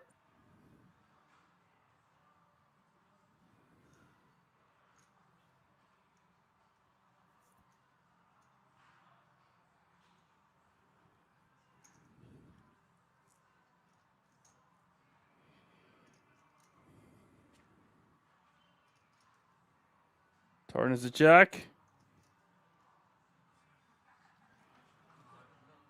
Ace, a king, or a 10 now for Dong Hee on the river.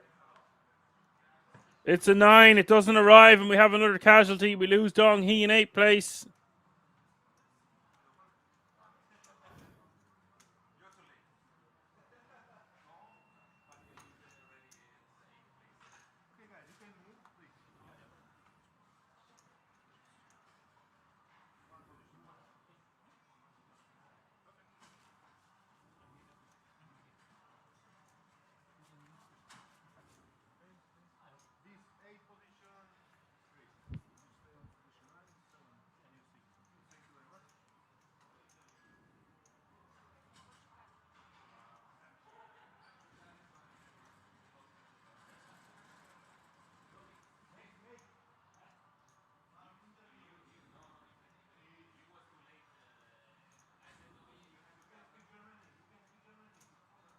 Now 7 players remaining.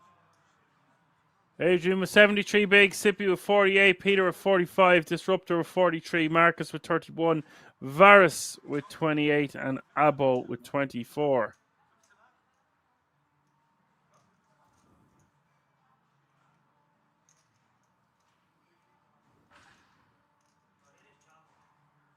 All 7 remaining players guaranteed a minimum of €16,550.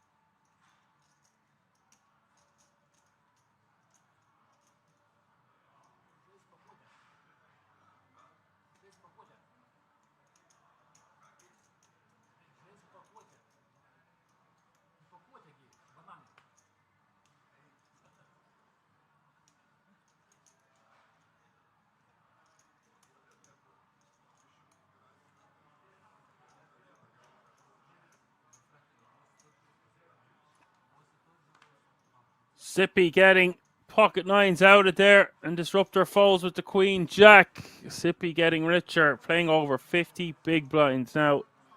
26.2 million.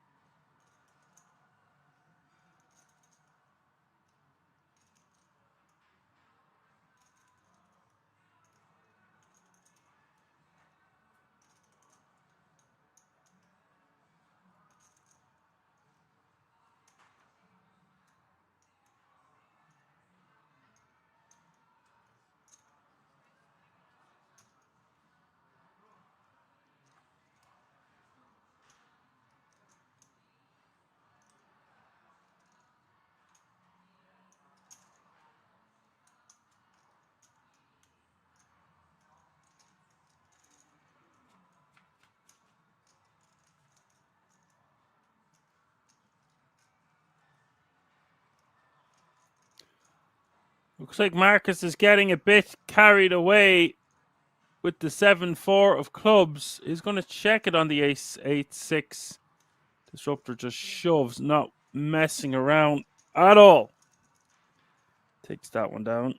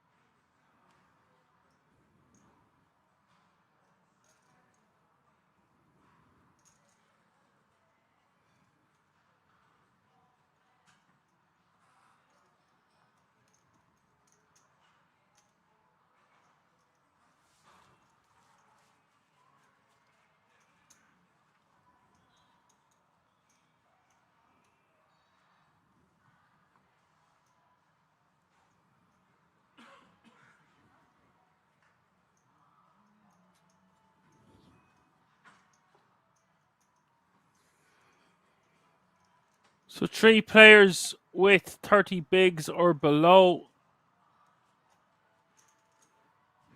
Peter then with 45, Disruptor with 48, Sippy with 55, and Adrian Kazaku still out in the lead with 73 big blinds. That's how they're looking. Still 7-handed here. All guaranteed a minimum of €16,550.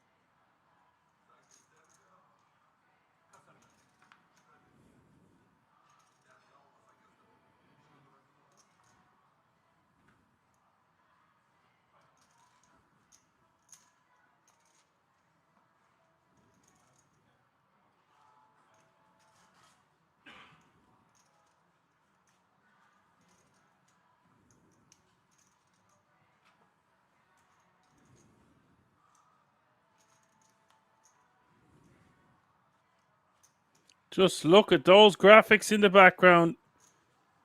Giant shark.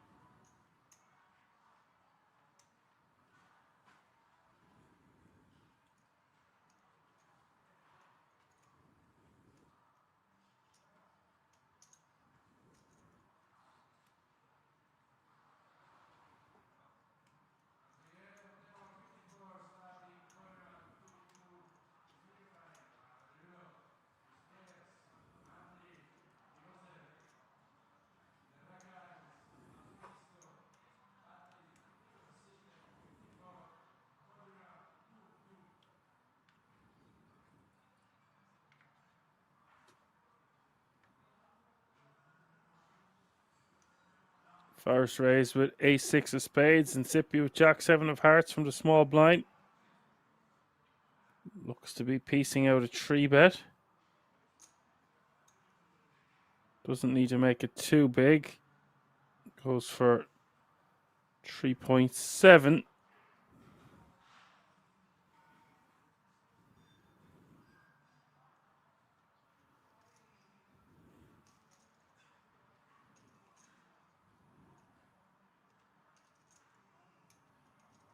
Peter is just going to overcall with pocket 7s from the big blind. Don't really like this from Peter. I would prefer to just let it go or 4-bet. He is going to be in position, but had the initial opener came along for the ride, he's going to be sandwiched in between the small blind and the initial opener.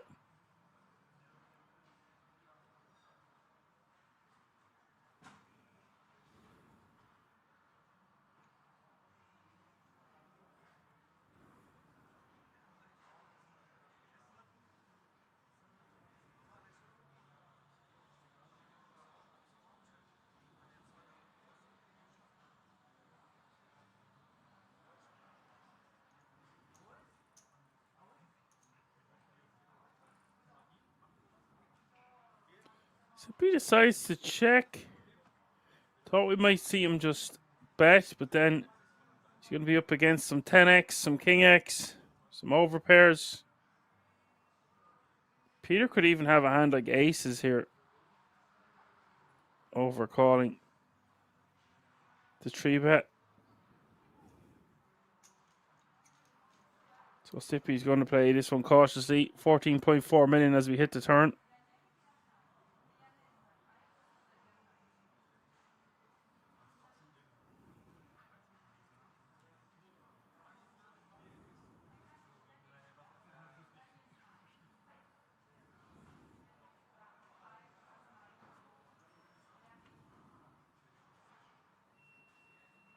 Peter checks behind and the river is a 6.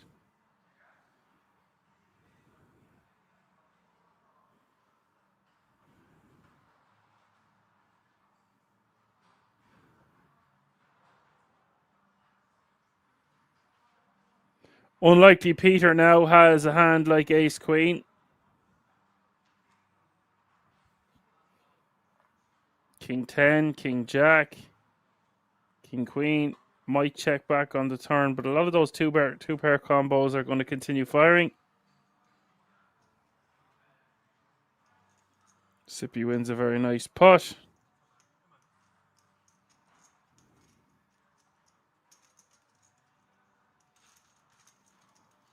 Peter back down to 31 bigs and 69 bigs now for Sippy Panescu.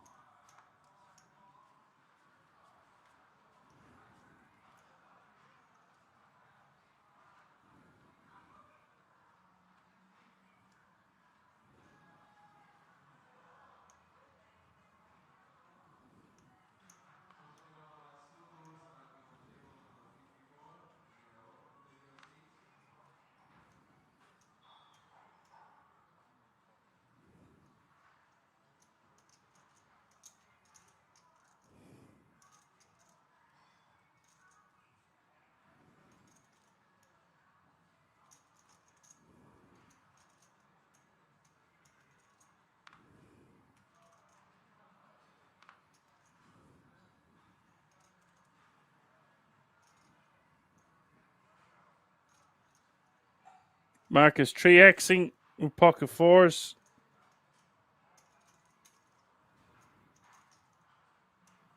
Peter's going to call from the small blind with ace 9 of hearts and Adrian Kazaku, the chip leader, in the big with king 10 of spades.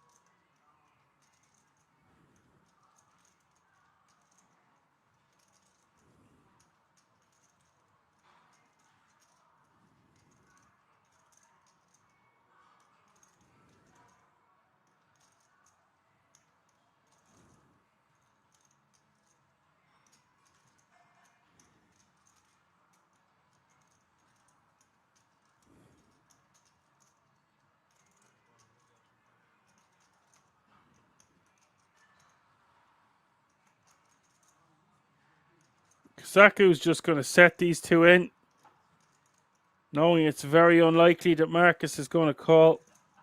Although, it looks pretty strong to be doing the full 3x here from under the gun +1 with pocket fours. Probably really feels like Peter is dead money with the ace 9. Suit it. It's risky business. Whoa!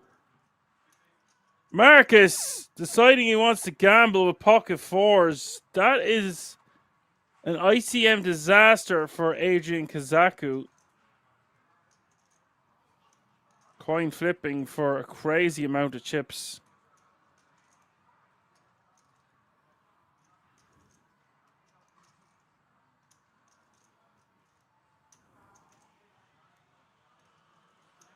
Don't try this at home, folks. Mark is calling off for his tournament life. 24 bigs, pocket fours. Technically is ahead on paper.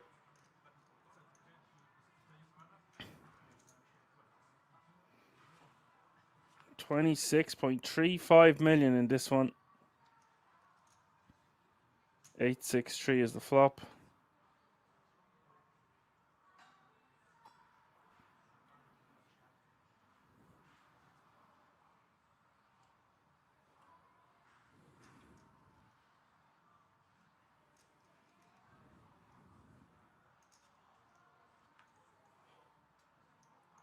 Turn is a queen. And now Kazaku just one card to fade.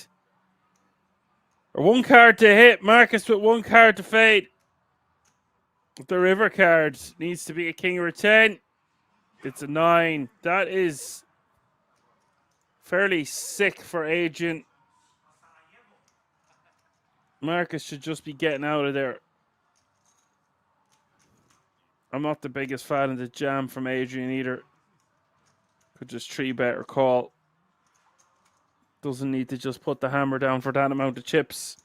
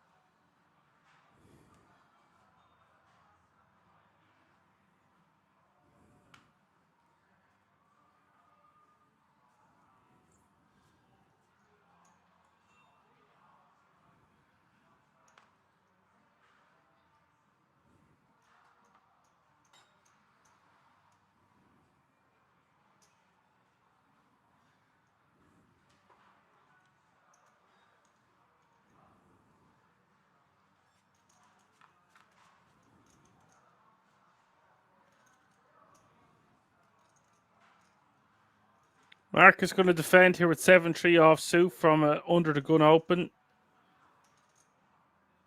Very wide defend here from Marcus. Up is ace, king, 8.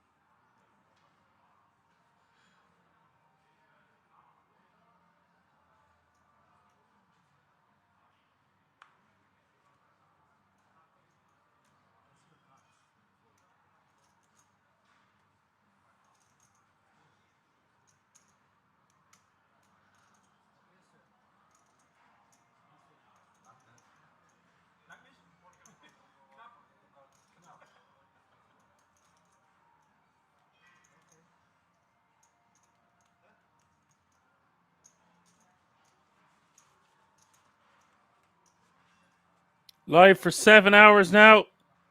If you're just tuning in, it's the final day, the €375 buy-in SharkBay 1 million no limit hold'em main event.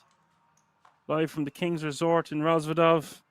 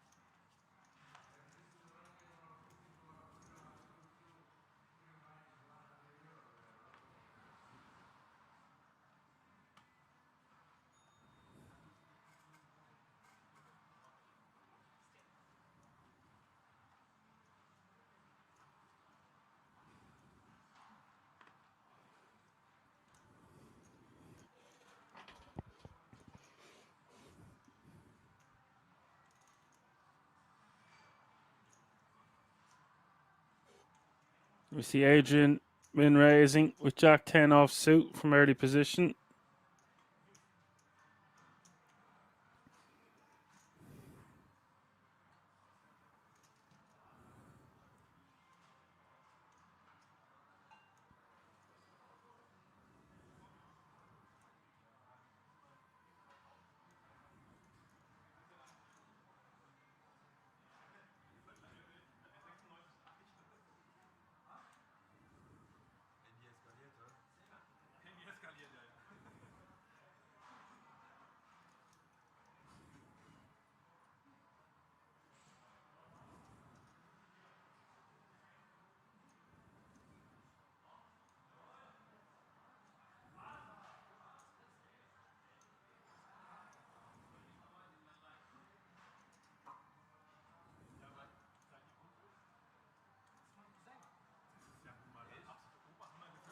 Varus on the button with ace 10 suited. Could call or 3-bet. Sometimes might jam, but not with ICM.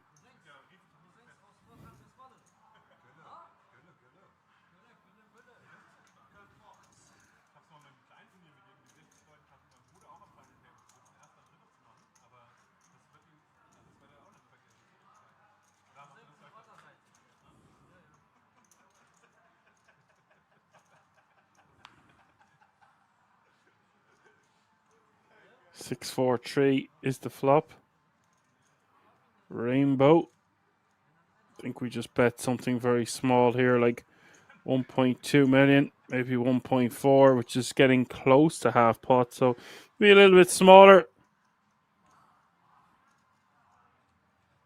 There you go, 1.1. Well, that looks to be 1.8.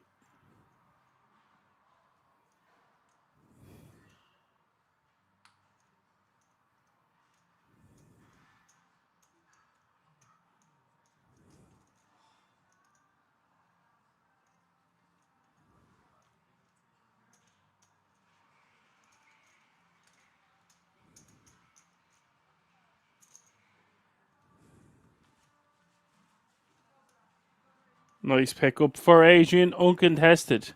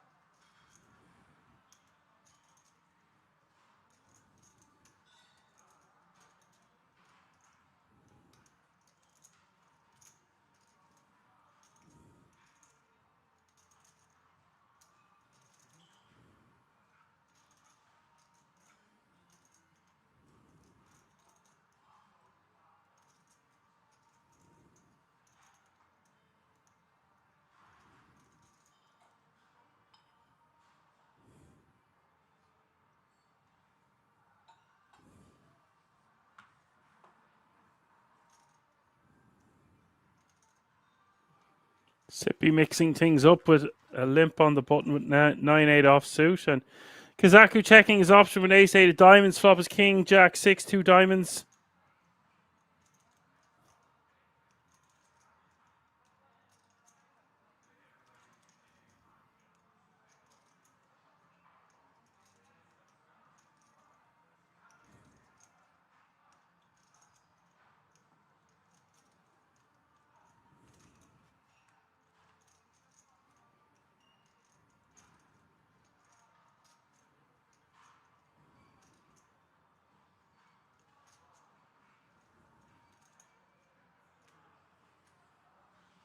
Open ender for Sippy now.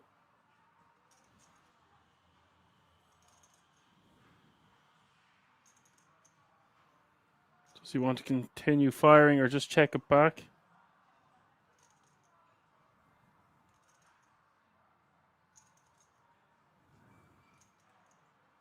We'll bet again, 2 million.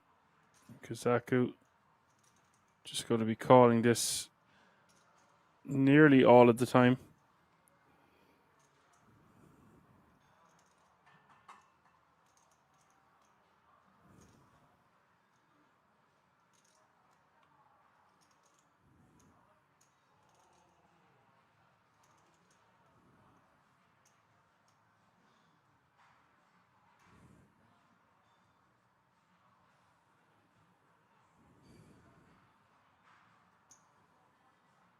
Does just call.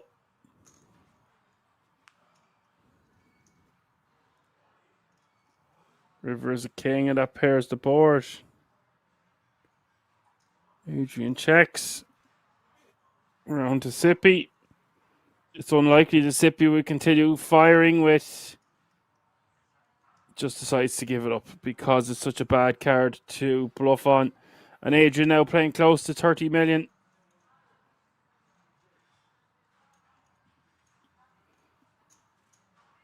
Sippy and Adrian going to be tied for the chip leader.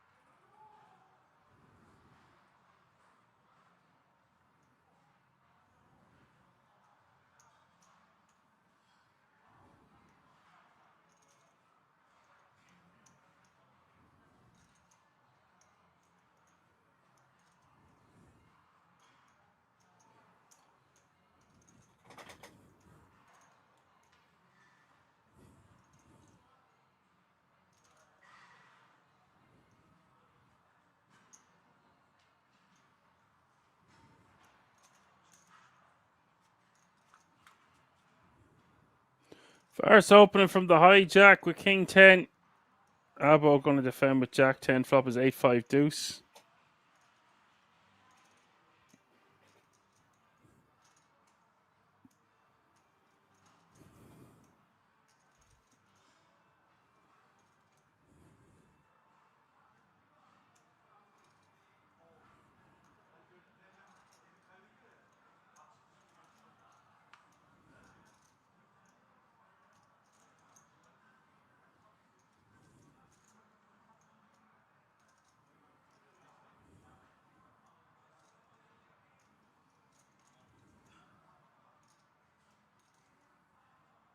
Barris betting 1.1.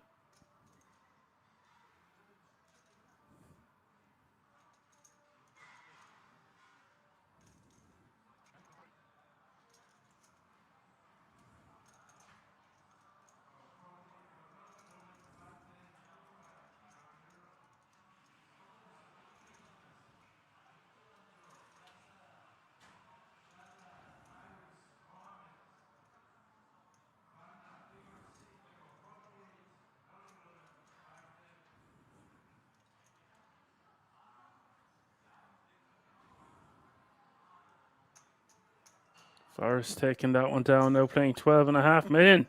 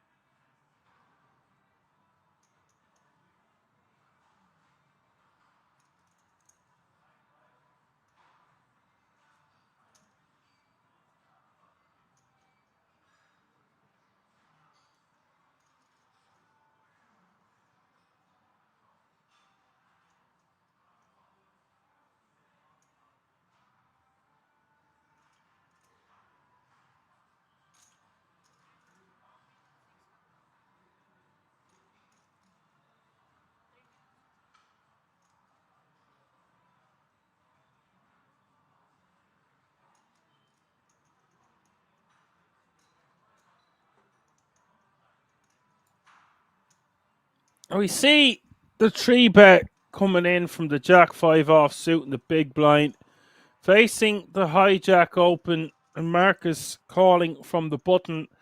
Don't really like this combo to be 3-betting with. No real blockers, just a Jack high against the chip leader.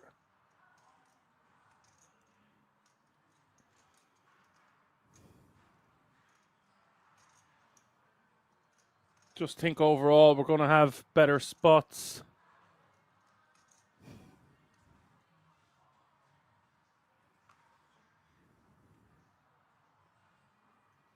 He's going to get through Adrian. We've seen how light Marcus stacked off earlier with pocket fours. Is he going to go anywhere? I don't think so.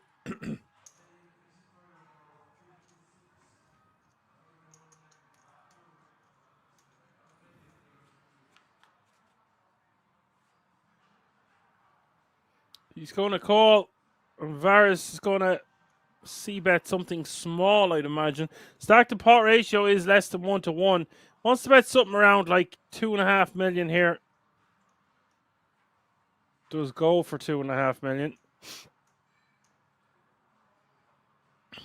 3 overcards to the pocket fours.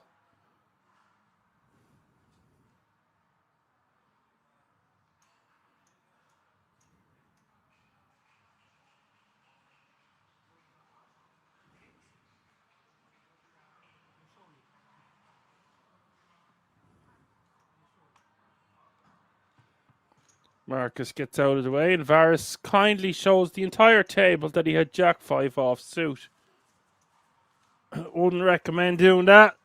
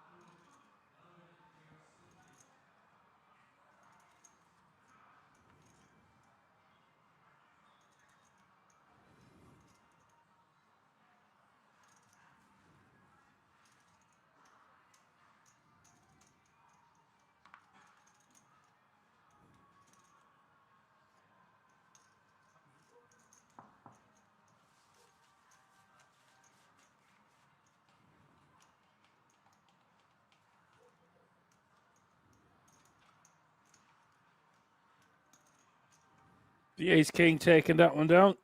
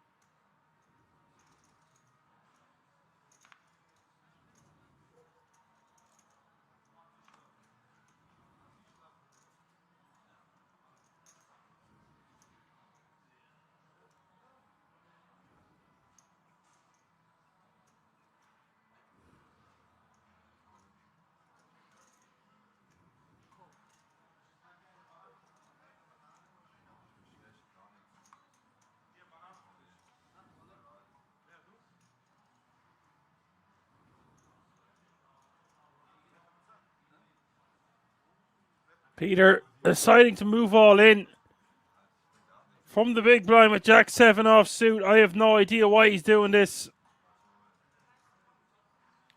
Varus snapping them off with the ladies. 22.6 million in this pot.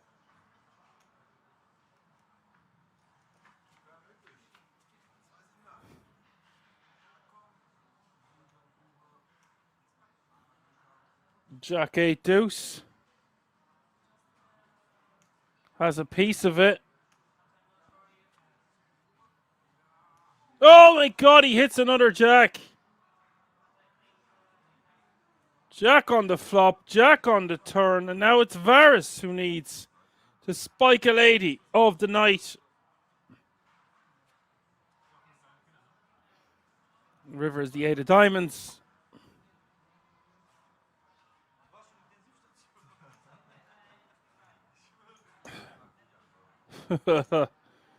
Richie says he's tired and wants to go to sleep.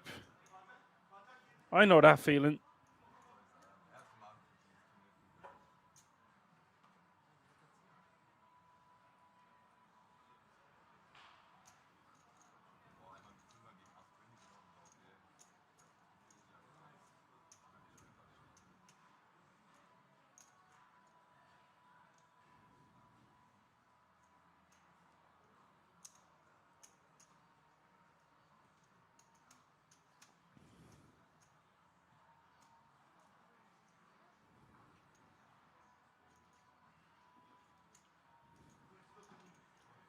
Gibraltarian says don't show the Jack 5 offsuit and he just gets it through.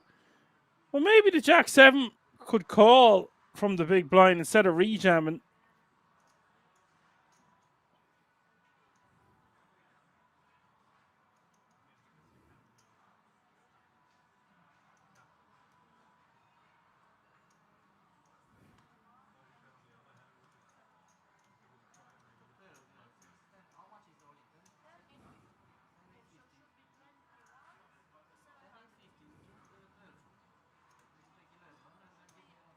So that's how they're looking now. Cyprian with 48 bigs, Adrian with 46, Disruptor with 40, Peter with 38, Marcus with 34, Abbo with 27, and Varus with 10.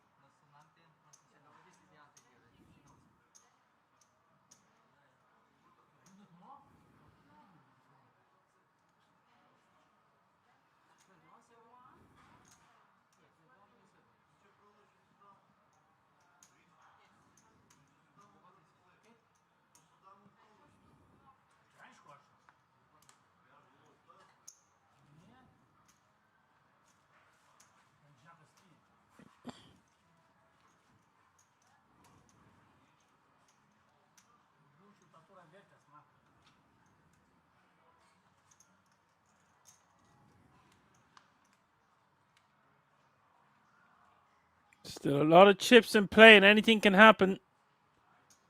Not much separating them now.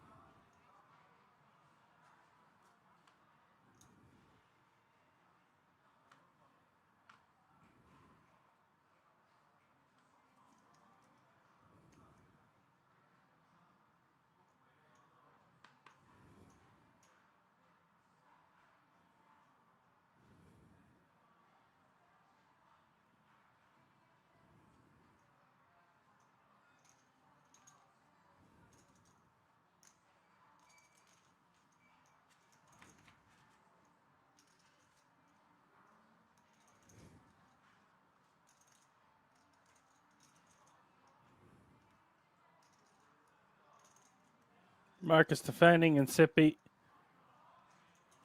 flopping the world here on the King Jack Deuce with the King Queen of clubs.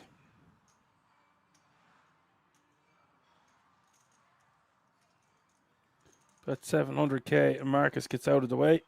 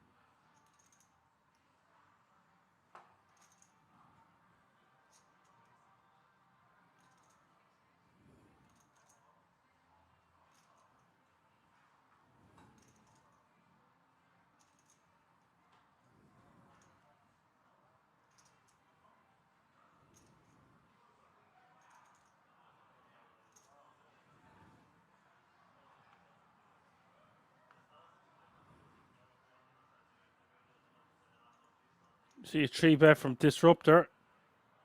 The ace-10 off suit. Abo's going to call with Queen Jack.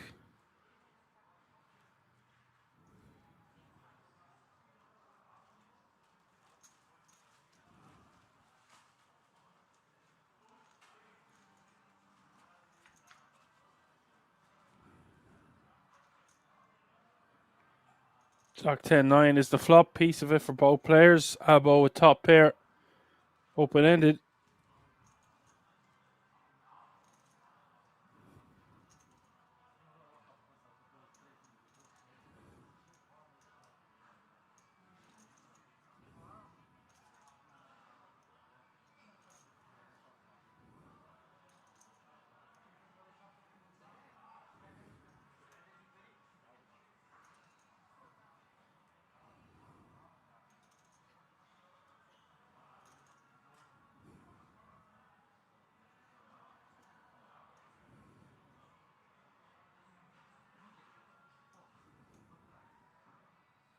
Disruptor going to bet 3.7.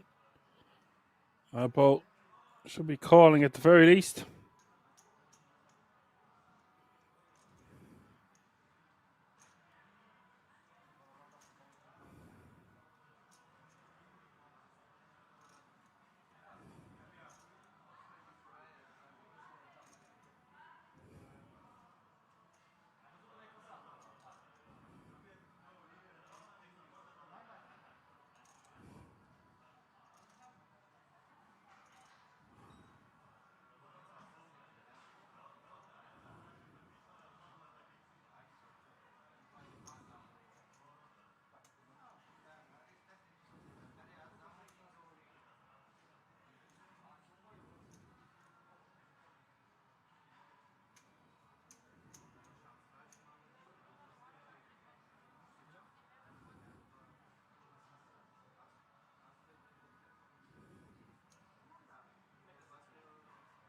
Abo just decides to move all in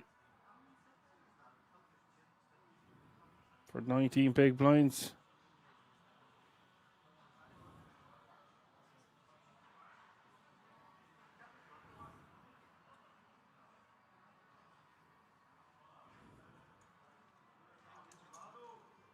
Disruptor just decides to let it go. Prefer to mostly just call for Abo.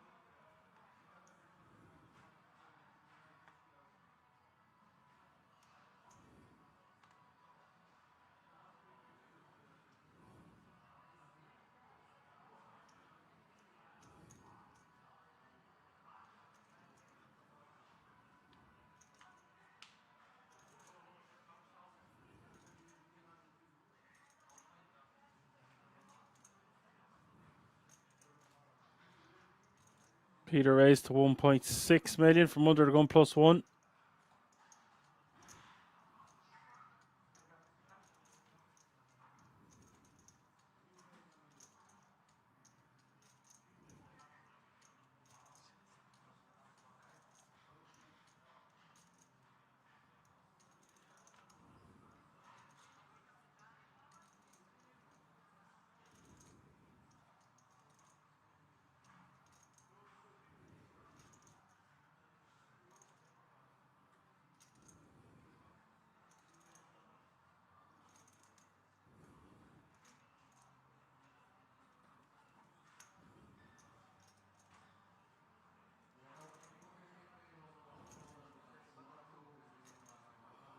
Abo's just going to call.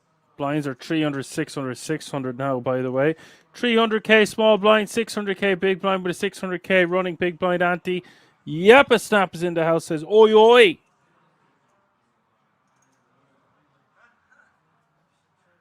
Oi oi, you fucking stingray.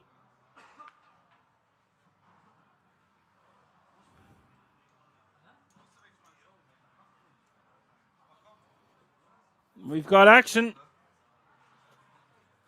Varus. Ace 8. Peter with pocket 10s.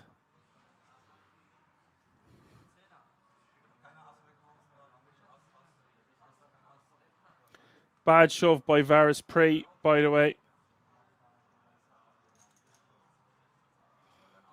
No need to do this 7-handed.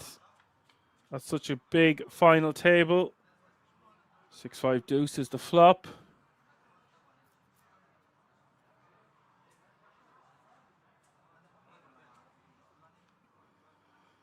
Turn is a king. Varus needing an ace and an ace only. I don't feel an ace on this one. It is a queen. We lose Varus in 7th place. Nice, healthy score of 16,550. Peter takes that one down. Now he's playing over 30 million in chips. 6 players remaining now. Richie says, hello. Yep, says, how are you, Dan? How's it going? How's it going? How's it going? All right, I'll stop now. It's going all right.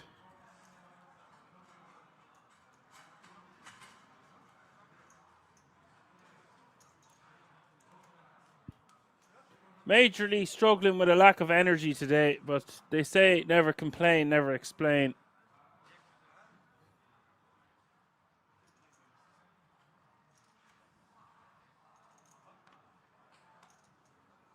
Some sort of a toothache, etc. headache combination. Faint B says, my favorite host. Thank you very much, Faint B. The hostess with the mostess.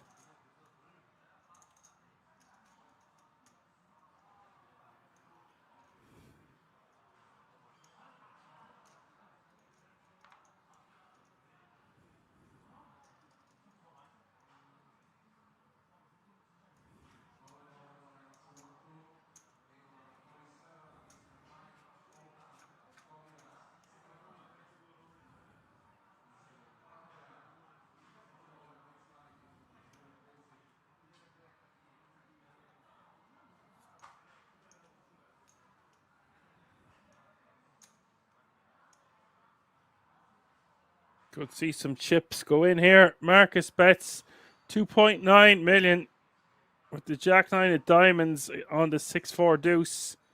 This flop smacks the big blind's perceived defending range more so than the opening range from the cutoff.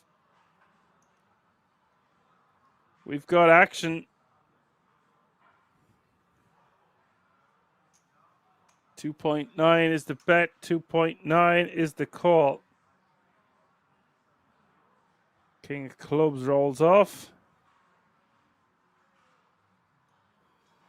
Or you would imagine this turn card will just go check, check. Imagine all those people. And now 3 of spades rolling off and Sippy has the best of it. Still has the best of it. Wants to bet something like 1/3 pot here. 3 million sounds good. 3 million is the bet.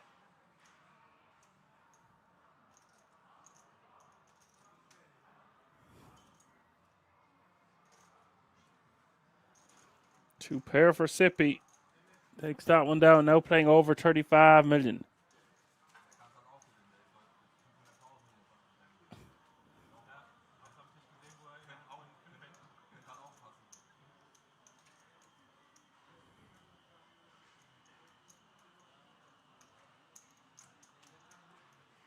Oceans are some of the deepest waters on Earth.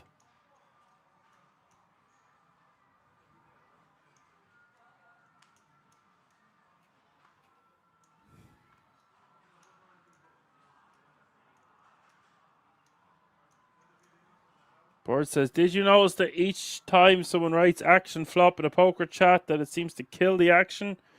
Weird. I know, right? It's a mystery. Kind of like deep, dark oceans. Far from shallow waters. Aces for Marcus.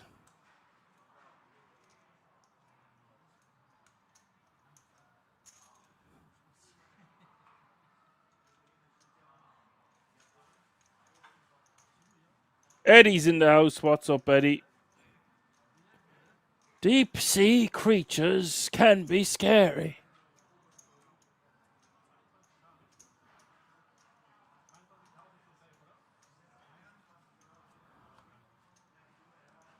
And not for the faint-hearted.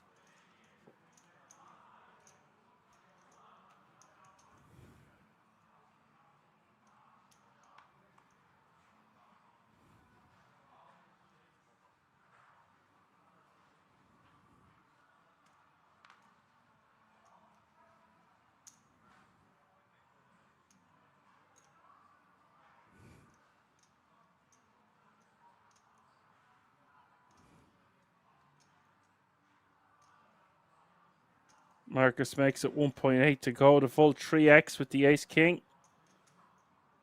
And Sippy with ace-jack offsuit on the button and the decision.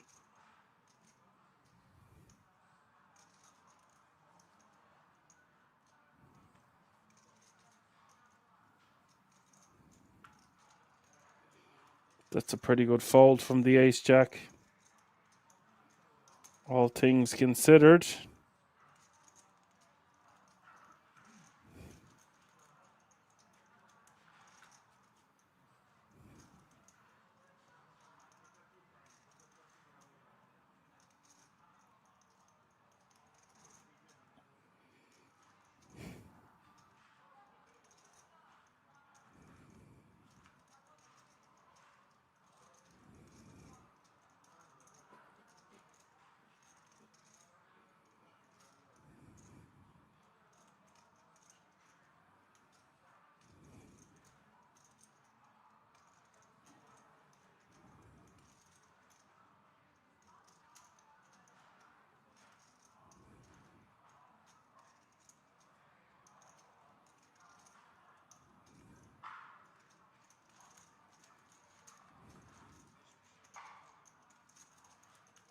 Adrian taking that one away from Marcus on the Queen 8.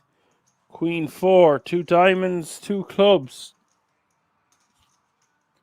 Nice pick up for Kazaku.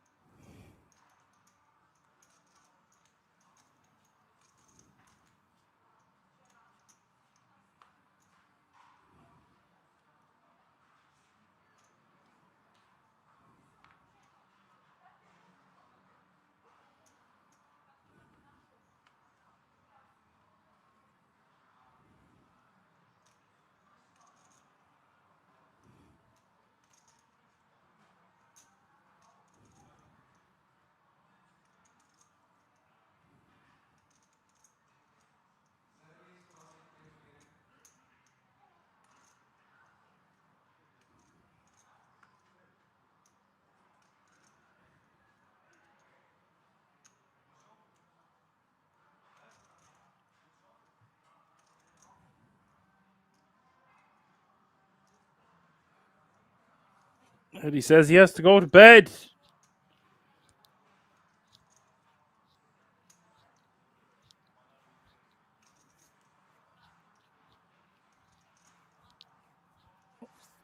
I understand. Sometimes you gotta go. As a 3-bet coming in hot to 5.8 million from the chip leader.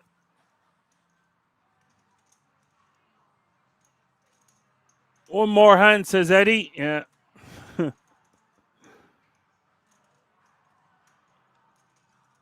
Eddie thinks I have energy. Well,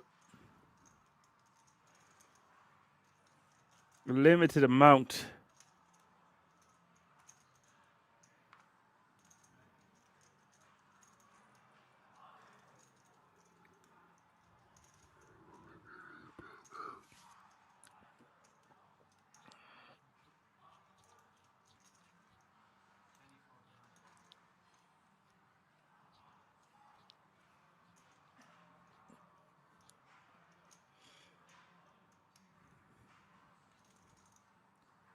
Back around to Sippy. Quite a large sizing for him to call with just pocket sevens. And he will let it go. Might have made it a little bit smaller here. It's nearly a 3-bet to 10 big blinds.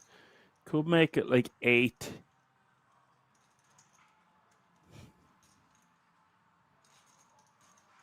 Peter will get out of the way. Shakes his head.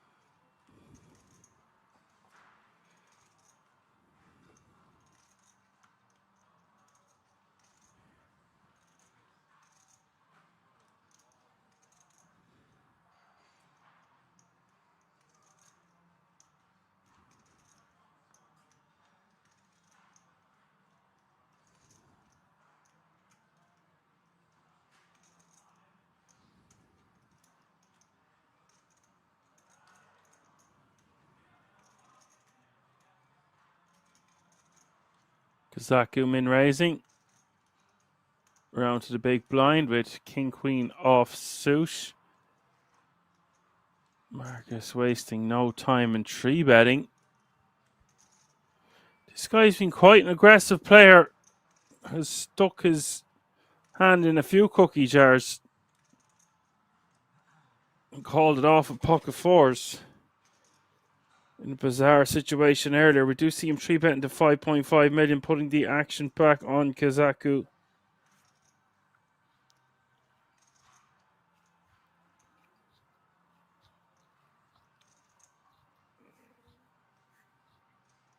The odd time we might just 4-bet rip here with pocket fives. But when he's made it this size, 5.5 with 8.8 behind, ICM would say no anyway. Does let it go. So that's 2 in a row. Kazaku has been forced to fold. 2. Oh, I suppose it's not. He just took one down with the aces. My bad.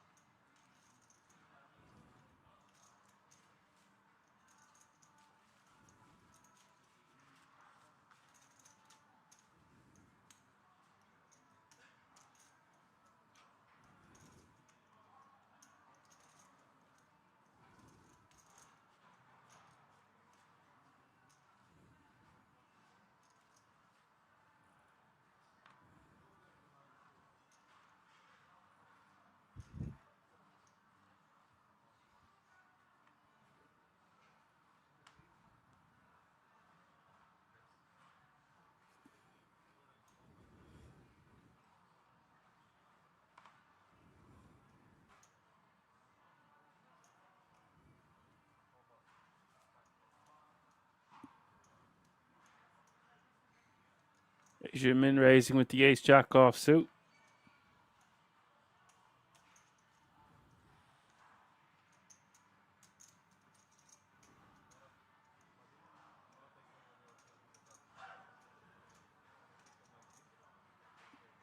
Takes it down.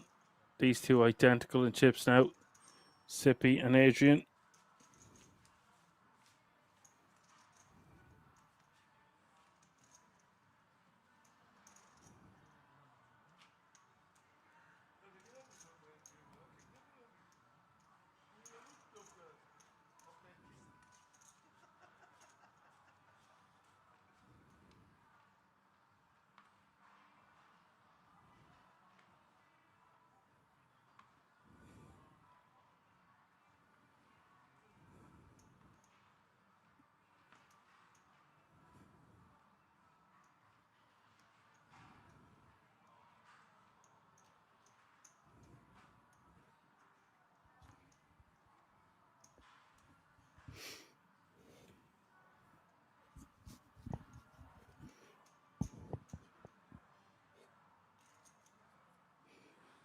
Ace 9 min raising from the hijack.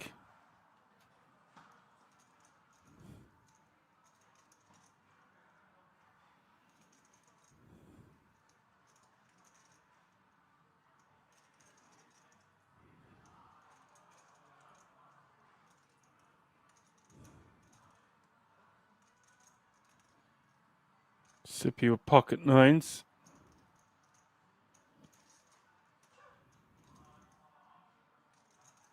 Make this somewhere around 4x.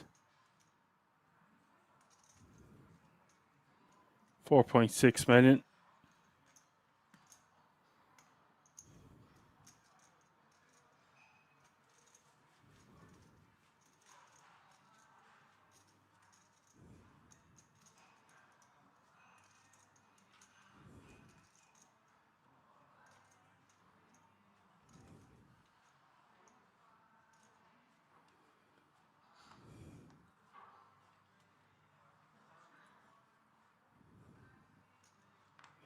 ECW King thinks this feels like the calm before the storm.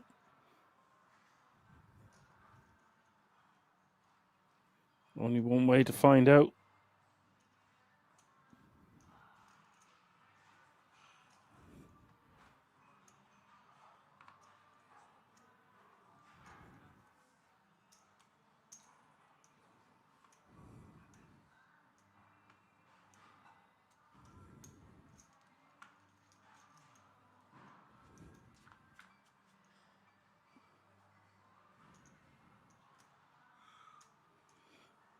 ECW wants coolers and setups. I'm all for it.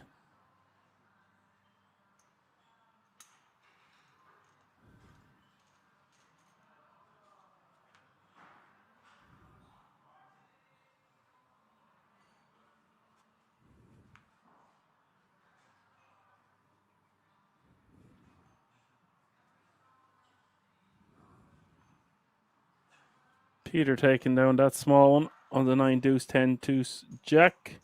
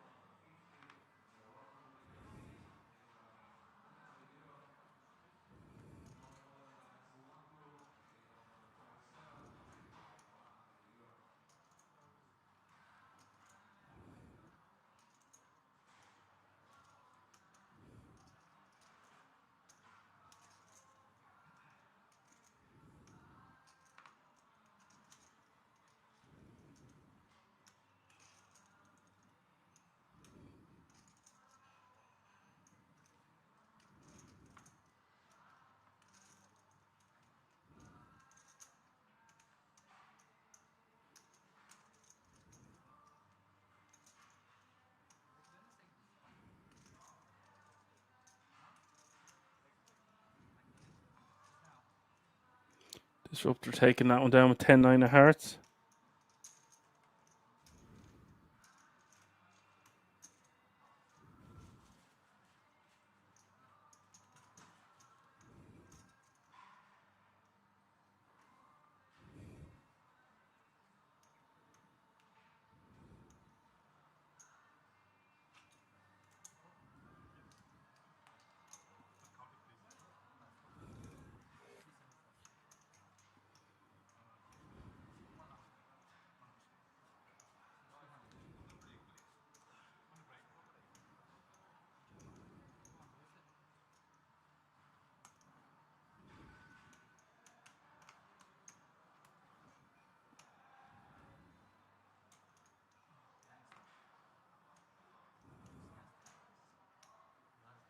Queen's under the gun for Disruptor.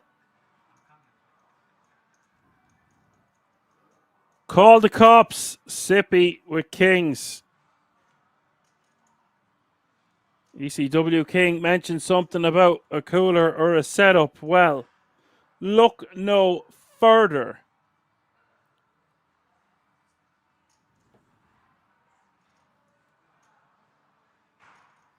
Doesn't need to make it too big here either.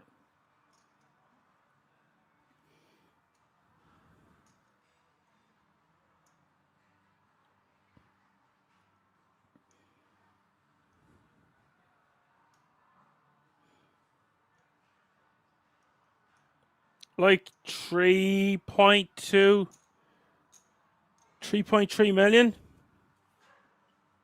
There you have it. 3.2.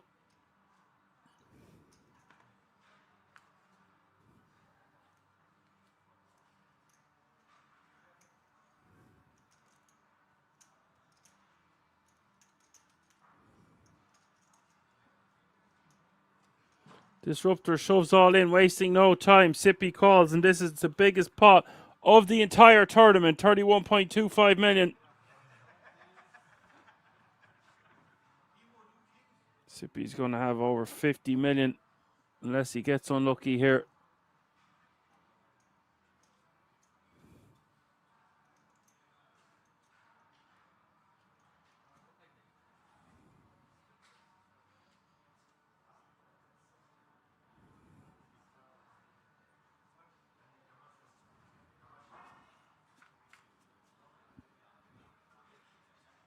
Ten, 5, 3 is the flop. No ladies.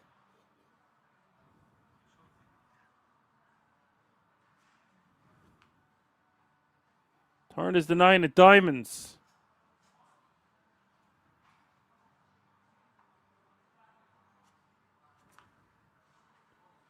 No lady this time. Disruptor is out of there in 6th place. And Sippy Ponescu now playing 88 big blinds, 52.775 million. Unlucky Disruptor taking home €21,950 for his efforts. That means 5 players remaining now, all guaranteed a minimum of €28,450.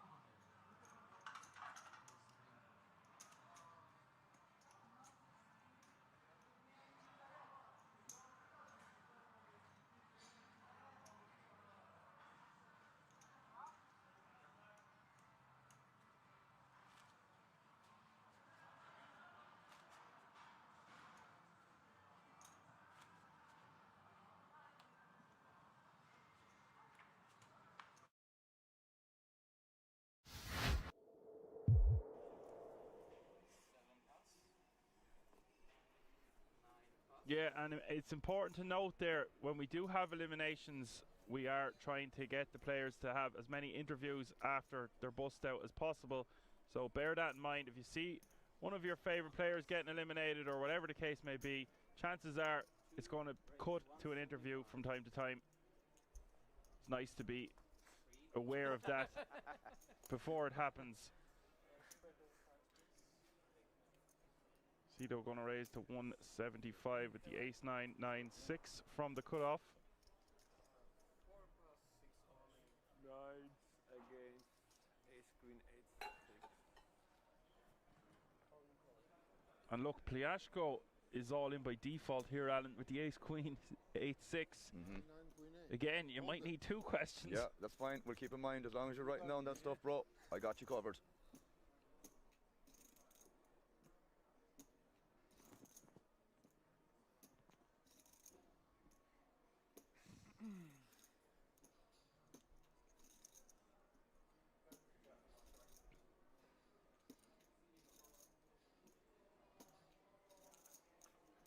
And this one is 50-50 as well, as we see the flop of Jack 10-3. Pliashko, the favourite to remain in this tournament, as we see the turn. Of course, wow, nice. Whoa. It's for you, Royal Flush, bro. You just made the Royal Flush. Not something we see every day, the Royal Flush. Indeed. Sit back down, Pliashko. He's probably raged that he only has 200k there after getting such a massive hand. Indeed. But better than being knocked out. Oh.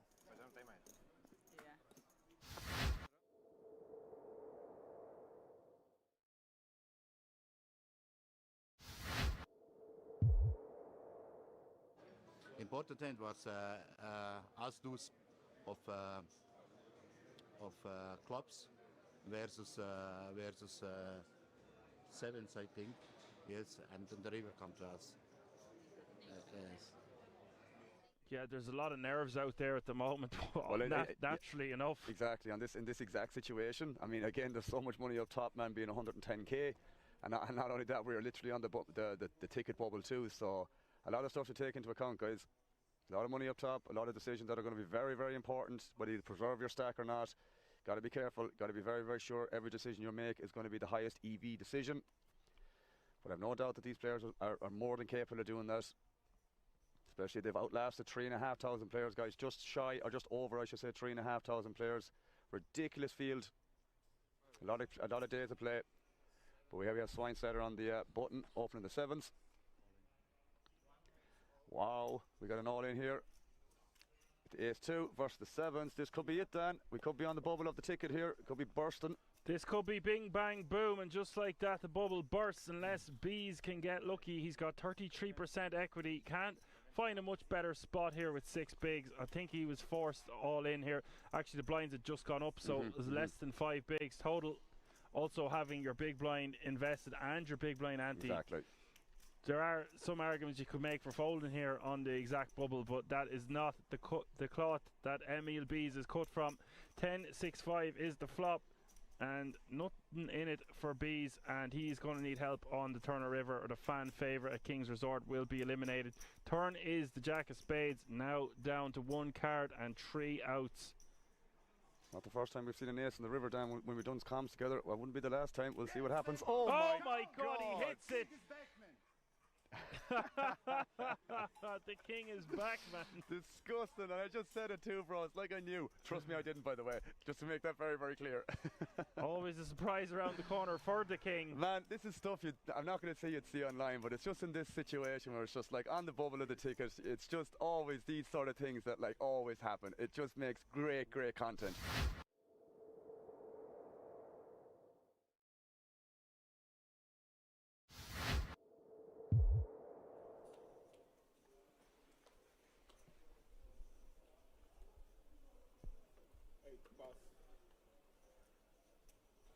Bugman was watching this going, how come Martinson can't have all the fun? I'm the chip leader here. Yeah, but he still has 6 million. It's okay. Martinson, once again, 2 10s. He's got the firepower to fight. His arms must be getting tired, Randy. I don't think he minds it. We might have to relay the felt. 1 hundo. Excuse me, can I touch my top phone? Yeah? Looks like he would be raising, taking this one. Yeah, Chateau with King 3 offsuit. Such a poor hand. No chance he's playing this.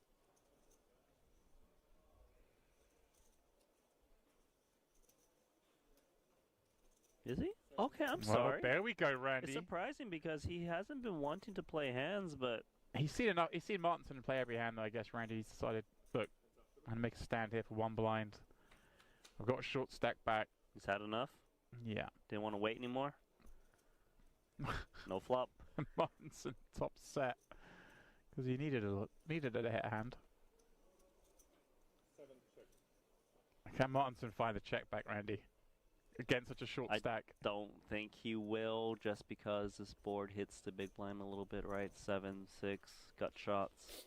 Is it a tiny bet and trying to induce a check jam? I think he comes in small because he has the best pieces of this board with top set. But rarely would he want to check back this flop.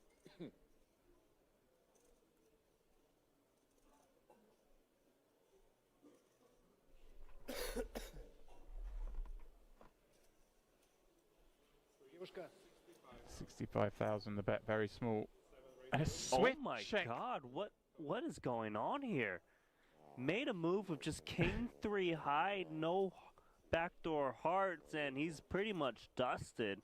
Looking for an 8 or 9 and a 9 to kind of chop this one up. Wow, Randy. He knew it was the big blind's board. And he took advantage of that situation, or at least he thought he was going to, but instead, Martinson has him all but dead. Randy, what are we seeing? Well, that's it. That seals it. Chateau out in 27th. I mean, I always give credit to someone giving it a go, Randy, but that was spicy. Posting on a delay, consistent with our stream, so there will be no spoilers. Unbelievable, this guy, Santos. He's playing almost every hand. Except that 98%. Right? Yep.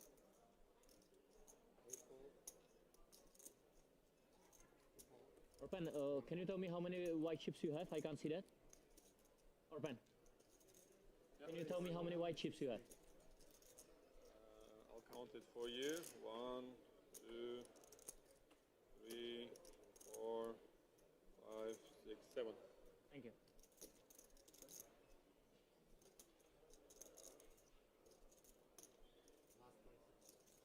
For 20.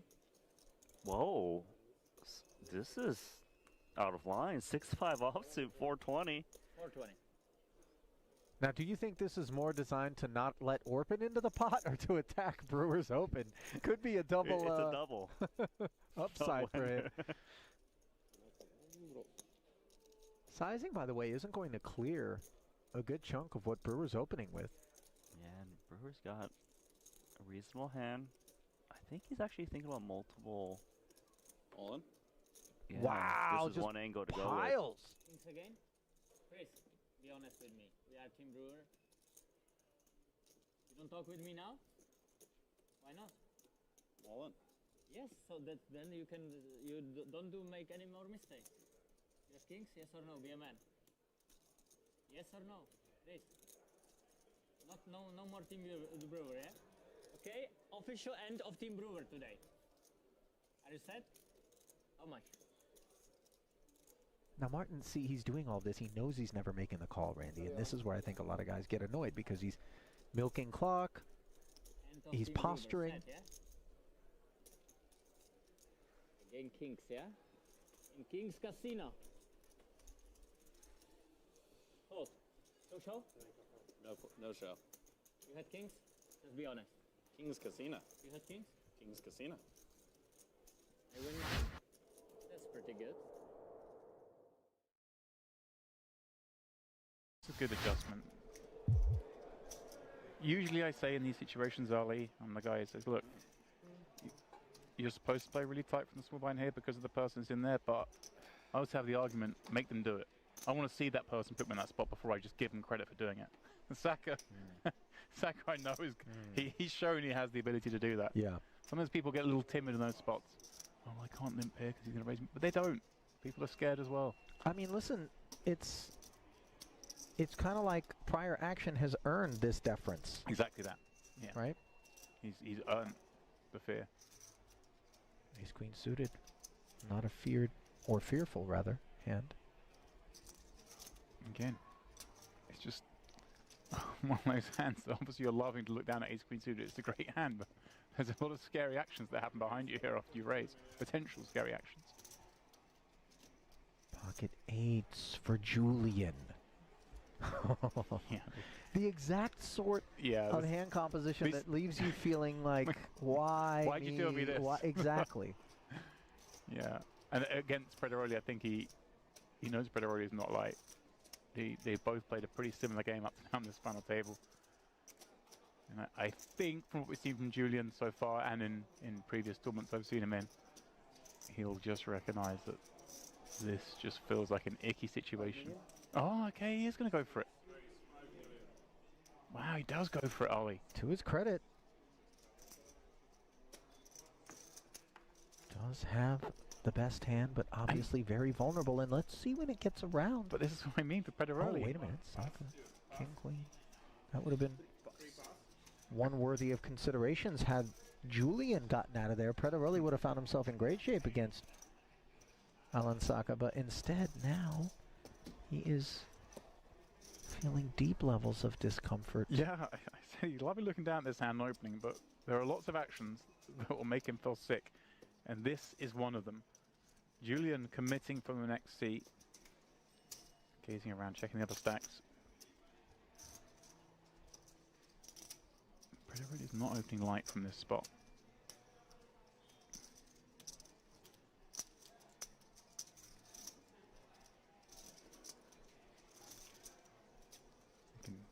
I mean, I'm kind of surprised he's done this with 8, Ollie. Here's the thing, it looks better than 8s, doesn't it? Oh, it looks a lot feels better than 8s. Yeah, it just doesn't feel like this is ace-jack either. It's committing nearly 20 blinds. Could be a hand like 9s, 10s that's really not enjoying this as well. But that's the argument in favor of playing it in this manner as opposed to passively. Not that he was considering a flat, but, you know, things to be considered. Oh, wow, and over the top goes Alessandro. And this... Wow, a huge flip that neither of them wants to be in. Leaves us playing a 23 million chip pot between the Italian and the Frenchman. Big flip indeed, Julian. Very big flip, yeah. Saka's going to have company toward the top of the leaderboard, regardless of who wins this one, James. 20k flip, yeah. Wow. One of the byproducts of this higher variance approach taken by Julian. Yeah, but this flip is probably worth like 40 or 50,000. I think you're not helping them. In equity. It doesn't matter, it's already in there, 22, 23. I'm just kidding. In equity, it is worth a lot. To the flop we go. Ace and queen free. The 8s holding on. Jack 9, 6, 2 diamonds. 60% of the royal, though. For Alessandro, now the 8. How about it? Take the ace and the queen off the board, but put the non-board pairing clubs up. And a 10, Ollie. Julian with the set, and yes, the gut shot as well, not to be overlooked. Can Alessandro find it? Backdoor clubs. Wow. I think he covers. Showers. Just by a little, I think. For Julian, we will do a count. These guys are just that close in chips, but I believe we've lost. Wow. Lori. Wow. That was such an interesting hand, Ollie. I mean, I would have found the fold twice, I think, but that's just me. But they managed to get it in. Two players who recognized getting it in was bad, but the hands they decided were just too strong. Situation forced it. And maybe, Ollie, one on that bracelet.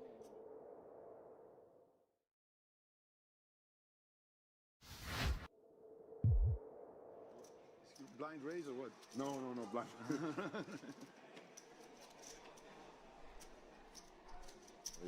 Six race, 2 minutes. Well, we're back after having a word with our fourth place finisher, Alessandro Pederoli, out in fourth for 66,000. And with that elimination, Randy, we're down to 3. 87,000 You've got some customers. plus the ticket. You've got some customers here. Currently guaranteed. One more elimination away from... Oh my, Maroney's had the chance to defend the big. Closing the action. 7 million in the middle. And look at the check back from Di Nicola. That doesn't mean he's not going to lose a lot of chips. Perhaps, but the fact that he's avoided the c-bet on the flop could potentially save him 18 million. Would like to see Maroney come in with a bet on the turn. He can represent a lot of missed straight draws or flush draws right now. See what he comes in with. 3.8 million, and the king's gonna have to go nowhere given how under-repped his hand is.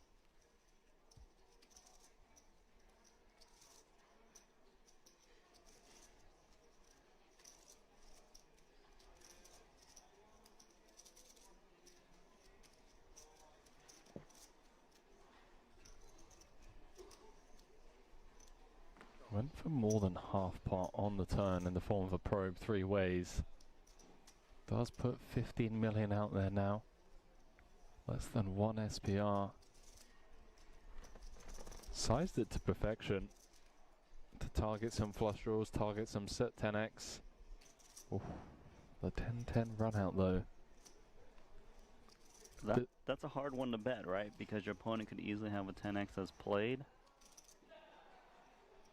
It depends on how light he feels he's getting called on the button, whether to bet or not. And it looks like he's just trying to induce from the busted diamonds and straight draws, which I think is a fine play for his 7. It's going to check through, and I feel like he lost the minimum with those 2 kings. yeah, favorable run out there for Di Nicola. It's getting pretty even. 32 million for Di Nicola. Save you some money. Yeah, 29 I think for he's Maroney. full of 10.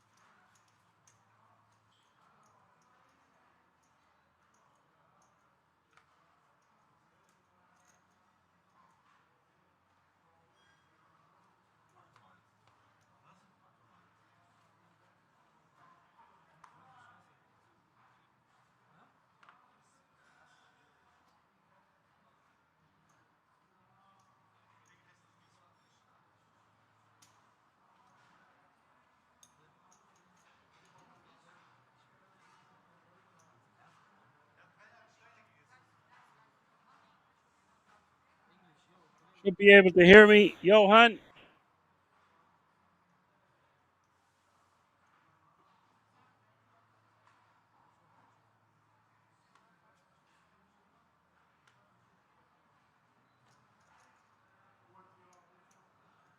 I am here. I refreshed the page. There was issue with the German stream earlier. I have been talking away for ages now. I don't know if you can hear me. There was a problem with sound getting cut from YouTube and poker.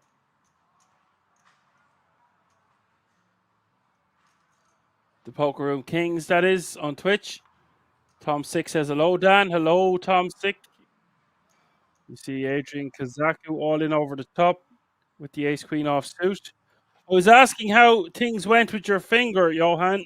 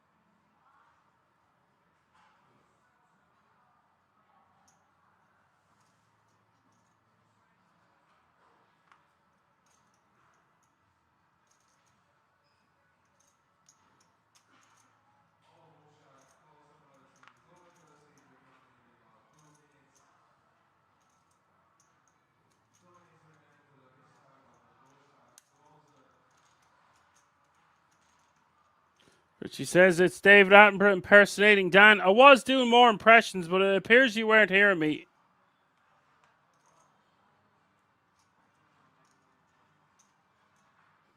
Littlefinger is getting better, but the inflammation is not gone yet.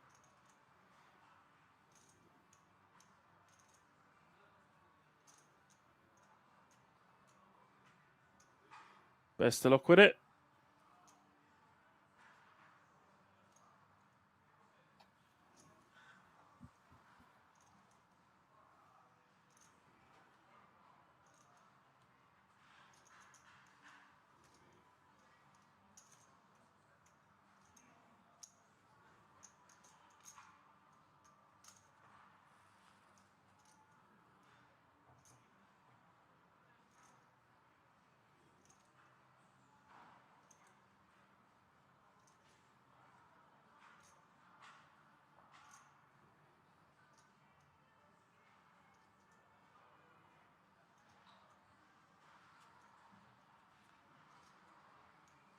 Two pair for Abo. He will check back on the turn. River is the 10 of clubs.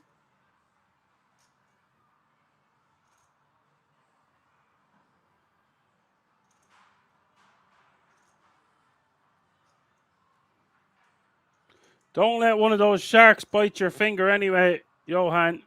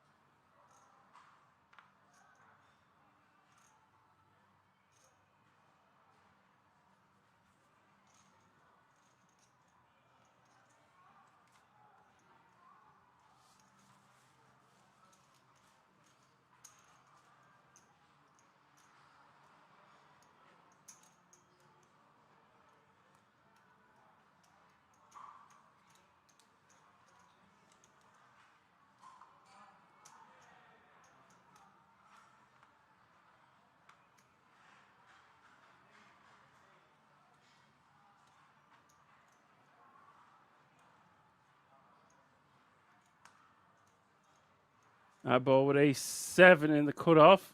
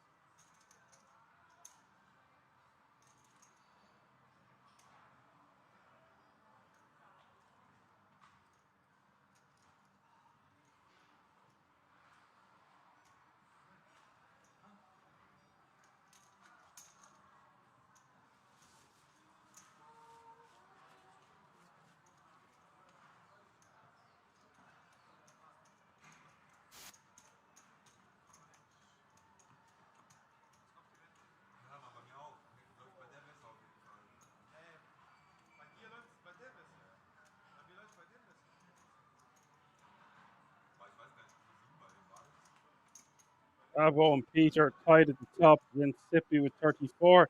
Adrian with 25 and Marcus with 23. That's how they're looking five-handed here.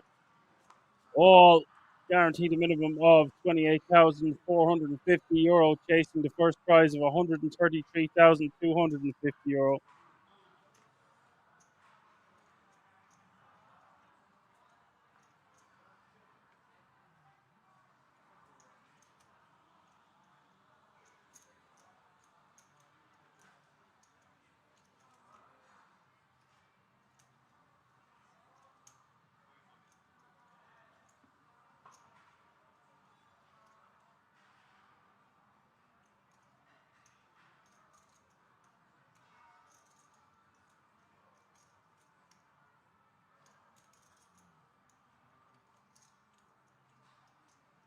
Zaku seeming quite impatient here, shoving with just 6-5 off suit. A lot of things haven't gone his way at the final table.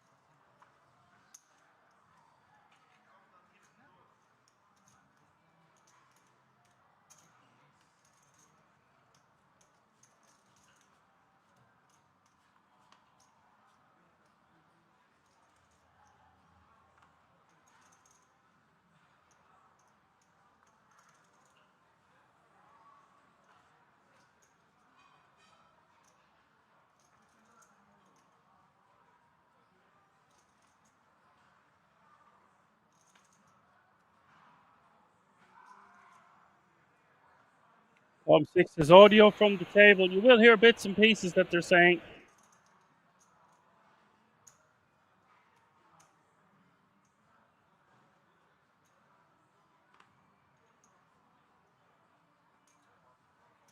He raises to 2.4 million. Zaku shows from the small. Peter calls.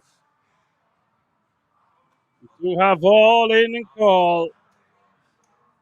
Zaku, who was overwhelming chip leader for a while earlier, now faces elimination.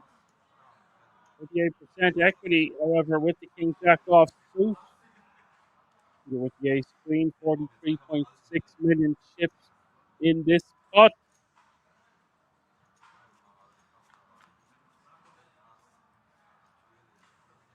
7-3 is the flop.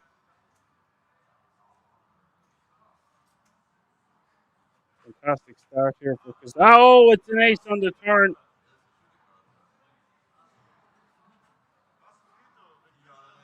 Horrible turn card for Kazaku.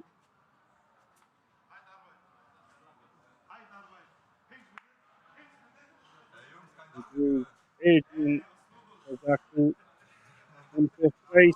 Peter Takes down a whopper of a pot and is now playing 60 million.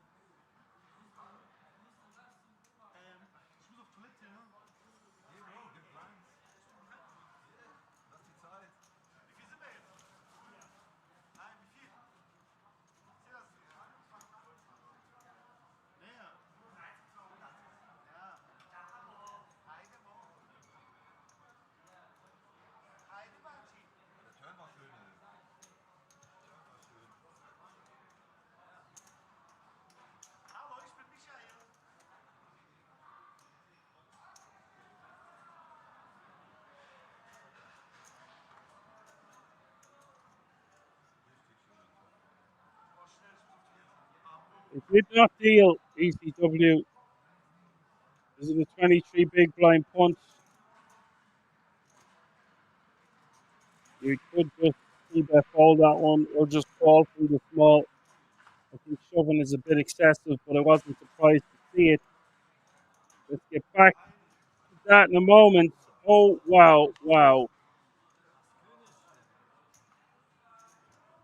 Yeah, ICM has been thrown like caution to the wind.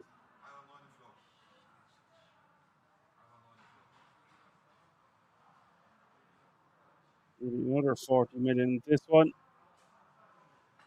Marcus with the ace king, Peter with the pocket nines.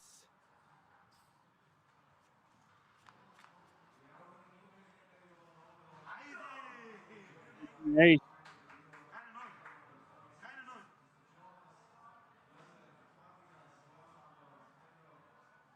This is huge for both players involved. Peter would have over 80 million in chips or back down to 43.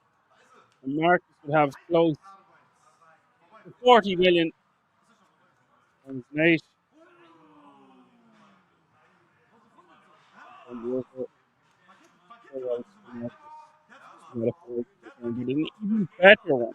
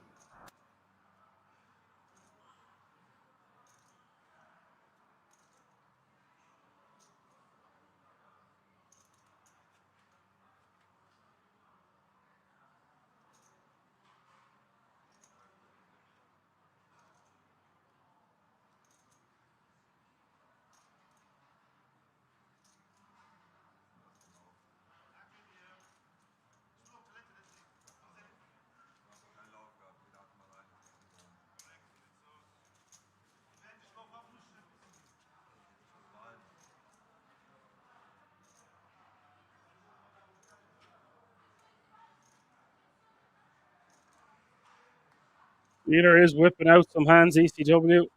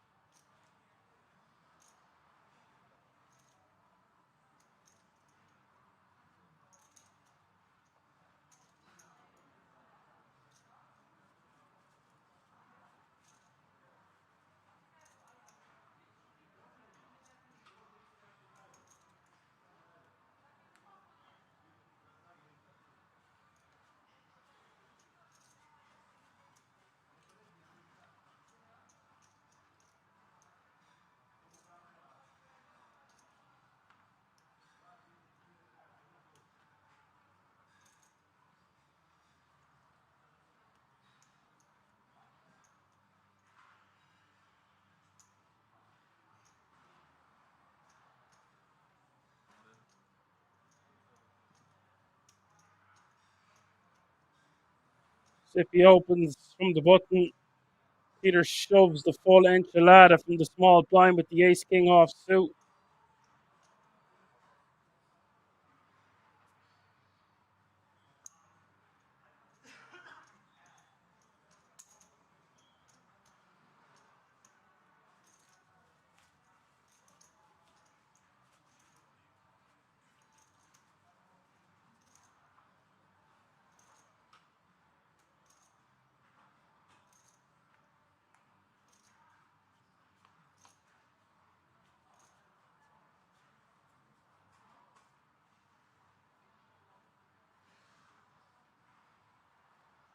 ECW says, what does a player stacking chips and tens tell you?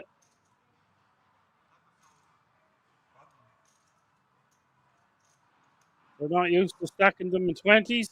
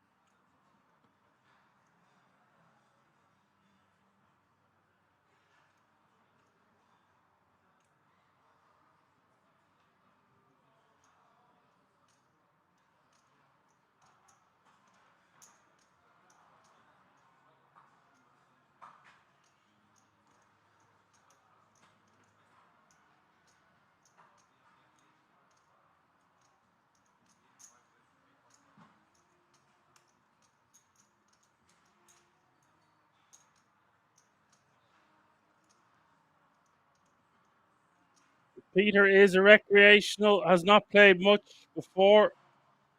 Bear that in mind.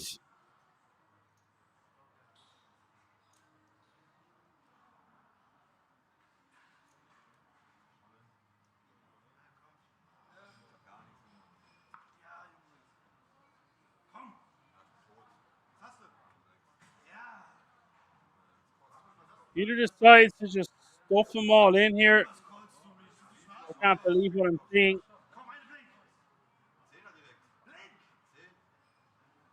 Marcus calls with top, well, not top two, but two pair.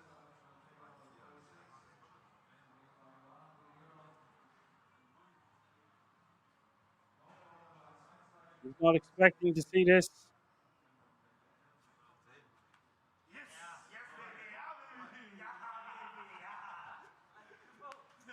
Yum, yum. Peter just went from chip leader to 3.2 big blinds.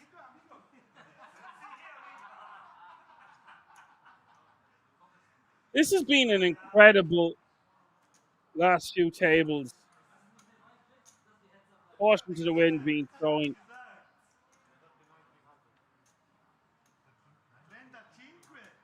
in every direction.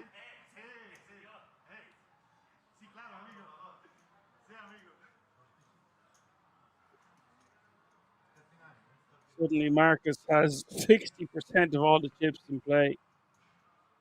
Gabo with 36 bigs, Ciprian Ponescu with 21, and Peter, who just had 60 million in chips, now has 3 big blinds.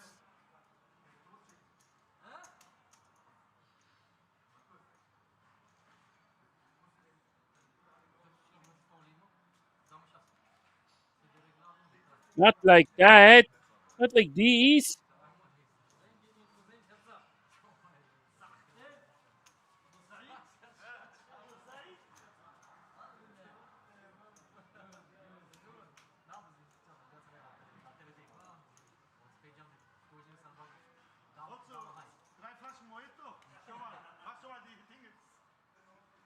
Johan's got to go. Goodbye, Johan. Peter shows the last 3 bigs. Very ill timing with that queen 6. This is 10-4-3.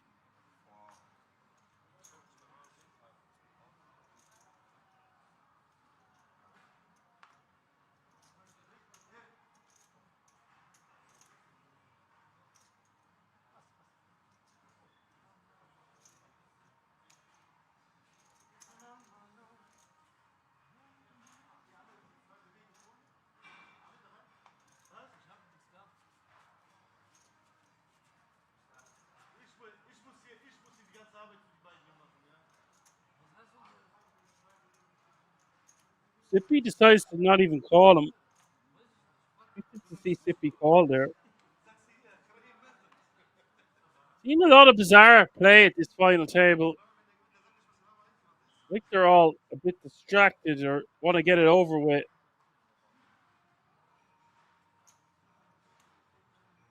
So much money involved with a 500k small blind now. A 1 million big blind now. And a 1 million big blind running ante. 500, 1 million, 1 million.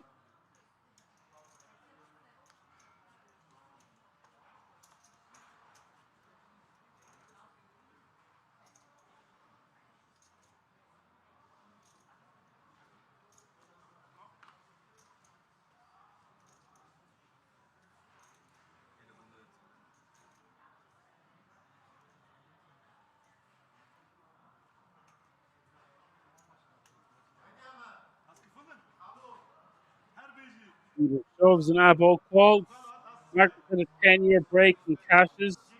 It doesn't strike me as someone who plays poker that often. No way. The two final tables in Neymar and was FT Bubble in June and Rosvedov.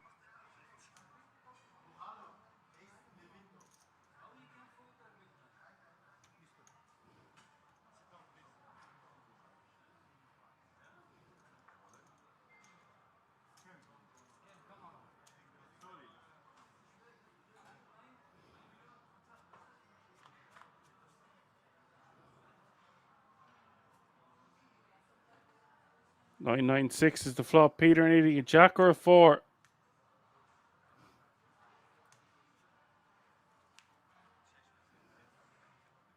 Three cashes this year for €51,500 for Marcus. So he's back playing at least some of the time. And that's going to get chopped because there's a full house on the board.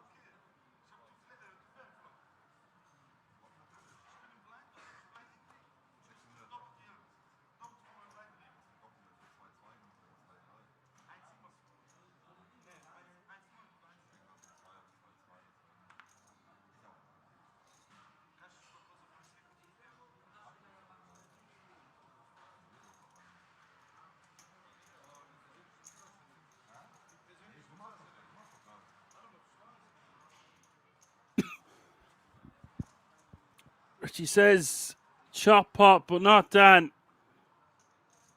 We just can't be using that expression around here. And we want action.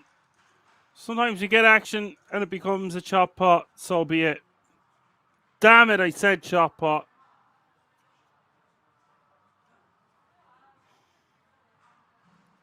Didn't mean to say chop pot.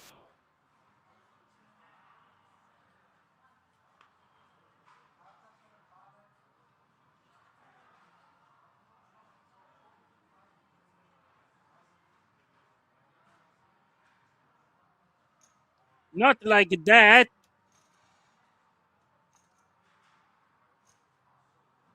Not like this.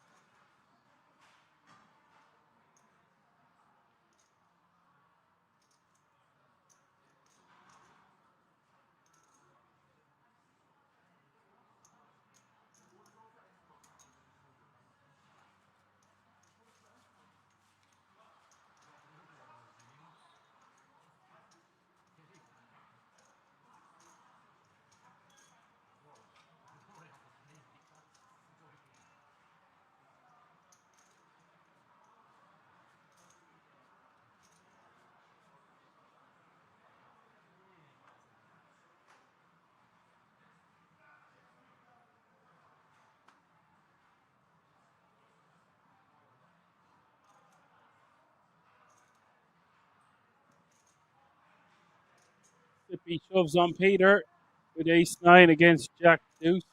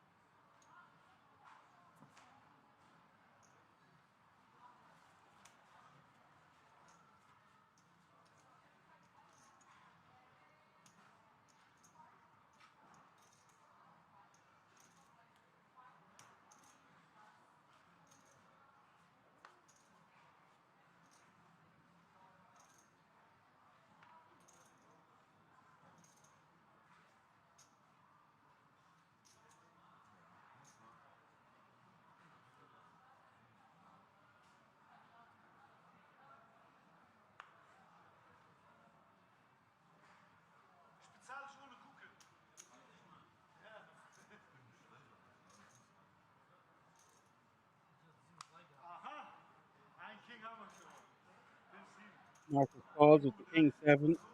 Peter at risk. Jack-3 is played.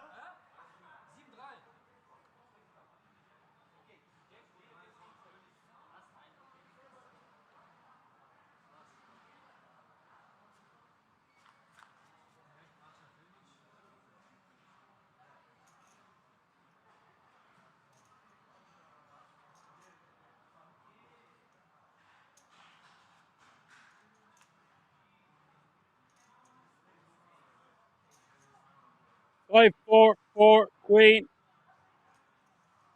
Peter needing a jack or 3. It's a 7. We lose Peter. He's slick in 4th place.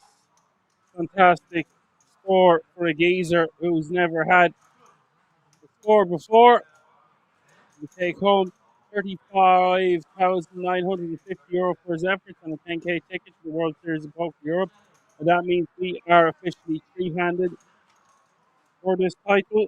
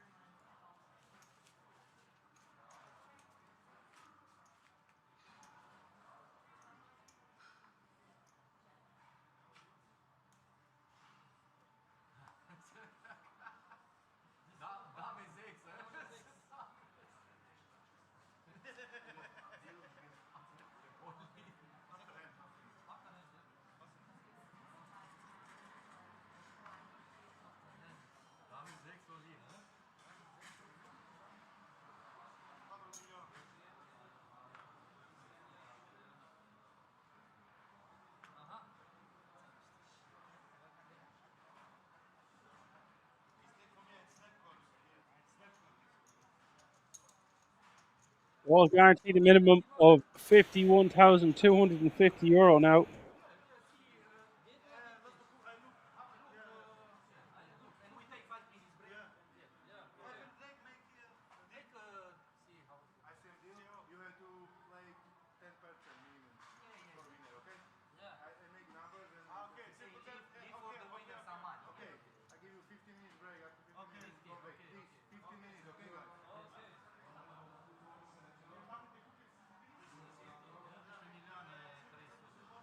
And it looks like they are going on a break for the good to 15 minutes. We are live for over 10 hours now. We're back for three-handed action where Marcus is the overwhelming chip leader. don't want to miss the conclusion of this one. One of these three remaining players is going to become your SharkBay main event champion. Don't go anywhere. We're going to keep it right here. See you all in a few moments.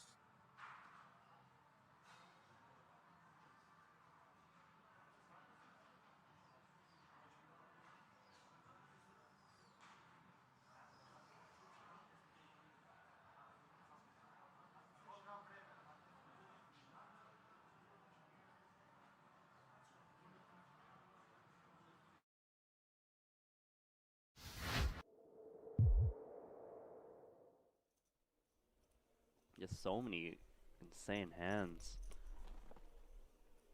in this first frame of play. Yeah, we've not been spoiled for action, Randy. Why not? Rajanovski's got ace-jack. He's the man who's been at the heart of most of it. Love this guy. Love to see him get some chips going his way. Drop in 4 blues. Make that 100K. Yeah. Ace queen. Oh, he's just in trouble. I don't see a world where Rajanovski gets away from this one against ace queen of hearts. Yeah, he's been opening all the hands. Now may meet resistance. And he may just decide ace-jack suited. It's too much kit. Let's see though. Adamski. He's grabbing those re-raising chips immediately. Does take up to 5 blinds. Which may give Rajanovski the appearance that he could potentially He might get think, a fold. oh, I can peel this maybe. And if he peels, which Yeah. he does, there is a chance he can just get away when he misses. He's got no fear of playing these spots, Randy, with SBR of 1 or less than 1. He was taking given these a good flops. price pre, to be fair. Yeah. He's going to need to miss. Unless it's, of course, that jack or clubs. Well. Club. Followed by 2. Here we go. Clubs. He's just announcing the stop and go, Randy. Stop and go for pot. Now, Adamski has to ponder this. Like, it's not ace-king, is it? Ace-king's jamming pre. So he's thinking, is it a hand like 7s or 5s that... He pretty much has the nut no pair. He does have the backdoor hearts, which is helpful for added equity. If he's up against 2 clubs, he's doing okay, as you can see. Yes, the question is this opponent ever paired at this point? Hard to say. You know, Rajanovski is hard to put on a hand. Right, does it feel like against this player we just kind of have to shrug and call? I would think you'd have to shrug and call. You need to wait how often you're up against like a flush draw or a pair. Even against a pair, you're not doing too bad with 2 overs and backdoor hearts. If it's 5s, we're actually in pretty good shape. 7s, If 9s, up 10s. against, yes, not. counterfeit opportunities against smaller pairs. I think this is pretty much a slam dunk call. Yeah, he does make it. I'm with him. I'd be calling, and he's going to see it's flipping. Of course, there is some chop equity. Let's see, can he find a chance to stay in this tournament for Rajanovski, who's been the most active player at this featured table? Yeah, we're not picking favourites in the booth. Nothing against Adamski, but I want Rajanovski to stick around, so maybe a chop's fair.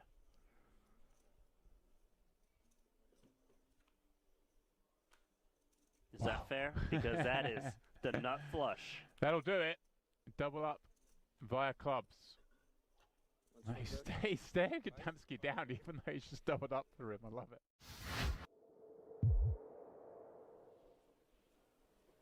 King 9.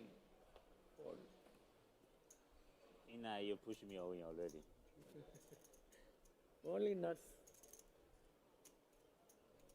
A minute.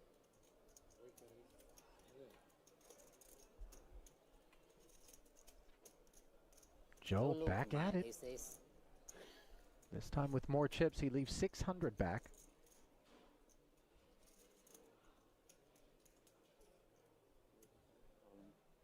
Raised to $1 million, and he's run into an ace-king.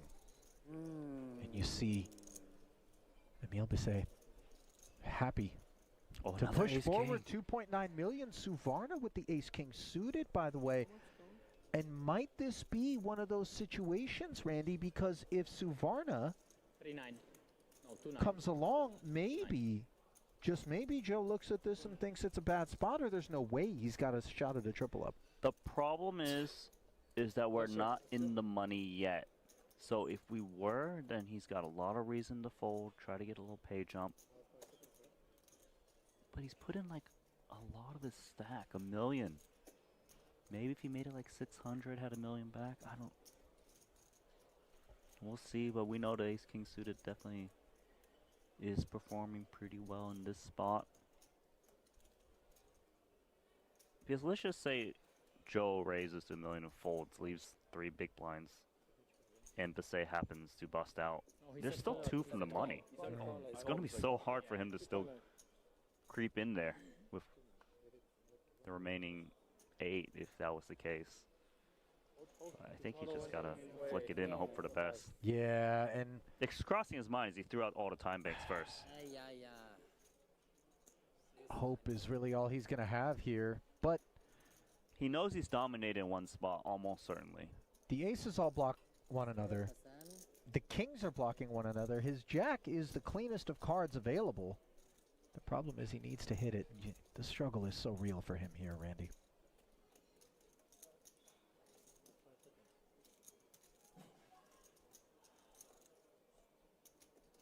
Yeah, he wish he could have like a jack 10 right now or like a pocket pair, something he knows that is not dominated. There's no chance that ace jack has ever just got 2 overcards against both these hands or he's dominating one spot.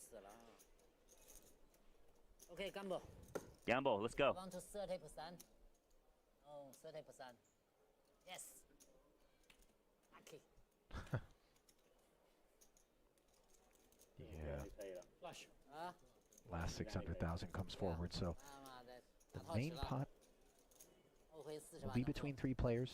2.6 million on the side between Santosh and Bisset. 先算放一个。不用，就哎发勾就行。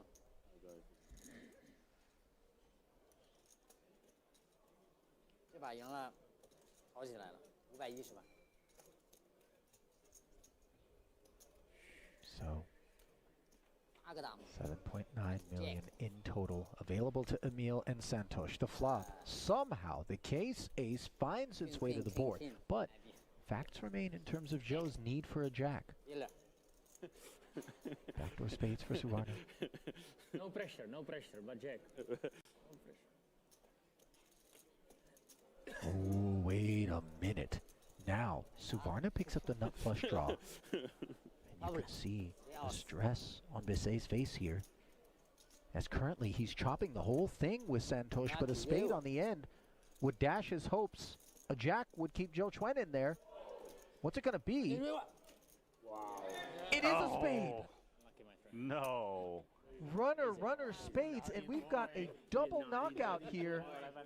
And look at Dvoris. I told you flush, you know? Very thankful. Yes.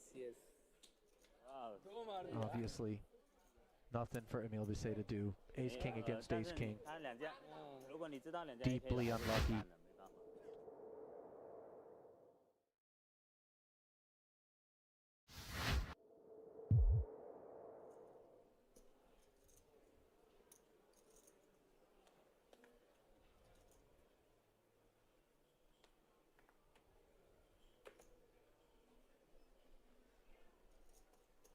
Ramos, by the way, part of such an incredibly accomplished contingent of Brazilian players out there. Yuri Zivalevsky, Andrea Kari, another one that comes to mind. Bruno Volkmann. There's a lot of them. Yeah. What about Pedro Gargnani? Yeah, he too. So one's a coffee connoisseur, the other the tea connoisseur. Don't forget tennis connoisseur as well for Volkmann. That's right. Time bank or not? Time bank, yeah? Jack 8 under the gun. Ren activating. This makes sense. Time bank police. Santosh in the small blind in these spots, or the big? Believe they had a player between them. Moulton's been given like 22 time banks this tournament. I mean, obviously Santosh being the only guy who hasn't covered. I'm convinced that you were given like 22 worthy time of thought. Believe Dvoris is between them. Yeah, Santosh is in the small blind tends to play tight, even with a big stack. Yep. I like this awareness of the positions from Lin to find a spot to steal the blinds. Lady Which Gaga. he How do does. you wanna play, normal or friendly? Oh, You can choose. did we have a call Normal from or Cabral? I'm friendly? sorry. Let's say before flop. Good luck. Huh? Good luck? Okay. I think it means normal. Good luck. So, indeed, Cabral did flat, flew under our radar, given that his cards hadn't been scanned yet again. A 6 deuce. Obviously, this is a sort of board that Ren is supposed to be able to rep. Especially from under gun where he's going to raise a lot of ace-x, suited or not.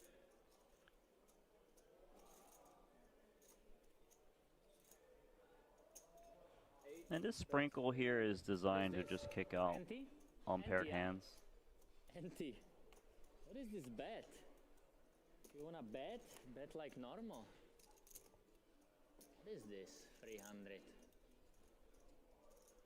I don't understand. 300. Santosh, what is this bet? Can you help me?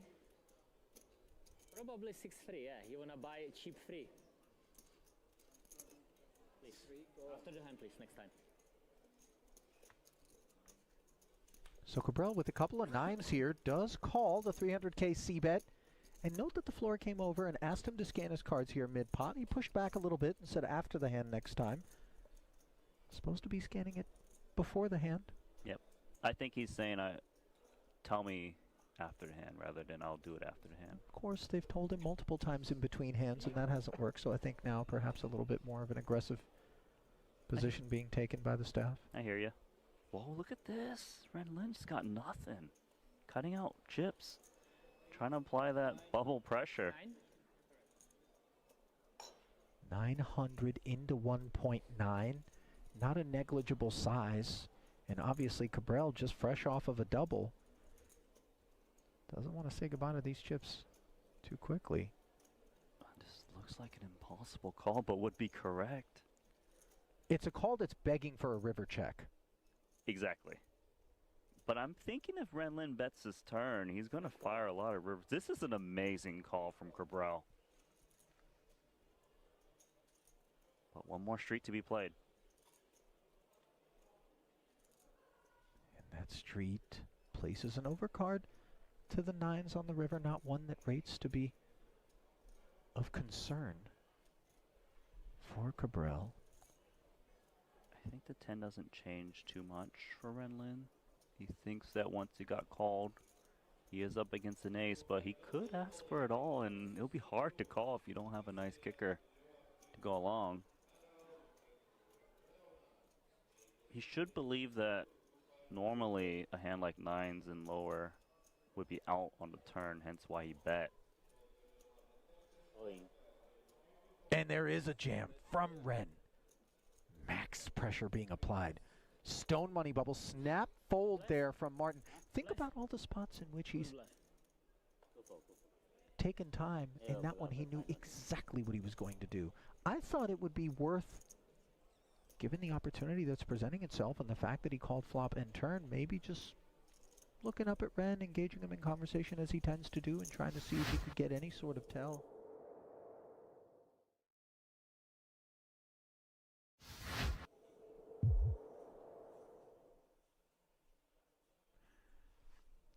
Does make way for Martinson, who's not going to get super out of line with this Queen 4 offsuit on the button. He's going to allow Adamski to create some action from the small blind.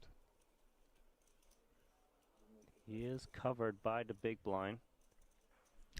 The big blind before Adamski been asked is like, hey, get the big chips up front, I want to see. That does that play in your mind, Randy, that well, Nojbal's going to have a hand? Oh, he does have a hand. Jammed. And he's going to find out it's 20 bigs. And 6 is Randy. Surely too much of a hand to fold. I think this is too much. There we go. Flicks it in, and Adamski's going to be delighted to see he's flipping. So many of the snap calls were dominating him. Huge flip out of nowhere. 2.7 million chips.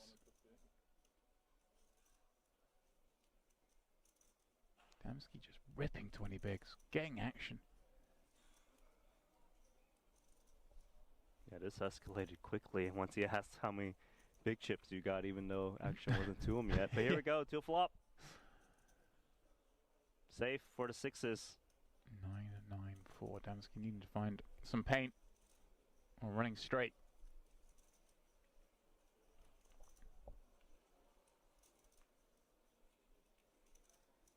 Turn of no use. One card from elimination. Use that queen or jack for Adamski to stay in here.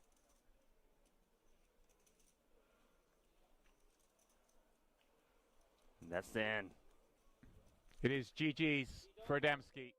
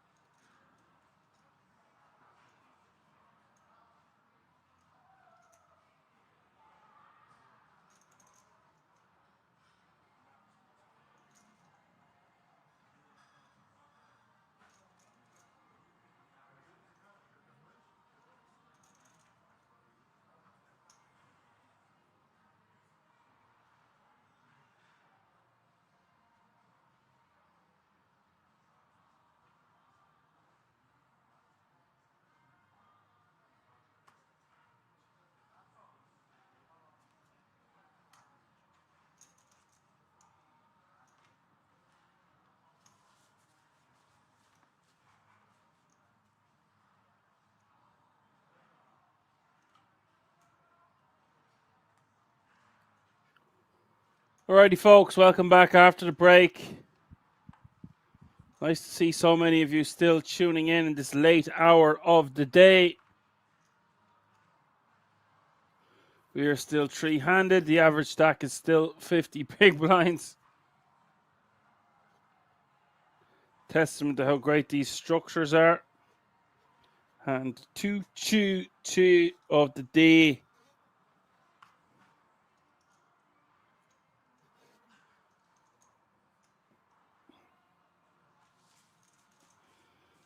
Remember, we're still playing 1 hour blinds. So still have a hell of a lot of poker to come.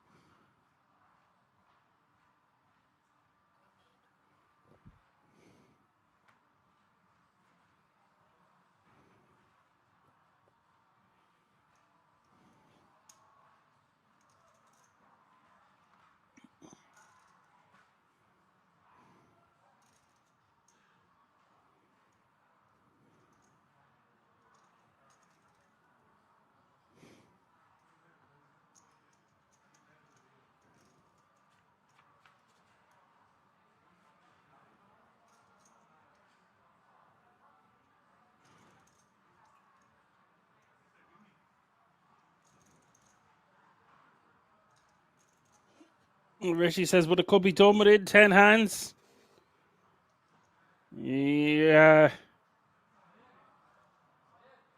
I don't see it being done in 10 hands. It could be. Marcus just wants to keep applying pressure. Pole position to take this one down.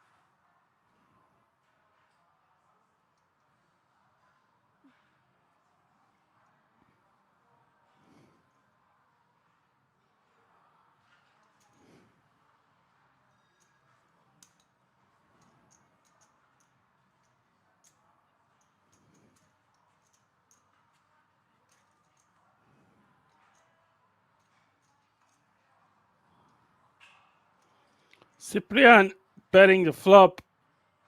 Getting called. Turn is the jack of diamonds.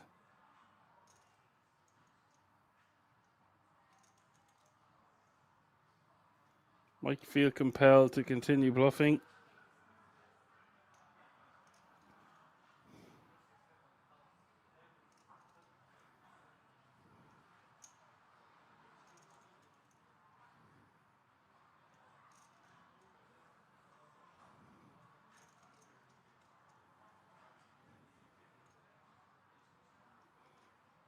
Bet's tiny, 1.2 million, and Abo's not going to go anywhere.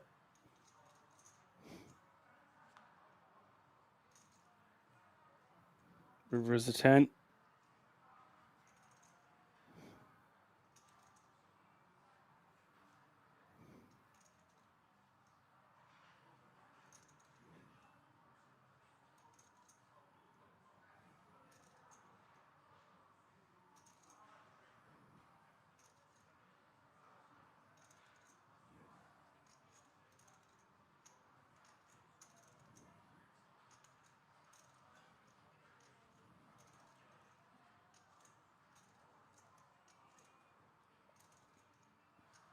$6 million is the bet now on the river. Sippy realizing he can't win unless he bluffs and continues to do so on the river.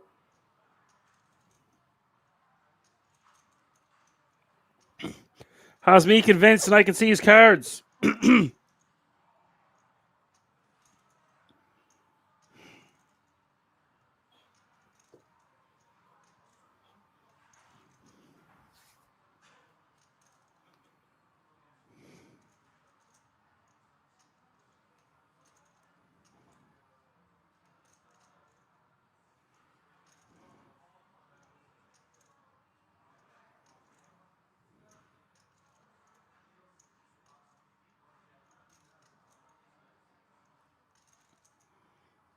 Be quite the call. I just don't think Abo can call on this board with King High. Nice that he has the 9. Is it though? No, because he kind of wants Sippy to have a 9 for some bluffs. Whoa! Abo called Sippy off on the river with just king high. Great call.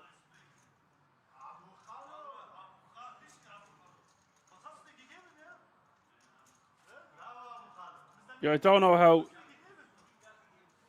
involved the blockers are in that exact situation, how much they matter. Abo deciding he's going to be good enough of the time to make this profitable, and does call. Just king high. Wonder what you think about that one in the chat. Let me know.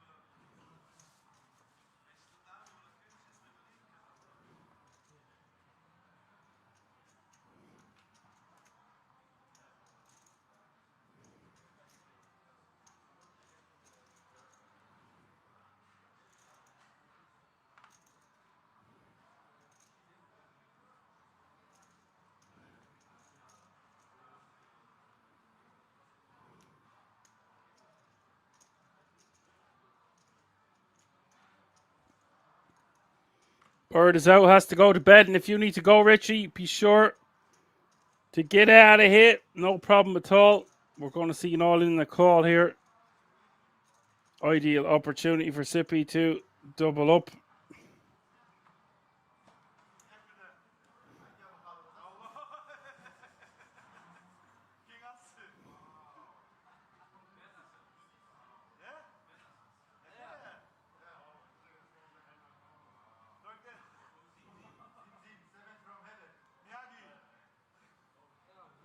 Do see all in and call, and Sippy with 94% equity. Thanks for all your help, Bird. Mind yourself and talk soon.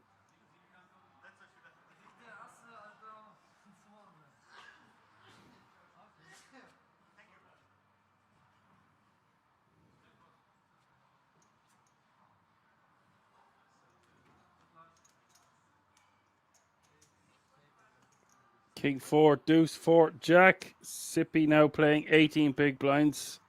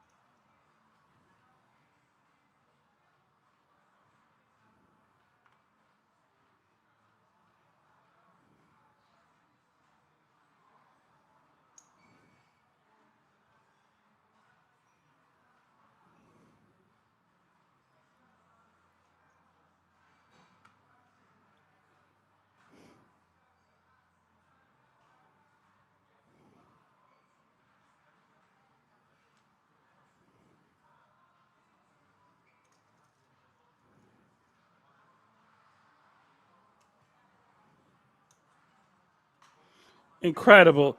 Unbelievable that he gets aces back to back.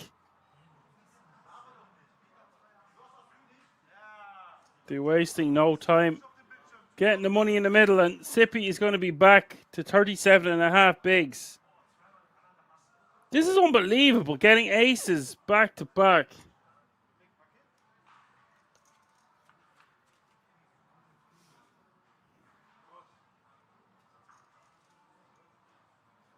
Eight, 5, 4 is the flop.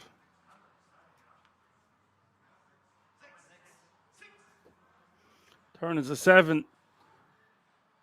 And suddenly, Marcus down to 67 big. Still loads, but he did have 90 million plus just a moment ago.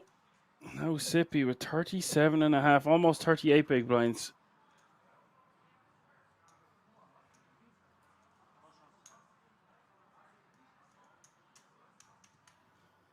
No 6 this time, Richie.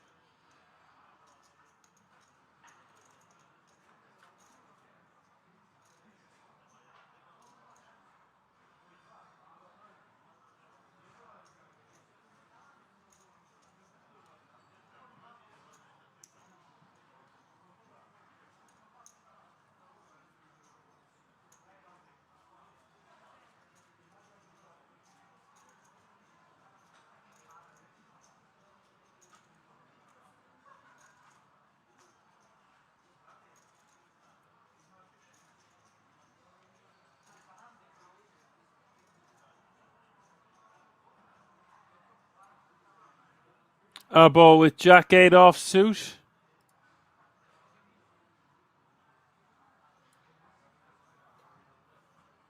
Leonard Royal says, is the comment tired? Oh yeah, oh boy. You betcha.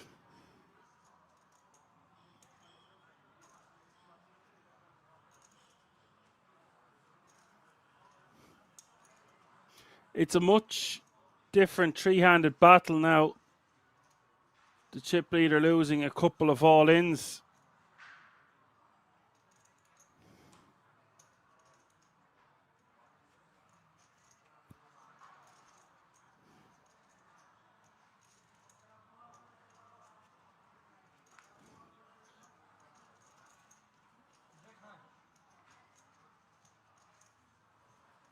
Len says, me too.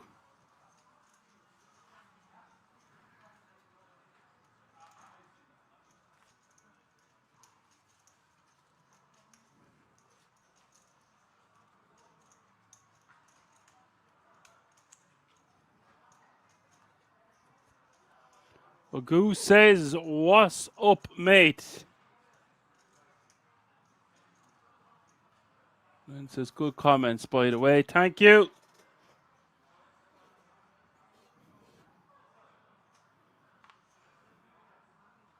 Thank you very much. It's been a fun day. There's been times where it's lulled in action, lacked some big moments, but it has made up for it over time. It's a fairly even three-handed affair now at this point. Cyprian completing with Jack 3 off suit.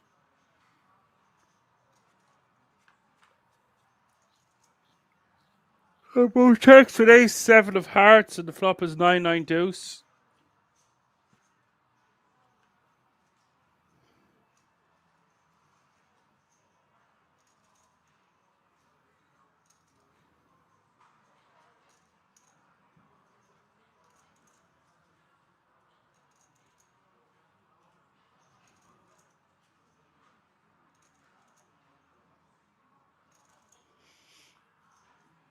$2.5 million is the bet from the Jack 3. I've always called him down in a few spots now.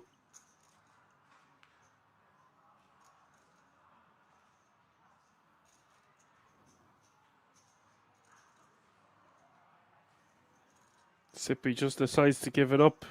Sippy the kangaroo.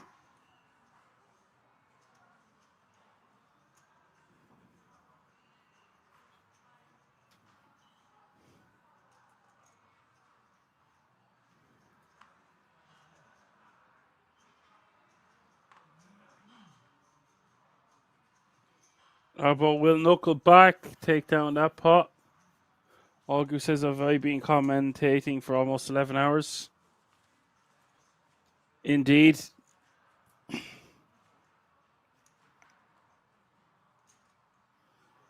$16 hours and change is our record at Kings. Or my record anyway.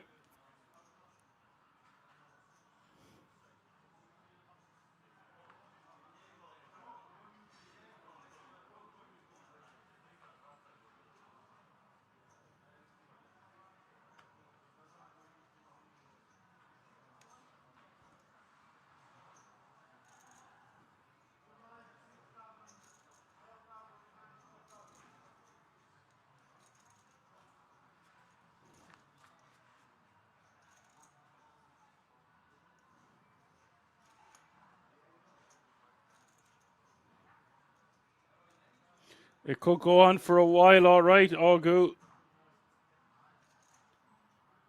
They are playing for a lot of money.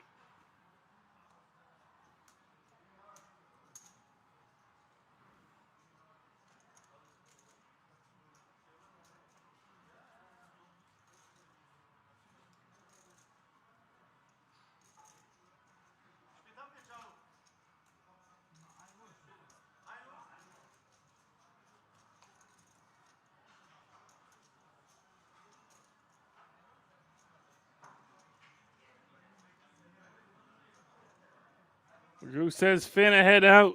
Have a good one, mate. Thanks for dropping by. Have a nice day.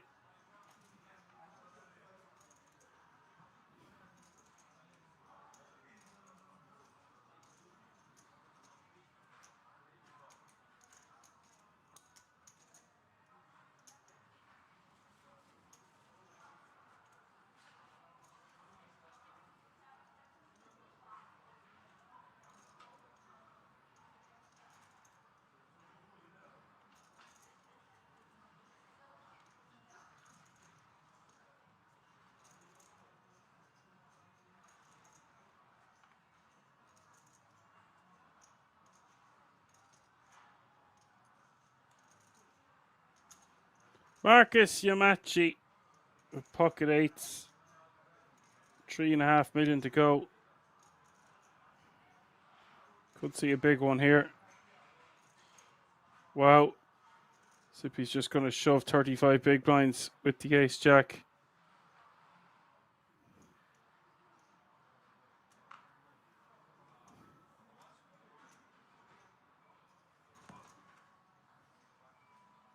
Marcus will call.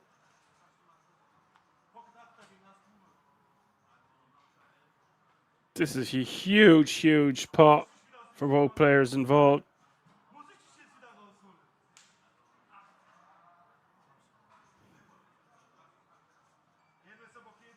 $72 million in this pot. Biggest chip pot of the tournament.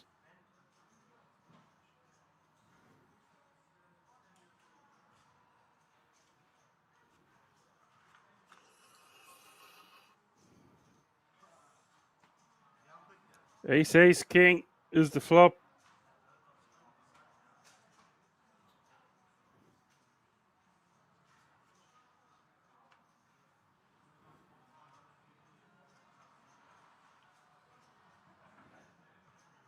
Turn is a 4.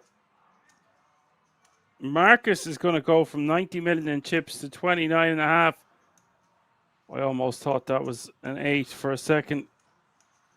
It is a 9.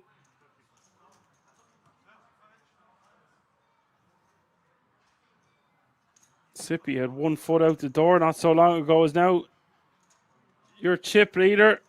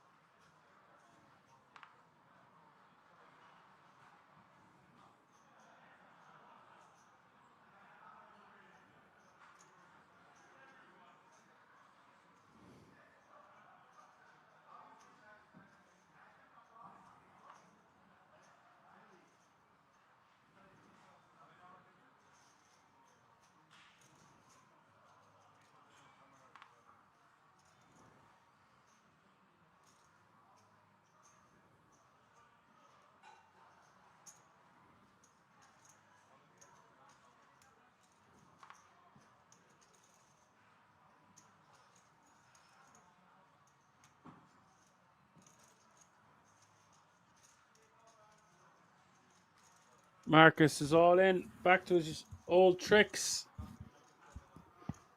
Shoves it with ace 10. Bow with ace 9. It's a lot of chips to call.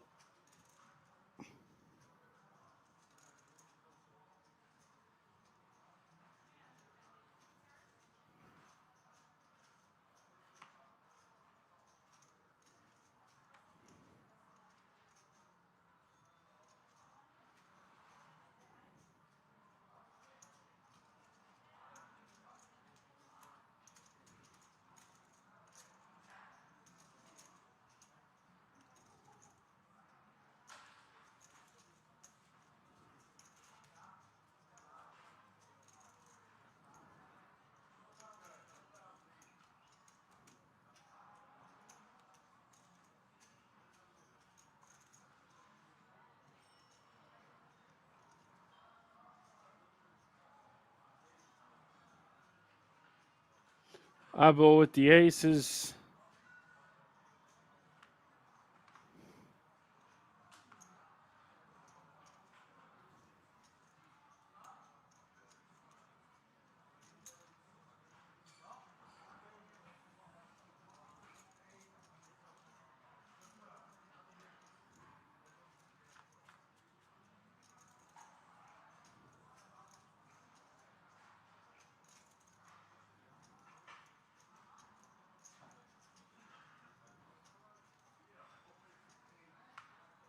Marcus defends and just lets it go on the Jack 9-8.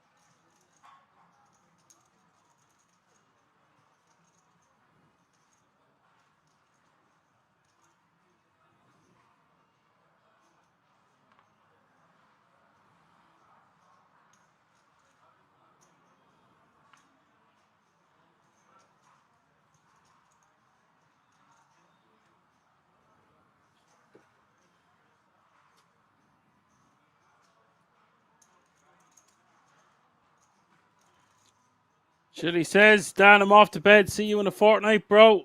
Thank you for all your help, Richie. Really appreciate it.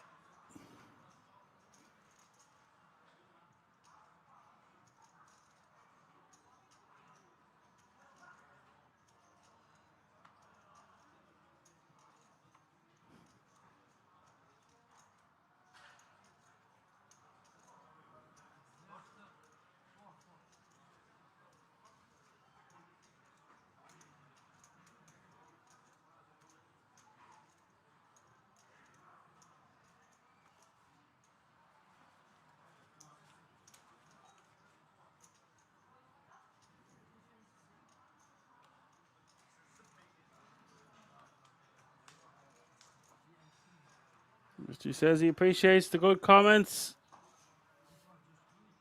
Thank you very much. We weren't firing on all cylinders today now. We were tired in spots. So I'm going to have a nice break after tonight.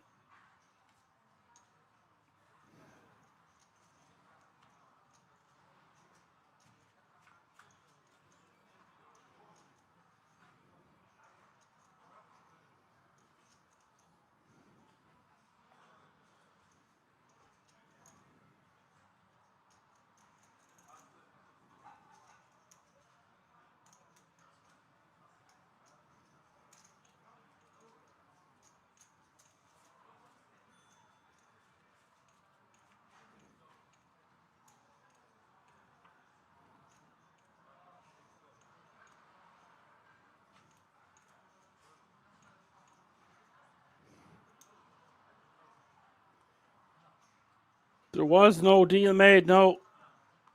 They're guaranteed over 50 grand.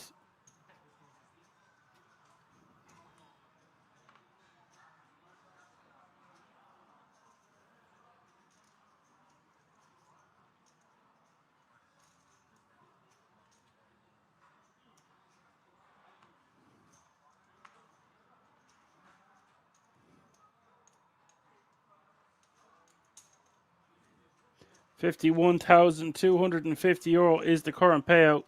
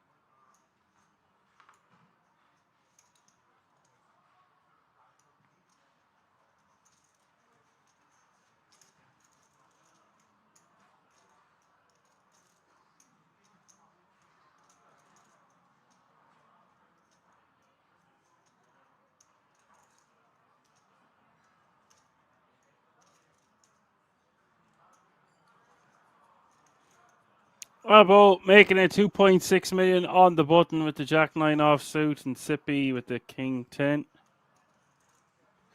Chips in hand.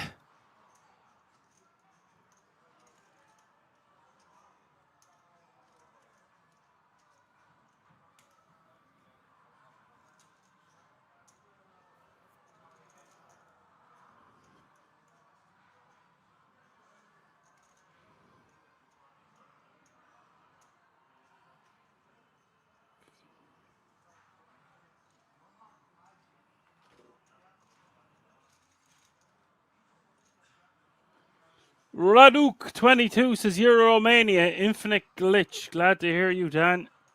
Good to have you with us. Just in time, Raduk. I hope you're keeping well.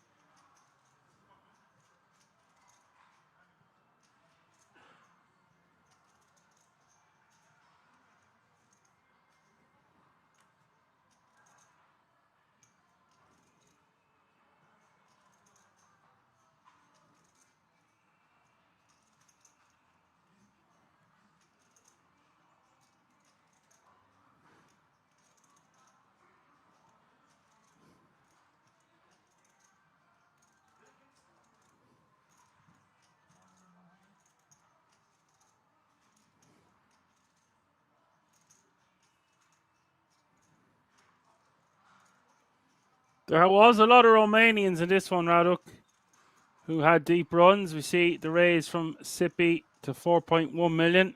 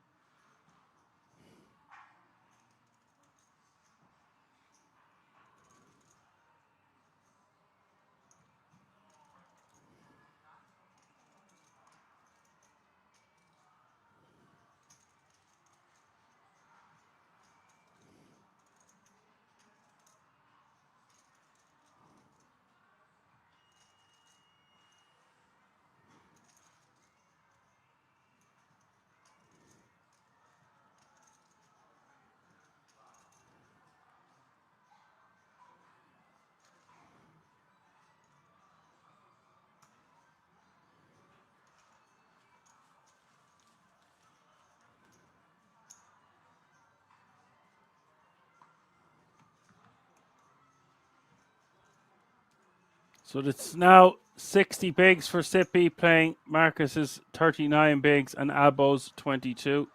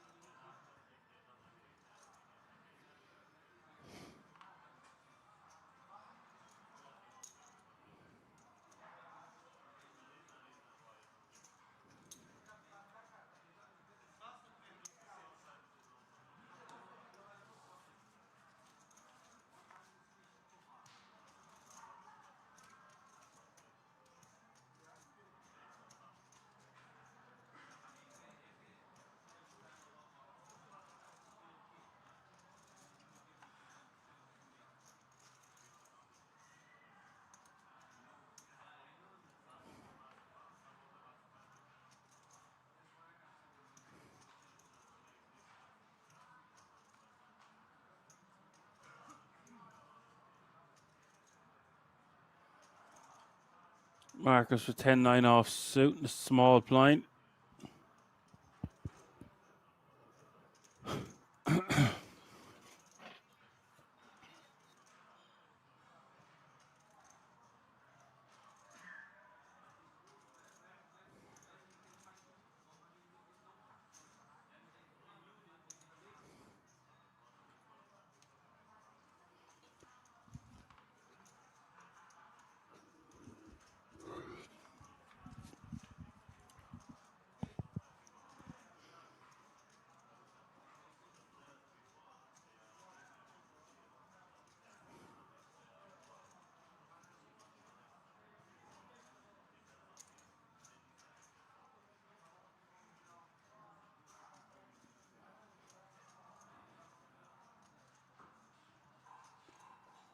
Marcus betting 4.5 million with top pair. Sippy not going to continue with the ace.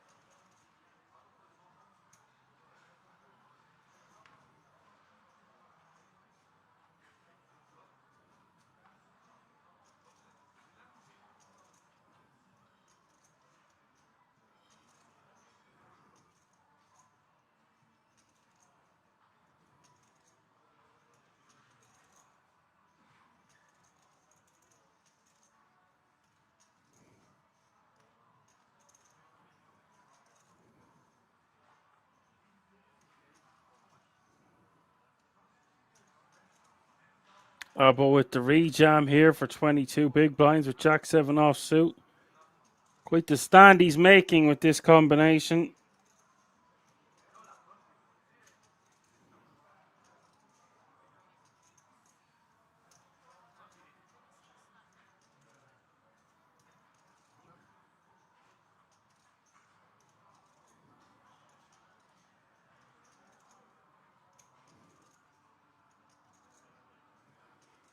Rusty asked, how did they find these shoves? I really don't know.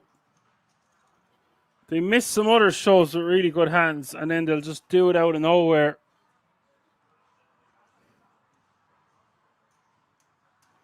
$80,000 difference between first and third. Well said.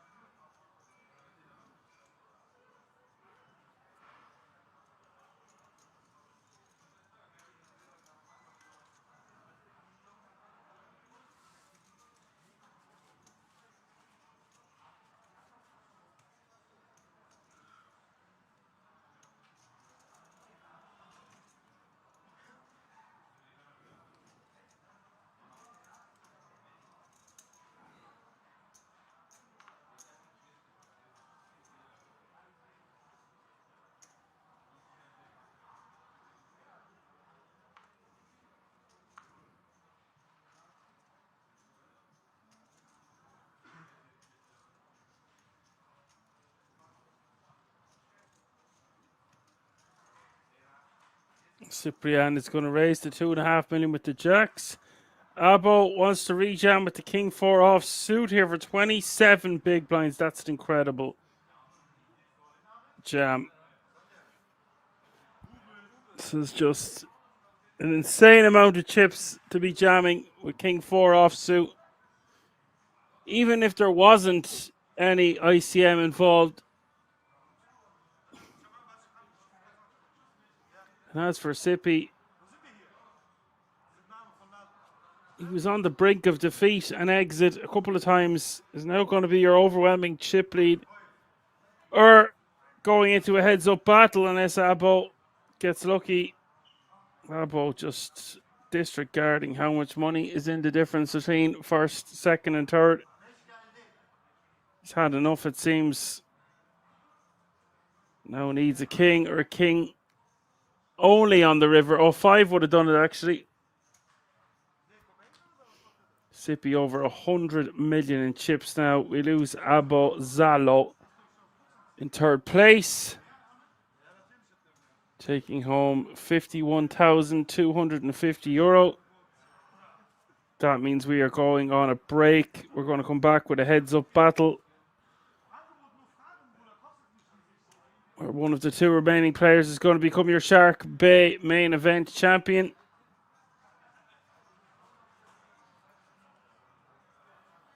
Don't go anywhere. We're going to keep it right here. See you all in a few moments.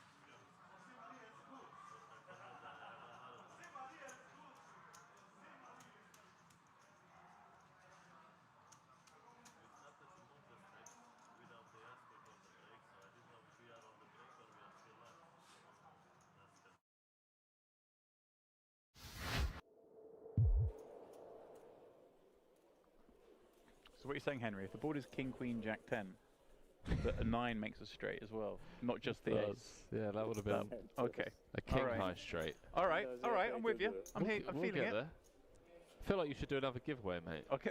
Get the blood flowing. I'll get king. I'll get ace, ace. Okay. Let's do some basic no limit hold'em trivia. Basic hand rankings. Yeah. All right, I've got one for you. More so for you than the viewers, but we can do it in the form of a giveaway. I've got one. I've got a good one. Straight related. It's a learning experience for all of us as down Divorce. It's down at Jack 8 of clubs. Remember, if you do want to be in the chance to win the giveaway, the only place your answer counts is the Poker Room Kings Twitch chat. It's the only place we can contact you. So please do head on over if you haven't already done so. And Danny Tang, if you're watching and thinking about switching over, whatever you answer, I'm not going to give you a ticket, I'm afraid. You've won enough this year. Everyone not named Danny Tang is eligible as long as they're on Twitch. Fair. That is fair. There's Ren. Applies some pressure with the 5-6 suited to the Divorce limp. Raising to 3 blinds.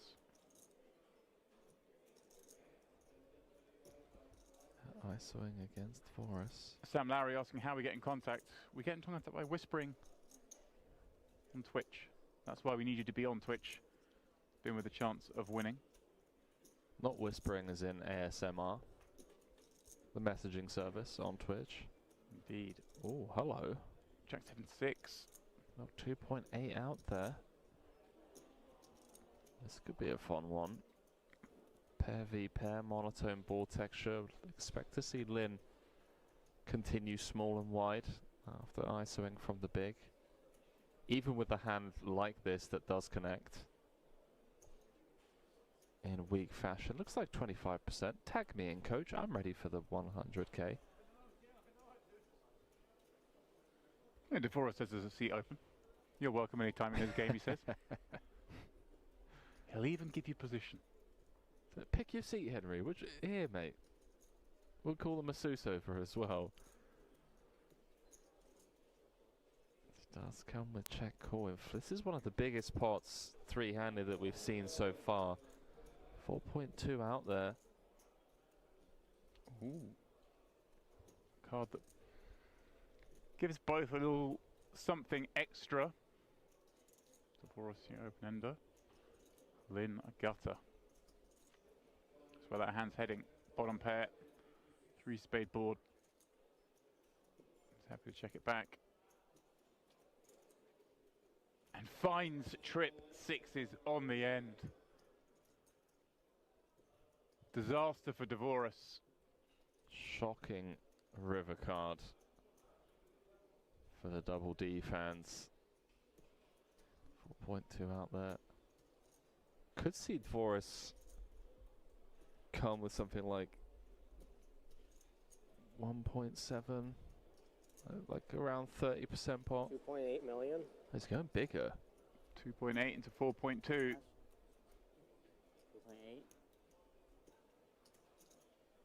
Thinks he's loving life.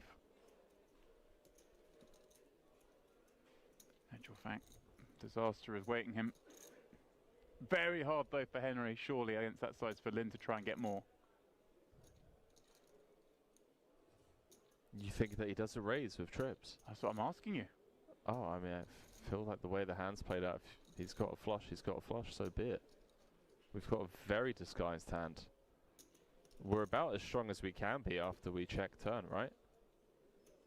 Unless we just mix in some trappy checks with nut flushes on a straight completing turn. All the time cards go in. Yeah. He's going to need a moment here. So, 2.8 on request, 3.3 back.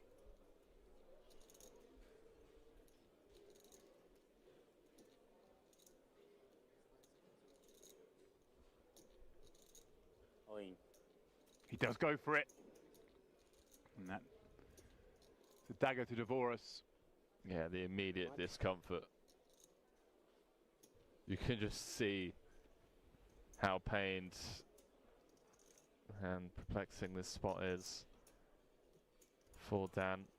It just doesn't make sense. Like, it's continued 25% on the flop. Forrest call, turn goes check, check. Forrest then bets 2.8 into 4.2, 2/3 pot. To then get jammed on a board pairing Sad times. non-spade river. Sad times for Dvorak indeed. Facing a spot for his tournament life. But even if he folds here, he's so short now, Henry.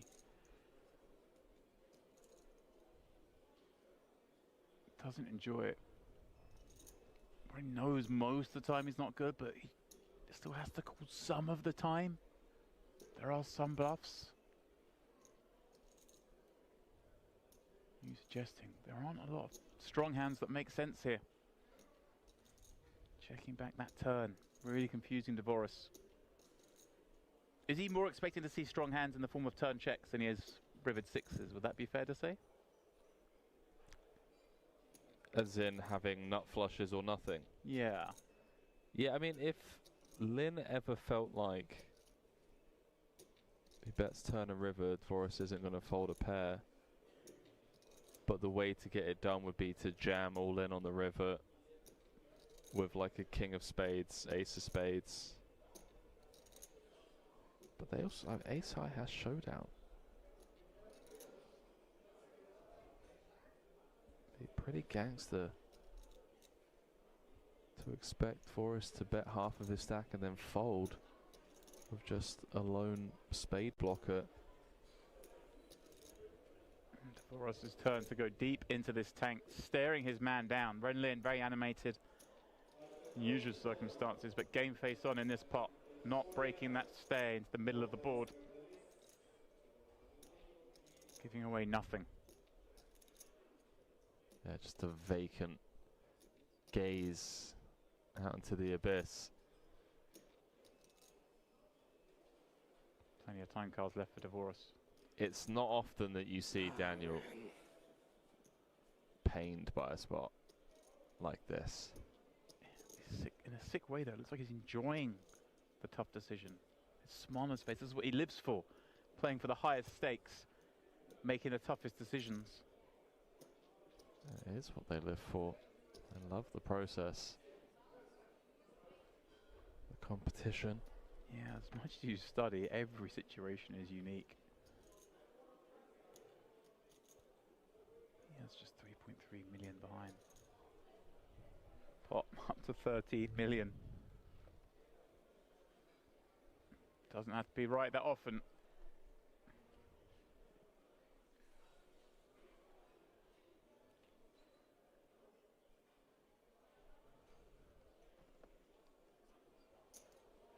He makes the call. Oh, he's looked him up. Nice hand. Wow, nice hand. Henry, he makes the call. Daniel Dvorak, the 25k GG Millions Live bracelet winner just a few days ago. Going to finish third here in the 50k diamond high roller. Good for another 266,000 euros he can throw on the pile when he gets home. 7.5, right? Just going to get confirmation, but Lynn does have him covered. 2.05, right? Couldn't get away from it, James. Yeah, he covers me.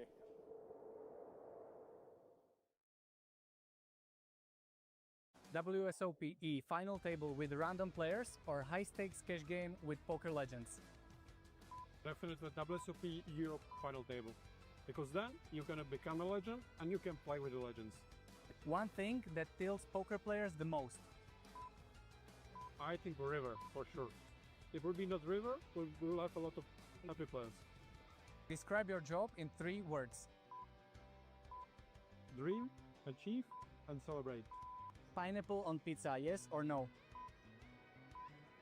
I mean, I'm Italian, but yes, I like it. During our flip and go tournaments, pineapple means that you are getting 1 more card, and before dealer is dealing flop, turn, a river, you just fold 1 card and you play with 2. So 1 more chance to win spot. What should we ask Federico next? Drop your ideas into the comments and don't forget to like and follow for more.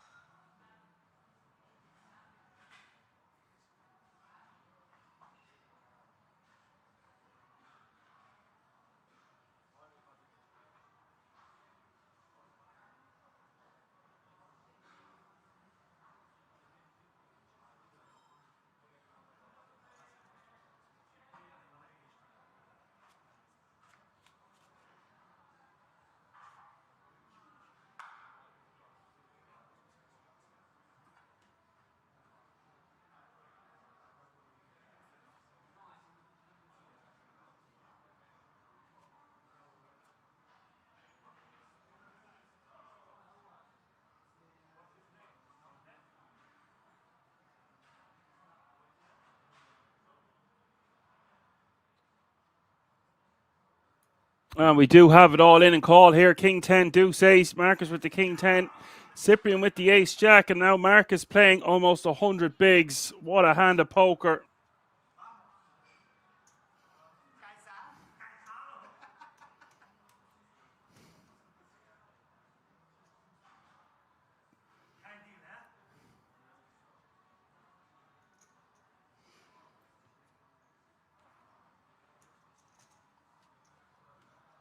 They got so much money in play. Nothing Cyprian can do, of course. That would have been the last hand of the night. Only Marcus got there, and now he is playing an overwhelming chip lead, 4-1.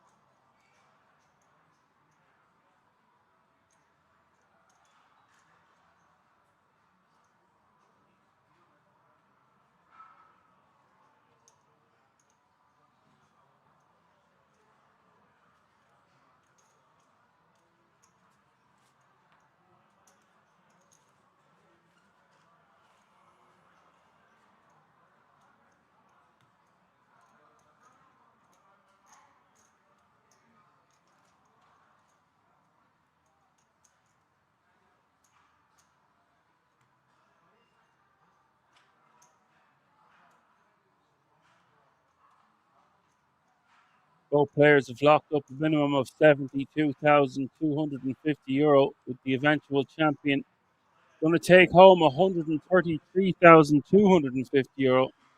That's what you're watching if you're just arriving. Maybe live for 12 hours now.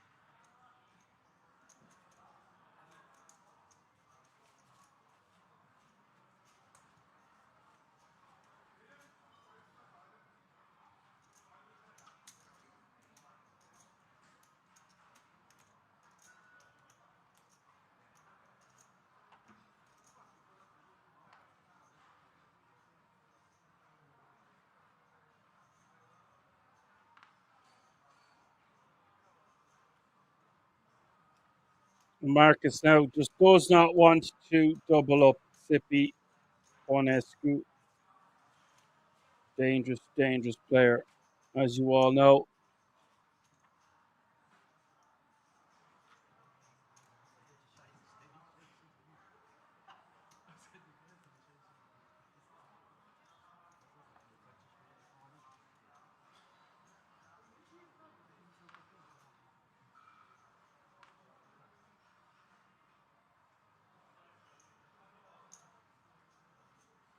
Those have a total live earnings of $421,000. Seen them lurking around some of the bigger games on GG as well.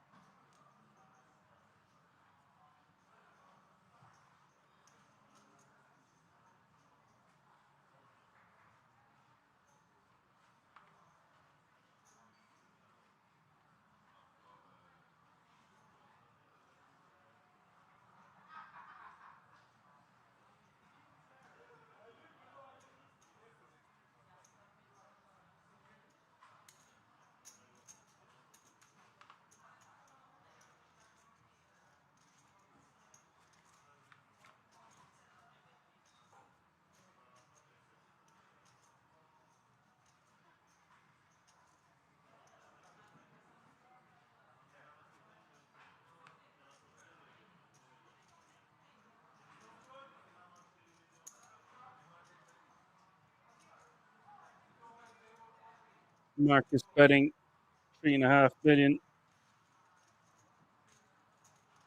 Queen deuce of diamonds on the 5, 7, 9 ace and takes that one down.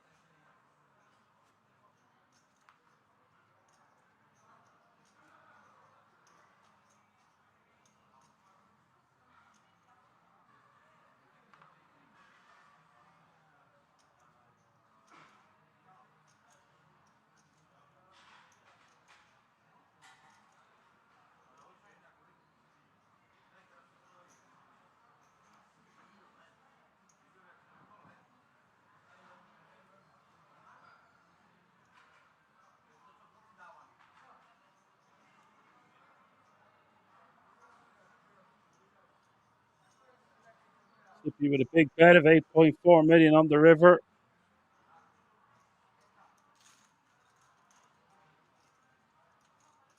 Getting there, hitting it straight.